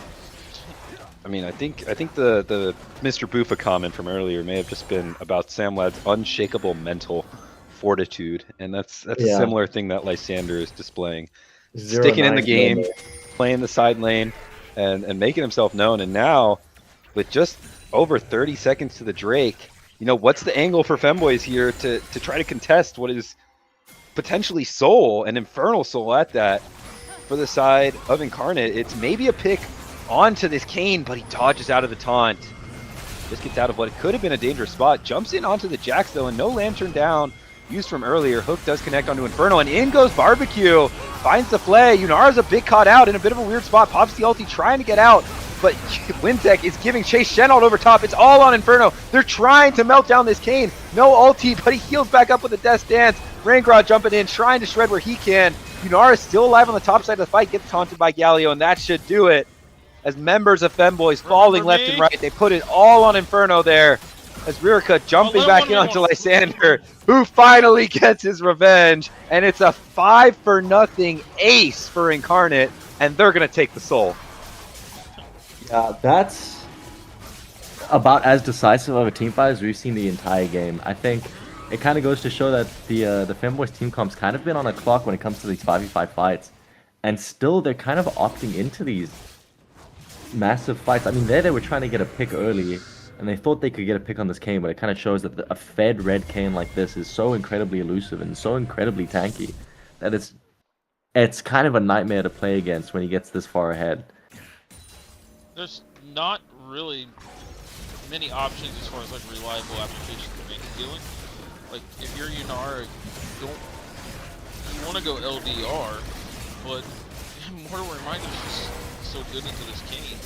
Specifically, nobody else it works for. Yeah, I mean, I imagine that's the next item coming out, and hopefully it comes out sooner rather than later, because I feel like that'll probably help the Yunara a lot in some of these fights, because you can see her getting like 50 autos off and no one dying is kind of a tilter. Yeah, and I don't. It looked like an okay fight there for Femboys. You know, they were peeling this Yunara really well. You had the Shen ult, you had the Morgana shields coming in, but Kayn just somehow sticking alive through it all. It really looked like the raid boss was gonna fall, but just finding the second life. And maybe now the answer is, okay, let's send the Jax to the side lane, try to get this, you know, side-splitting presence going, because you can't really take any fights for the foreseeable future. Maybe once Yunara ticks over item-wise, maybe when Elder spawns, throw something at the wall there. But even this Jax on the side lane just can't shred through what is a surprisingly tanky Galio. Ririca, Zanya's through the engage of the members of Incarnate, and with the spell shield is going to be able to get out, but these piercing arrows hurt from the Varus. Yeah, Infernal Sword plus Lethality Varus. Yeah, it's gonna do a lot, especially to a level 12 support. If there's anyone that impressive damage will come up on. Oh, Wengrod doesn't have any mana. What? He also just isn't doing any damage. Jacob is just standing there and fisting him down. The taunt comes through. It's a shutdown from Ririca on the top side, so maybe an overstay from the side of Incarnate. Their carries getting caught out here. There's an answer back from Femboys. Shutdown goes over to Terraris there. So a little bit of gold back. I'm just surprised at the Jax damage. Is it the build? Is it just Galio being deceptively tanky? But now that side lane is lost, it's going to be all on a 5v5 miracle fight for Femboys. I mean, it's also the fact that he literally had no mana. So you can't use W or E or Q or ult. You know? And I feel like a lot of Jax damage specifically comes from the W in those fights. But I'm not gonna lie, I was kind of worried, especially when they got a pick, which I think was really well played there from the Femboys, getting a pick on the two immobile carries of the side of Incarnate. But I saw the Kayn running at 4 members of Femboys, and I was genuinely worried this Kayn 1v4s. I think that's a fair worry. Yeah. Lurking towards that GA as well. I think if that comes up before the Elder fight, that's going to be a crucial spike. So keep your eyes on that in the next kind of 3 minutes. I don't know if Incarnate really has the power to push through as Wintech, he is jumping in. This is the 1 versus 4 you're talking about. Finds 4 on the knockup and jumps in. Has the Galio ult to back him up. So he's going to call off anything further. It was maybe a bit ambitious to jump in there. No Galio ult, but with nothing up, I don't know how much that'll matter. That 4-man knockup though was like pretty looking. I'd agree. I mean, Wintech's pretty looking all game here. He's looking pretty good, yeah. Damn right he is. Yeah, like I said, I think Elder is kind of going to be the next angle here for both teams. Really tough without the Baron for Incarnate to push in. You know, Yunara doesn't necessarily have like wave clear, but I just don't think you have great siege when most of the gold and power is on your Kayn. We'll see what the play is. In Femboys, you know, despite not having maybe winning side lanes, I think they're still navigating these side lanes pretty well. They're getting the push. They're at least forcing Incarnate to respond to the waves. And now, a little over a minute and a half, I want to see some wards start to come down from both sides around what should be the priority objective. Yeah, how do you feel about the LDR coming out instead of the Mortal Reminder from Inferno? I mean, I feel like just because there's no one else building it outside of Ashes, I mean, yeah, Terraris has it, but you gotta hit him. I don't... Ooh. Flash forward from Ririca. He's not going to find the stun, but Inferno is there to pick up the kill. So it's a trade of flashes. And Rangod in the bottom lane pushing here. So there's the side lane presence we were talking about. It was the Varus. Surprisingly got caught out. Couldn't find the Lantern, even with the flash. And now, Femboys, they're taking a tiny step back as they're letting Jax push the side lane. A minute till the Elder. Expecting some resets to come on in. And taking a look, you know, at summoner spells, it's really just this Varus flashdown and this Silas flashdown. We'll see if that matters in this ensuing fight. Femboys members, they're sticking around to try to maintain Elder control. Yeah, I think that's really what you want to do if you're the Femboys. I think if this goes to a 5v5 team fight, I think the Femboys just ultimately lose. So I think any chance they can get to kind of get a pick before a team fight ensues and not let the pick turn into a team fight is something that they want, because I think this is dangerous. I think Inferno can get run down if he's not careful. Yeah, he's gonna try to blast cone out of there. We'll be able to do so, but now he's pretty far away from the Drake. GA is up for the Kane. Raid Boss is in its final form. Silas is on the side lane here. Maybe there's a picking hole, but he is going to be spotted out. Going to TP back to the rest of his team. And now we're going to play this full front to back 5v5. Eyes on the Elder Dragon. Yeah, I It think has this spawned, and it is going to be started up by Incarnate. Try to keep up with this incoming team fight. As Rangod jumping around the edge of the fight, so is Wintek, marked by Ririka's Silas. Elder Dragon, still plenty of health left. Piercing arrows starting to connect. Onto Ashes, it's doing a lot of damage. Hook connects onto Rangod. Knocker from Wintek as they're jumping in onto the Kane, forcing the redemption out of Ashes. And the Jax, losing a bit of health, is going to back off, look to TP back. You can feel the tension 38 minutes in to this Game 5 deciding match in this upper bracket semis. Members from Stun Gaming Incarnate on the flank, but Ririka should be able to spot him out. Sees the Silas, misses the chain lash. It's a little bit short, does get taunted up. Gonna take a little bit of damage there. As Rangod jumping on in, the Shen ult not coming in yet, as the call is to finish the Drake. Wintek not in the area. Inferno's trying to burn it down. Wintek flashing for the Elder, and on the back side of the fight, it's easy pickings for the side of Incarnate. Ririka can do nothing but fall, as it's just Inferno left alive, and into the Infernal Dragon, the Elder Soul. There's just nothing he can do. He's trying to kite it back, trying to play it back, but it's just him. And with Barbecue and Lysander coming in the area, all 5 members of Incarnate still up and standing. Don't die to minions. They're going to look to march for the end. Spirit Tracks just barely staying alive through all of that. It was, who else would it be? Wintek coming up when it matters most. Femboys making the call to try to finish down the Drake, but Wintek finds the steal. I think it was a good call there from the Femboys to finish the Drake, and I think they set it up well with the Morgana flashing in and ulting the entire enemy team. But it's just the hero of the game, Winteke, coming in with the massive steal. I think combining, it was his Q smite and just kind of stealing the Drake kind of out from under the noses of Femboys. I would like to actually see what HP it was at when he jumped in, if you want to look back and do a replay. Well, they're probably resetting. But that was... I'm sure he feels incredibly hype at that moment. He's probably shouting out and everyone's going, "Whoa!" I mean, I was certainly feeling that. I think you could hear our screams. It was a great call from Femboys, right? I thought they had the fight successfully separated, but the flash in from Wintek is enough to close the gap, as the action's not stopping. Kane isn't here, so the call is to go forward as Rangod jumping on in, looking for more. Terraris a little short on the taunt flash, and Inferno jumping in for more as well, but not going to be able to find the angle. Ririka giving chase. They're all giving chase, but they're finally going to call it off as Galio comes through. They're still going into the Elder. Eyes on this Kane. The raid boss coming in from the top side of the screen. Still has the Elder Dragon. Slashes on in. Finds one. Slashes in towards the second. Terraris running for the hills. Ririka and Inferno do nothing but watch their jungler die. Trying to kite back with him, but you can't kill this Kane. Maybe they can. Ririka finds one. Flash forward from Barbecue. Hook just wide. Spear Tracks in the top side this entire time. Femboys, they have to take the fight. They have to take it now. Inferno looking for the kill onto Lysander, but in the meanwhile, the Varus is on the base. So is the Jacob. It's just Inferno left again, but Barbecue finds the hook, and that will do it.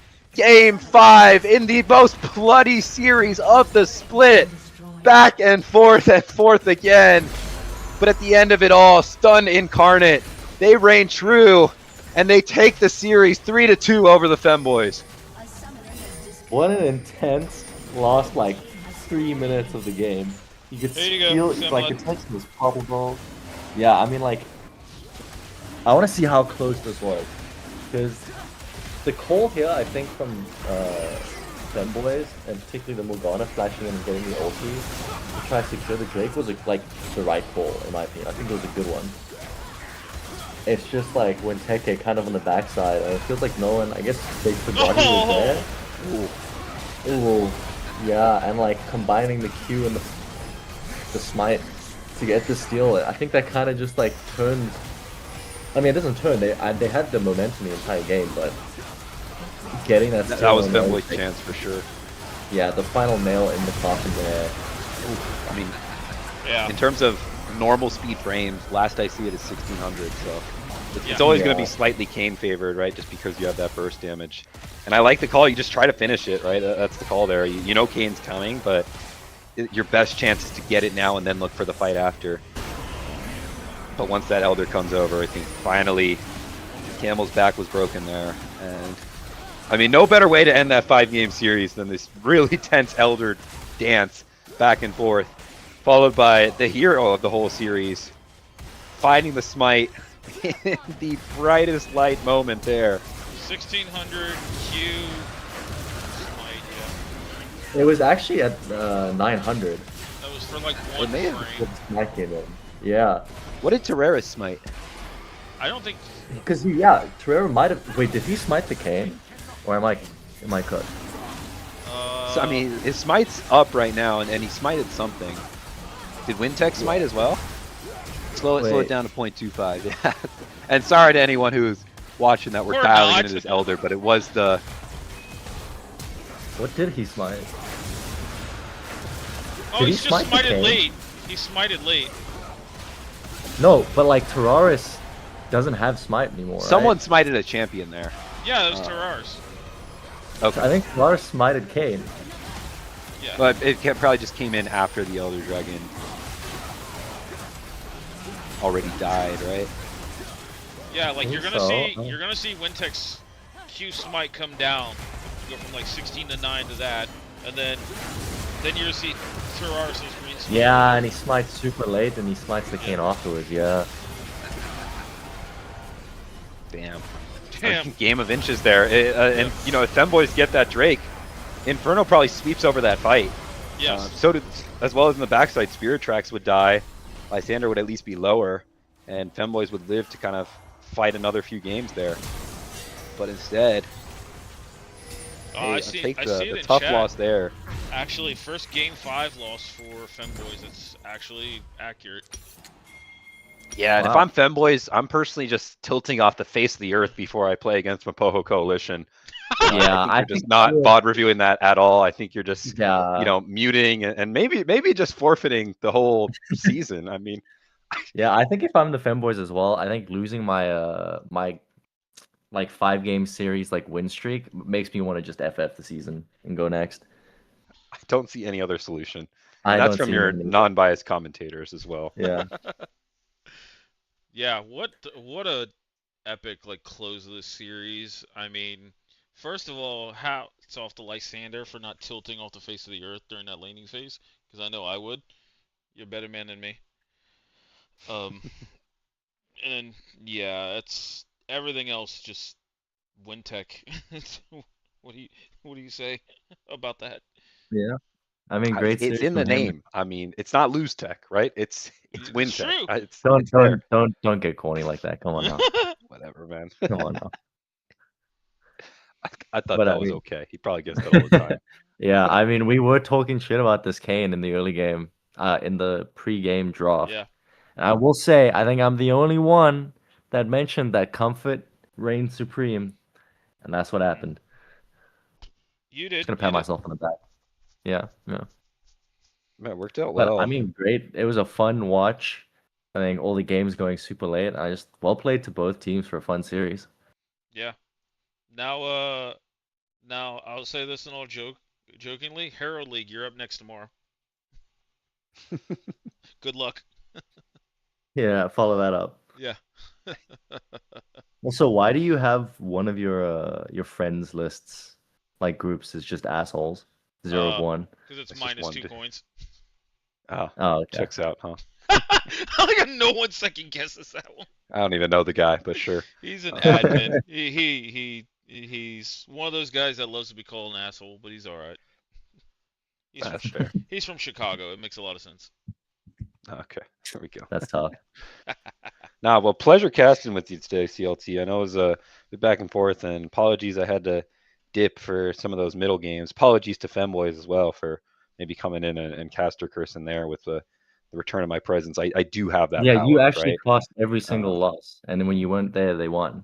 I do have that power. You're welcome, Barbecue. You're welcome, the rest of Sun Gaming Incarnate. I think I'm expecting my gifted skins soon. I'll take random. That's fine. But whatever you feel like, that'll work too. What a series! And just saw the scoreboard and how you changed that. And I don't disagree. Wintech's got to be MVP, Yes. especially after that game 5. Yeah. Actually, I've seen Barbecue asking for an interview. Spirit tracks. So I'm trying to make that work. Can I add him to this chat? Do you need We to can add him? just jump into a Midwest one as well. Oh, if there you we want. go. Yeah, I like that. Actually, wait. I'm just gonna jump in with their whole team. Screw it. All right, Okay, good luck. you do that. Okay, you Thanks guys. again, CLT. Okay. We'll leave you to it. All right. I appreciate it, boys. Thanks. Yeah, have a good night.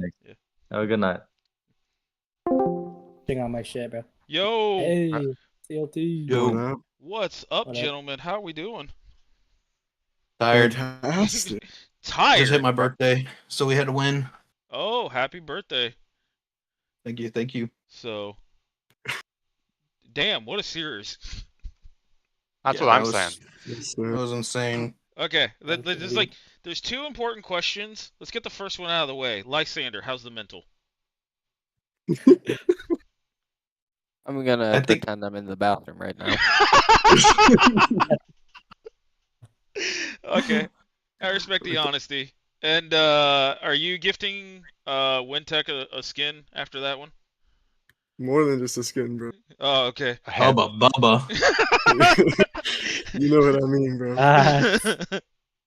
So, what is the draft talk like going into a game 5? I mean, I've been into quite a few best of 3s, but never a best of 5, at least not one that's went the distance. Like, are you coming in thinking more comfort? Because that's one thing Sam Ladd was talking about, especially when we didn't like the Kane pick. Was it comfort? Was it just, fit with the comp? Where's the conversation going there? Well, when they showed Shin Silas, I'm just confident playing Kane into it. When you played double melee that early in the draft, and they ended up playing 3, the only champion that was like kind of annoying for me to play into is Morgana. But as for most of the draft, we're just playing like reactive since we're red side. Like they showed Shen on B1, so we just got slightly greedy with what we picked, and Victor got punished, but everything else kind of went pretty well. I was actually surprised. I thought Galio was going to get absolutely like fisted from Jax. It turned out that's only like that. in the Nah, other game. that's our MVP up there. He doesn't lose. Yeah. I Everybody mean, gets one solo kill, though. Everybody gets one. I mean, Let Jacob talk about that matchup. He knows. Hey, I'm on the Jacob Heist train. All right, like I started that from the very beginning. So. Yes, sir. I do it for the fans. Oh, you do a lot for the fans, that's for sure. So, like, is at any point were you guys running out of champions, or? Not entirely. Maybe just I mean- ADC pulls getting pinched, but he still had a fucking. I mean, like Varus game ADs are like easy. Like you don't play like 3 ADs, and everything else is just like once you get to the end, it's all just C tier champs you're just playing. Like I think it's more just like finding good bot lanes to work together. Yeah. And like dealing with those matchups towards the end gets a bit trickier. But I mean, we kind of figured this guy was just gonna keep picking range champs, so we just like felt like we could Yeah. just kind of guess with that. We also Yeah. have like 4 to 5 different champs each in game 5. It's just depending on what they play. Like we all have pretty deep pools. We've just been playing comp for a long time. Okay. Spirit or Barbecue, what's your thoughts on that bot lane matchup? Because you guys just brawled from minute 1. It felt like every laning phase. Well, yeah, I think we had a pretty strong game plan to play, like going into like the playoffs and like all the scrims, or heavy emphasis on try to punish like their bot lane, because like we knew that they had like AD swap to Inferno, and so we had to like make sure like he was a lot tougher than we were, like their bot lane was a lot harder than we were expecting. So like our game plan was just to like kind of send engage champs, because like Ashes has had like a tendency even from week 1 to like play not that great against engaged champions, and I think it kind of showed like when we locked in like that Braum Nico that we kind of got punished and like played it pretty bad, and then we just kind of had like a fluke in the Rel game. But like we knew we wanted to like just bring everything we had against his bot lane and try to just shut Inferno down and just kind of accelerate, spirit trucks. Okay. What Yeah, I'm and it's also. good. Oh, I was just gonna say it's also hard to add because like Inferno's not their normal ADC, so we don't know really how their bot lane would have really fared. Mm-hmm. He made a So- good impression at game 1. There was some Mandarin getting spoken on Mhm. at Ezreal there. Yeah, it was pretty good. Bro, I mean, I like, think there's Inferno played well. yeah, like I went in there and I was like, he has a bunch of mid lane, whatever, and then like he's just outhandsing me the entire series. So I'm just like, well, We- shit. We thought he was gonna go mages. It's what we were like predicted going into it, but he like played like all the ADs, like skill ADs. So we knew like game 5, if we went to distance, there's not that many enchanters left to go. So I think like the Yunora was like kind of struggling. Yeah. Okay. I do got one thing, like looking back to the draft, and then we'll kind of close this up. This game 4 draft, is this just kind of an Incarnate special because we don't see Set, we don't see Jace, especially Jace like solo lanes. Zyra in the jungle, like, is this just kind of something you've had in the back pocket? You're just waiting for a chance to pull it out? Because this draft was kind of I nutty. mean, it's just something we could play. Like I can play like 5 or different AP jungles, and Lysander can play AD mids, so it was just one of our options. And then that game was just a little unfortunate because we could have just played fucked it more up super proactive, bad. so we fucked the game over. We just took our foot off the pedal and trolled the game, is what I say. There was a couple chain ins in there. I'm not gonna lie. Yeah, and like Yep. I Sivir into Jinx, like I just forget sometimes that like she just can run me down, and so like I fed over 2 kills. Jinx got super fed, got resets, and like they just steamrolled us when we should have just been able to keep pressuring them back. Okay. Well, this is gonna be a fun one to talk over on Midwest Weekly. Oh hell yeah, brother! I and can't wait. Goddamn, It's you gonna be a lot of guys fun. gotta make that episode long for me again. God, shit. Oh my god, I hope it's Do it 4 for the hours people, this time. bro. We're entertainers. We've I- dropped a 5 lot of hours. series, True, we've dropped a lot of true, true. games. Yeah. 6 hours. Yeah, that's. You guys owe me one for this shit. God damn. It's Can you midnight break down 30. I gotta every be up in play, 5 bro? hours. One last question. Looking at the rest of the playoff bracket. So I believe now this is you guys versus Hidden Leaf. Are you planning the revenge tour for your sister team there after they got 0-3'd? Oh, for Nah, sure. nah, we gotta lose and Yeah, then lose to beat play some- Mythos. play the- Oh yeah, we Oh. gotta bracket and execute knock them Mythos. out. We Just to actually have prove to a kill point. Mythos. Oh, If okay. Mythos Started the died to season, anyone everyone's just like, else, Mythos is the best team. Blah blah blah. Nah. Oh, Nah. so there's a nice little there's some bets behind the scene. I feel. But we hear talks of like people saying like the sister team might give us info or anything. We don't talk to the sister team. They do their own Yeah, thing. We do our own thing. We want to kill each other when it comes to in game. I can respect it. So what? Darkin's got something on parlay for the Bro, winner. we haven't heard from Darken in like 2 months. He's on sabbatical. That boy is MIA. He's gone. All right, I can feel that. So, but looking towards Hidden Leaf, what's your thoughts? They're pretty good. Honestly, we lost to them as well last time, and our third game was like 55 minutes, so it's probably going to be the same. I feel like if playing Hidden Leaf, it's going to go like 4 or 5 games either way. Yeah, Say that, bro. yeah. Just hopefully they just don't ban 5 supports every single game like last time, and it'll be fine. Yeah, we gotta definitely talk about that next time about like a Yeah. season. Don't It was a good ban strat, 5 honestly. supports week. That's all right. Well, I will let you guys go. It is about midnight 40 over here, and I have to be up in about 5 hours. So thanks, Oh, guys, Oh for my that. gosh. Thank you, Thanks bro. for Thank you guys for casting, bro. casting. Yeah, No Appreciate problem, all you man. do. Fun. yeah. Eastern time is kind of a killer when it comes to BO5s, but yeah. For those listening, I appreciate it. Herald League, you got to top that one tomorrow. I know you got 2 series. Good luck. And yeah, good luck to you guys going in the future. I'm still Thank you, bro. holding the banner to the J Club fan club, and Thank you. want to see you guys keep going forward. I think you've been a fantastic addition to the whole league, and you guys have been a treat to just be around and interact with. So Appreciate a lot. Hugs and Appreciate a It's lot. been a good Yeah, time, bro. We'll bestow you the honor of winning Herald League. Go win it for us, champ. True, true, true. I've been watching. I appreciate that. The first game was ugly, but I digress. First game never matters. It's what happens game 5. Yeah, true, Well, true, true. Yeah, true. if I have it my way, none of them are getting the game 5 because goddamn, this is a long day casting. I can't imagine playing. So, but Oh, I'm running ARAMs. good luck with that soldier. actually, I You just said you're running ARAMs? Hell no. I'm How in an can you ARAM queue up lobby weapons? right now with the other 2 casters in Rurika. Yo, W. So, but gentlemen, it is a pleasure. Thanks for the exciting games, and I wish you guys luck in your futures, especially for the next couple matches. And any thoughts on the new patches? Any tech you guys been thinking about? On the new patch, I haven't looked at it. Yeah, I don't read that shit. Play off of vibes, bro. We just vibe it. It's a bad look for us, bro. We literally, that's our whole. Hey, it'd be a bad look if we lost, but we won. With True. fine. Wait a second. Wait, we play next week on the new patch, Correct. don't we? Oh, it's so cooked. The new season 2 patch comes out the 29th. Actually, this coming Wednesday. So, yeah. Well, All good. Should be light work. For the late work. for the mage player in this room, look at the blue tree changes.